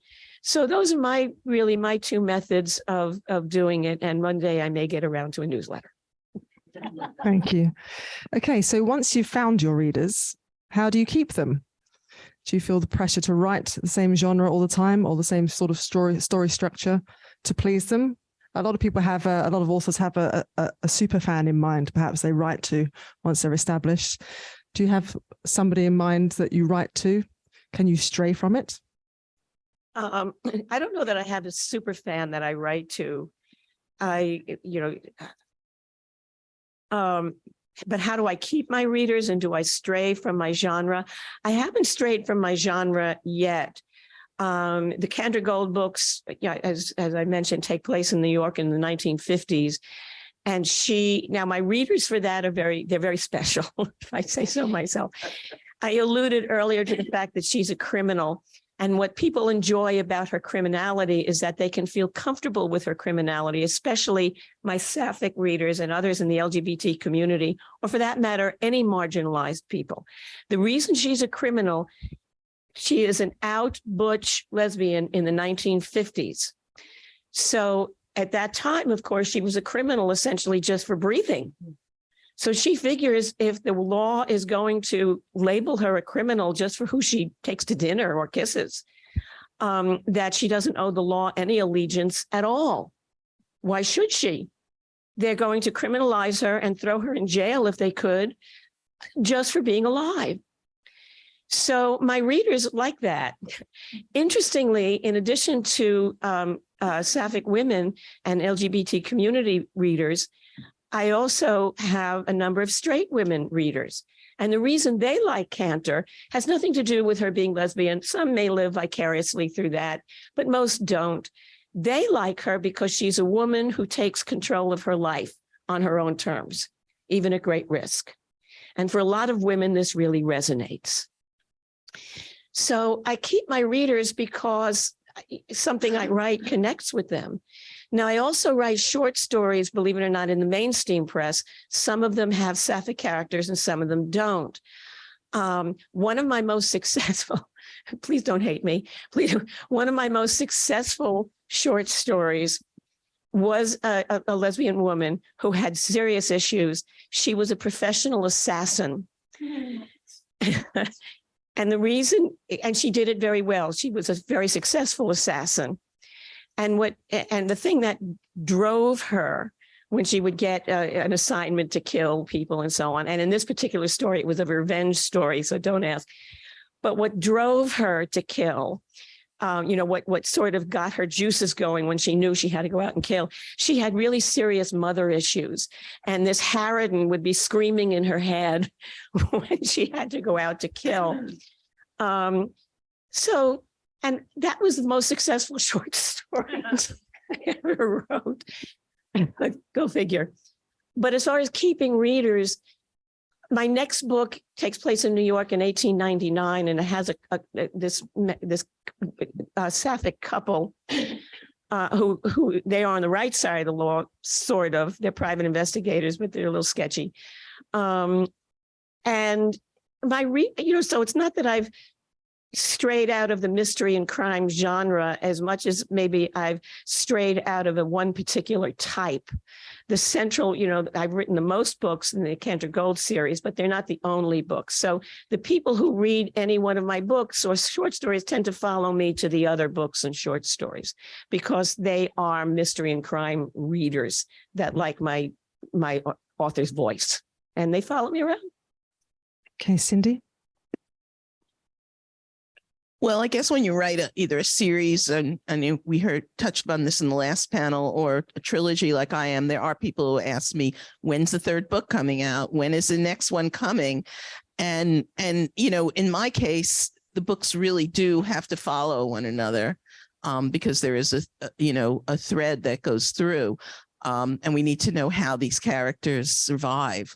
So as soon as I know, you'll know. So I think the readers who, for the trilogy, are people that are really looking for that third book and are just kind of like, hurry up and do it. And then in my head, I think where I go next is back to romance or Sapphic fiction that isn't as, is kind of like general fiction, but with romance in it.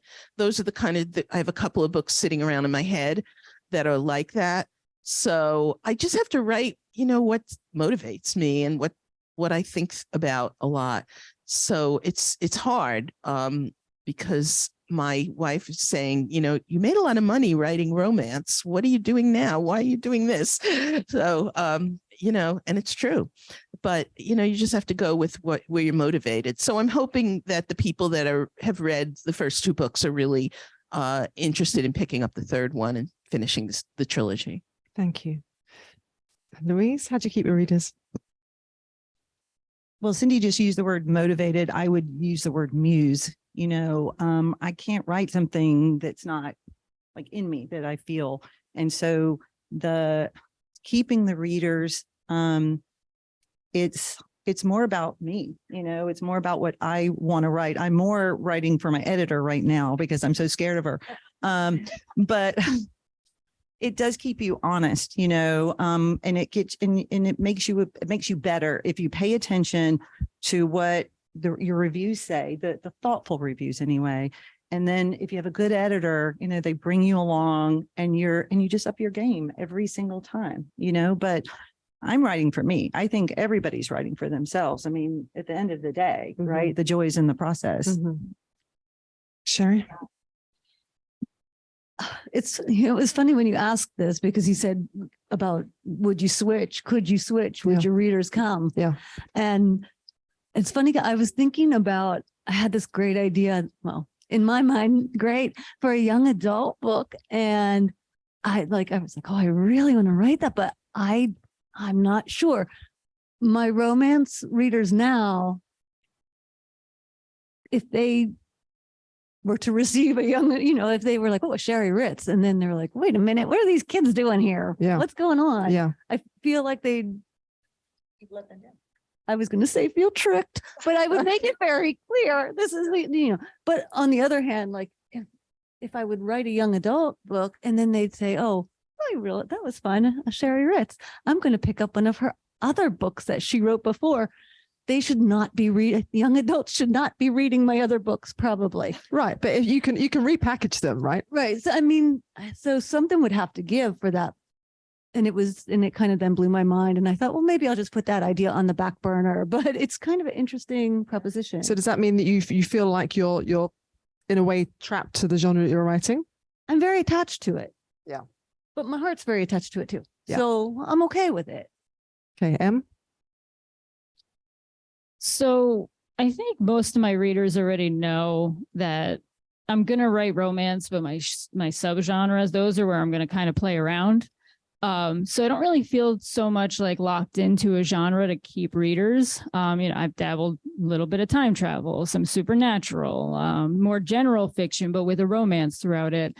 I think my downfall a little bit is production. Readers, especially the Sapphic community. I mean, they're hungry for more, and I don't want to run into a burnout situation. Where when I started out, it was like 3 books a year, 2 books in a novella. And now it's like, okay, I can't do that anymore. So that's really where I'm kind of running into a tougher situation with keeping readers, but that's where reader connection really comes in big time, and just being present still and, showing other facets, you talk about like crafting and stuff, like connecting on other levels where you're like, hey, I am creative and I am creating. We could talk about writing, but hey, look what I just did. Just like exactly. Like the more personal connection kind of, keeps them hopefully interested and, Yeah. And while you've got the mic, do you read your own reviews? Do you all read your own reviews? And does that also affect how you write in the future? Yes. Does it help you fine tune what you're writing? I mean, to feed back to the readers are actually reading your stuff? Yes. I do think a good handful of reviews, especially leaning into like not like negative, but like the ones that point out the shortcomings of a novel, you learn from those. Yeah. Anything that is constructive is beneficial, period. I think I did get to a point, I used to be obsessive, like not good for you, obsessive about reviews. And then I got like an onslaught of just not great ones at one point. Not necessarily all bad, but we all know it. Just a little bad is terrible. Like it jumps right to that. And it was like a wake up call. I haven't really read any since, and it's been a good chunk of time. I couldn't do it anymore. It was not good for me. So I was like, you know what? I'm just going to step away, and it's been great. It's been really good. I will probably go back to reading them eventually because, again, sucker for punishment. But right now, I feel really good about not reading them. But you really do learn from them. Yes, you do. Yeah. Sherry, do you read your reviews? Do you learn or change anything you do because of them? Well, I'm going to say the same thing. Like I have to be in the right headspace to be able to take it in and deal. And if I'm not going to go there. just to be safe. But it's not going to change my writing process necessarily, but it may change how I think about things, how I express things. Sometimes you see something in a review that's kind of a read the room moment, like maybe you better think this through, which, you know, like you said, I kind of want to know. But 5 stars only, please. No, no. But also reviews, readers need to be able to do their reviews. Yeah. They need to say how they feel. Yeah. And readers need to share that among themselves. Absolutely. So I also try to keep in mind that it's for readers. Louise, how about you? Yeah, I do. I read them. But, and it's funny, I have an anecdote last week, and I just put this on Facebook because I share everything on Facebook, but I hadn't checked reviews for my latest novel in a while, and there were 2 new ones. And one of them, I couldn't believe they were talking about the same book. One of them was the loveliest, most thoughtful, well-written. They got the joke, right? And the other one was just 3 lines of hated it. And it was like, why even take the time, you know, to do that? And Just told me that one time. Yeah. That one way was fine. yeah, but it was really instructive for me, just as an author, to see them and go, okay, it's not for everybody. This isn't for everybody. She got it. You know, this one person, that was enough. And this other person, like, I don't know why they had to be such a hater, but Yeah, they're not for everybody. but they're not for everybody. But some of the people that do the advanced reader reviews, some of those women are wonderful, and they really put a lot of thought into them. And I do pay attention to those. I do. Thanks. Cindy? That makes sense about the ARC readers. I read mine more. I focus more on them at the beginning when the book is first released to see what's coming up. And then I periodically, maybe every few months, will check back and read reviews and see what people have said since. And in terms of my reaction to them, they're kind of all over the place. There were some reviews of The Paper Cutter that I actually thought through. At first I was like, what are they talking about? And then a couple of reviews said the same thing. And so I felt like I had to pay attention to it. So when I wrote The Border Crosser, I really tried not to do that same thing that I heard people talk about. And so that was helpful in a way, even though it was critical. Then there are things that people have said, you know, The Border Crosser, the arc of there's 3 main characters in the trilogy, and each of the books has an arc of each of the characters. And the arc of this middle book is around a teenager really who's Jewish but wasn't brought up religious, really starting to appreciate what it means to be closer to your faith. And so a lot of the reviews were like, there's so much religion in this and all of that. And so it made me think, like, we need to have a conversation about writing about faith in these books, because this is what people live with a lot and are up against a lot. And not everybody is turned off by it or doesn't deal with it at all. So that's kind of my feeling about that.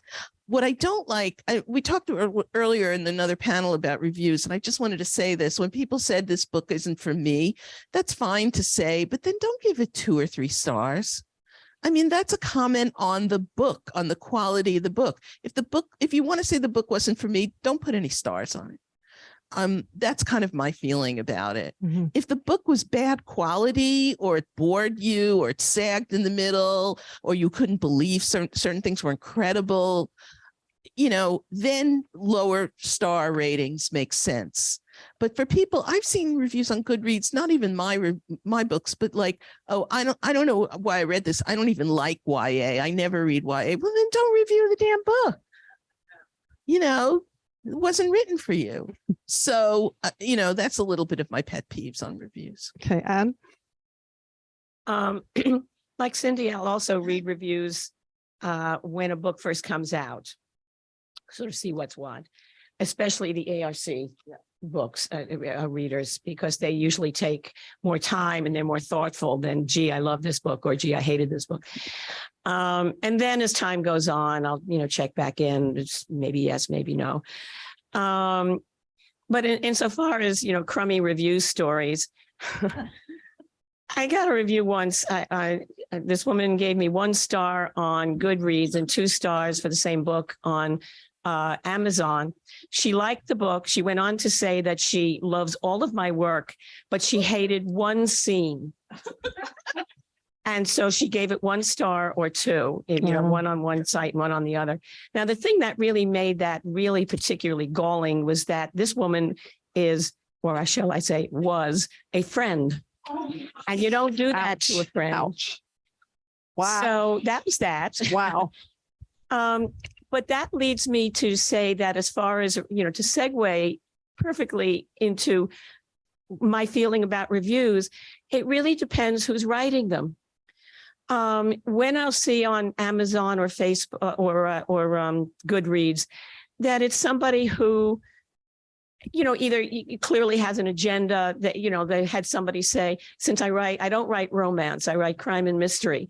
And they'll say, one reader said, this is a lesbian book. It was supposed to have romance. It didn't have enough for me, 2 stars. It's crazy. They said, right, why read the book? Yeah. So for me, the reviews matter only insofar as who's writing them. If they treat the book respectfully, even if they don't like the book, fine and dandy. If they treat the book and therefore me, the author, or any of us as the author with disrespect, well, fuck you. That's it. Touche. And on that note, let's open it up to audience questions. Anyone have any questions for our lovely panel? Anybody? Otherwise, I've got one more. Okay, I'd quite like to hear, I'm pretty sure all of us have some funny or some wonderful stories about readers that have got in touch with us. What's your favorite story of a reader getting in touch with you, giving you feedback? Can be hilarious. What's your favorite tidbit? Em, should we start with you? Well, okay. I didn't have anything particularly hilarious, but I did have some heartwarming things. And I mentioned earlier about heterosexual women who like the books because they like Cantor taking her, her life into her own hands in her under her own terms. But the most frightening ones, I had a stalker. I actually had 2, but one went away real quickly. But I had a stalker. What did you do to them? I had a Facebook stalker through Messenger, and that was a little scary. That was scary. Okay, Cindy. Thank goodness I haven't had stalkers. Just those people that say, have you heard the good news? And they want to sell you some crazy thing. I report them and block them right away. This is a funny story. The second book I wrote, Love Is Enough, took place in Boston. Some of it took place in DC, but mostly it took place in Boston, where I lived for 27 years. And one of the main characters was a congresswoman from Medford, Massachusetts, where I also lived for many years. And she and her mom were going to have a private conversation. And they drove from, any of you who live in the Boston area or have lived there will appreciate this. They drove from Medford to Jamaica Pond. And I said that they got there in 20 minutes. And some guy wrote to me and said, you could never get to Jamaica Pond in 20 minutes. And so I went on, I think back then it was like MapQuest or something. And I mapped it out and I sent it to him and I said, see, if there's no traffic, you can get to Jamaica Pond in 20 minutes. But that was like my funniest feedback from a reader. Google Maps and author. Louise. I don't know if it's funny or not, but I did get correspondence from a fan. This gal, she's so nice and she writes wonderful reviews, just lovely. And she messaged me and, oh, love the book and whatever. And then she's like, but Bella's really fallen off. There's 10 typos in it. And I did not know how to respond because I hadn't had it last. They had it last, And so I said, thank you so much. Could you let me know what they are? I mean, and then she didn't respond to it. I wasn't snarky. I was just very like, yeah. So if you guys see the typos, let me know. I don't know what they are. Sherry. No, that was funny. one of the things I like to do on social media to interact is like just polls. I like to do those Twitter polls. And I don't, I am a pole dancer. A pole tap dancer, we now know. I'm on a panel. I end up saying something. I write in the shower. I'm a pole dancer. So, and sometimes they're just random things. What is your favorite condiment? What do you like to dip your French fries in? Because, you know, I kind of want to know what other taste treats are out there. But I did one and I put this emoji and it was a face. And I said, what are they really, you know, what are we really trying to express when we use this particular face? And I had silly answers, just like, oh, you know, beer me or yeah, whatever. This, and God bless this person. They got in they actually commented and said, will people use that emoji to express when they want to say something shocking or surprise? And I was like, I was just being silly. I was really. Okay, wrap us up. Mine's not really a funny story, but so I'm a fan of David Sedaris. I don't know if you've read any of like his essay collections, and I got to go to a reading and a signing for him, and he would talk to you while he was signing, and he would draw pictures in the book, and I was like, what a cool thing to do. Like, and he's not an artist, but like, it was just like cool. So I kind of like adopted that a little bit going on. And I had this one reader who caught wind of it and she was just blown away by the idea. And she was like, I would love for you to draw in my book.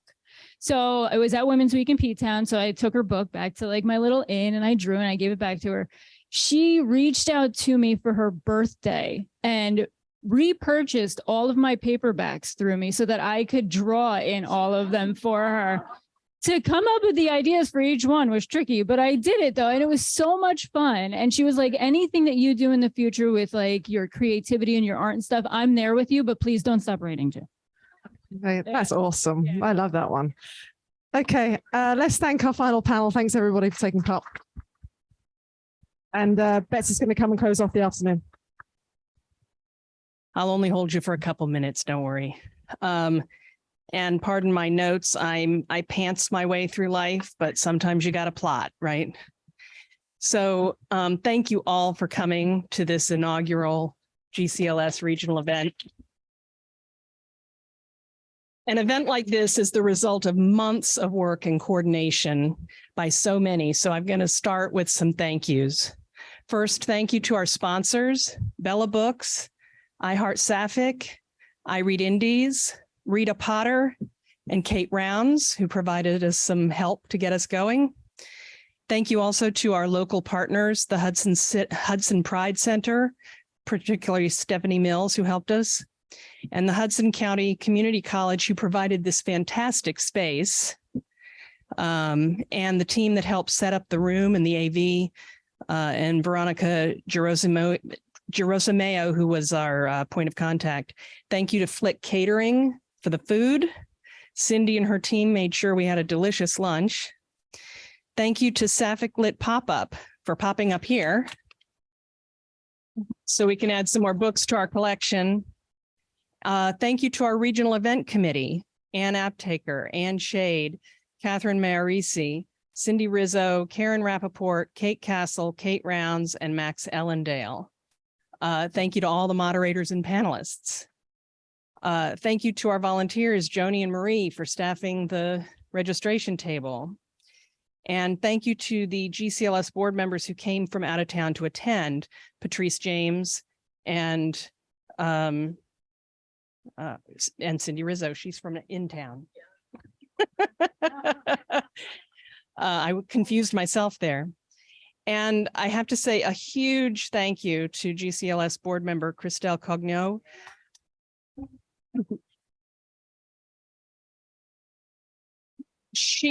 She provided the vision for this event, and she created a model that set a standard, I think, for future events. And we would not be here if it were not for her hard work. And lastly, thank you all for attending. And before I let you go, I just want to say a couple of words about GCLS and where we're heading. We're really excited about the participation in this event. The energy has been fantastic. And I want to talk about what we're working for the future. We want this organization to grow and to be the place for all authors and readers of Sapphic fiction across the dimensions of diversity of this vibrant community to come. And to that end, the board is working on a strategic plan, working with an experienced team of facilitators and consultants. And we hope to have it completed by the end of the summer. And this new plan is going to enable us to create new programs, new partnerships. Partnership is a big thing to us. You can see from some of the work we did for this event. To have new partnerships with literary organizations and other organizations led by lesbian, bisexual, and all queer folk. And this plan will enable us to raise more money from new sources to fuel this growth. So over the next 6 months, we're going to need your help, the help of our core supporters like you, to keep us going so we can make sure we can continue providing events like this, like our annual conference coming up in Denver, our virtual series, and the Amazing Writing Academy. And after today, we're certainly motivated to have more of these in addition to the annual conference. And we purposely kept this event free so that anybody could come. We had folks who heard about us and just dropped in, and that's fantastic. And we're grateful to the Hudson Community College for providing this space to us for free and the sponsors who backed us, but we did incur cost. So we're hoping that those of you who are able can help us cover those costs. And we've made it really easy. There's a QR code on the side here, and all you have to do is point your phone at it, just like this. You might have to get a little closer than I am, but you point your phone at it and it'll give you a really easy way to donate. And it can be anything. It can be any small amount, as much as you want. Sustaining donations on a monthly basis are excellent. So let's take a moment, point our cameras at the QR code, just like this. Just humor me.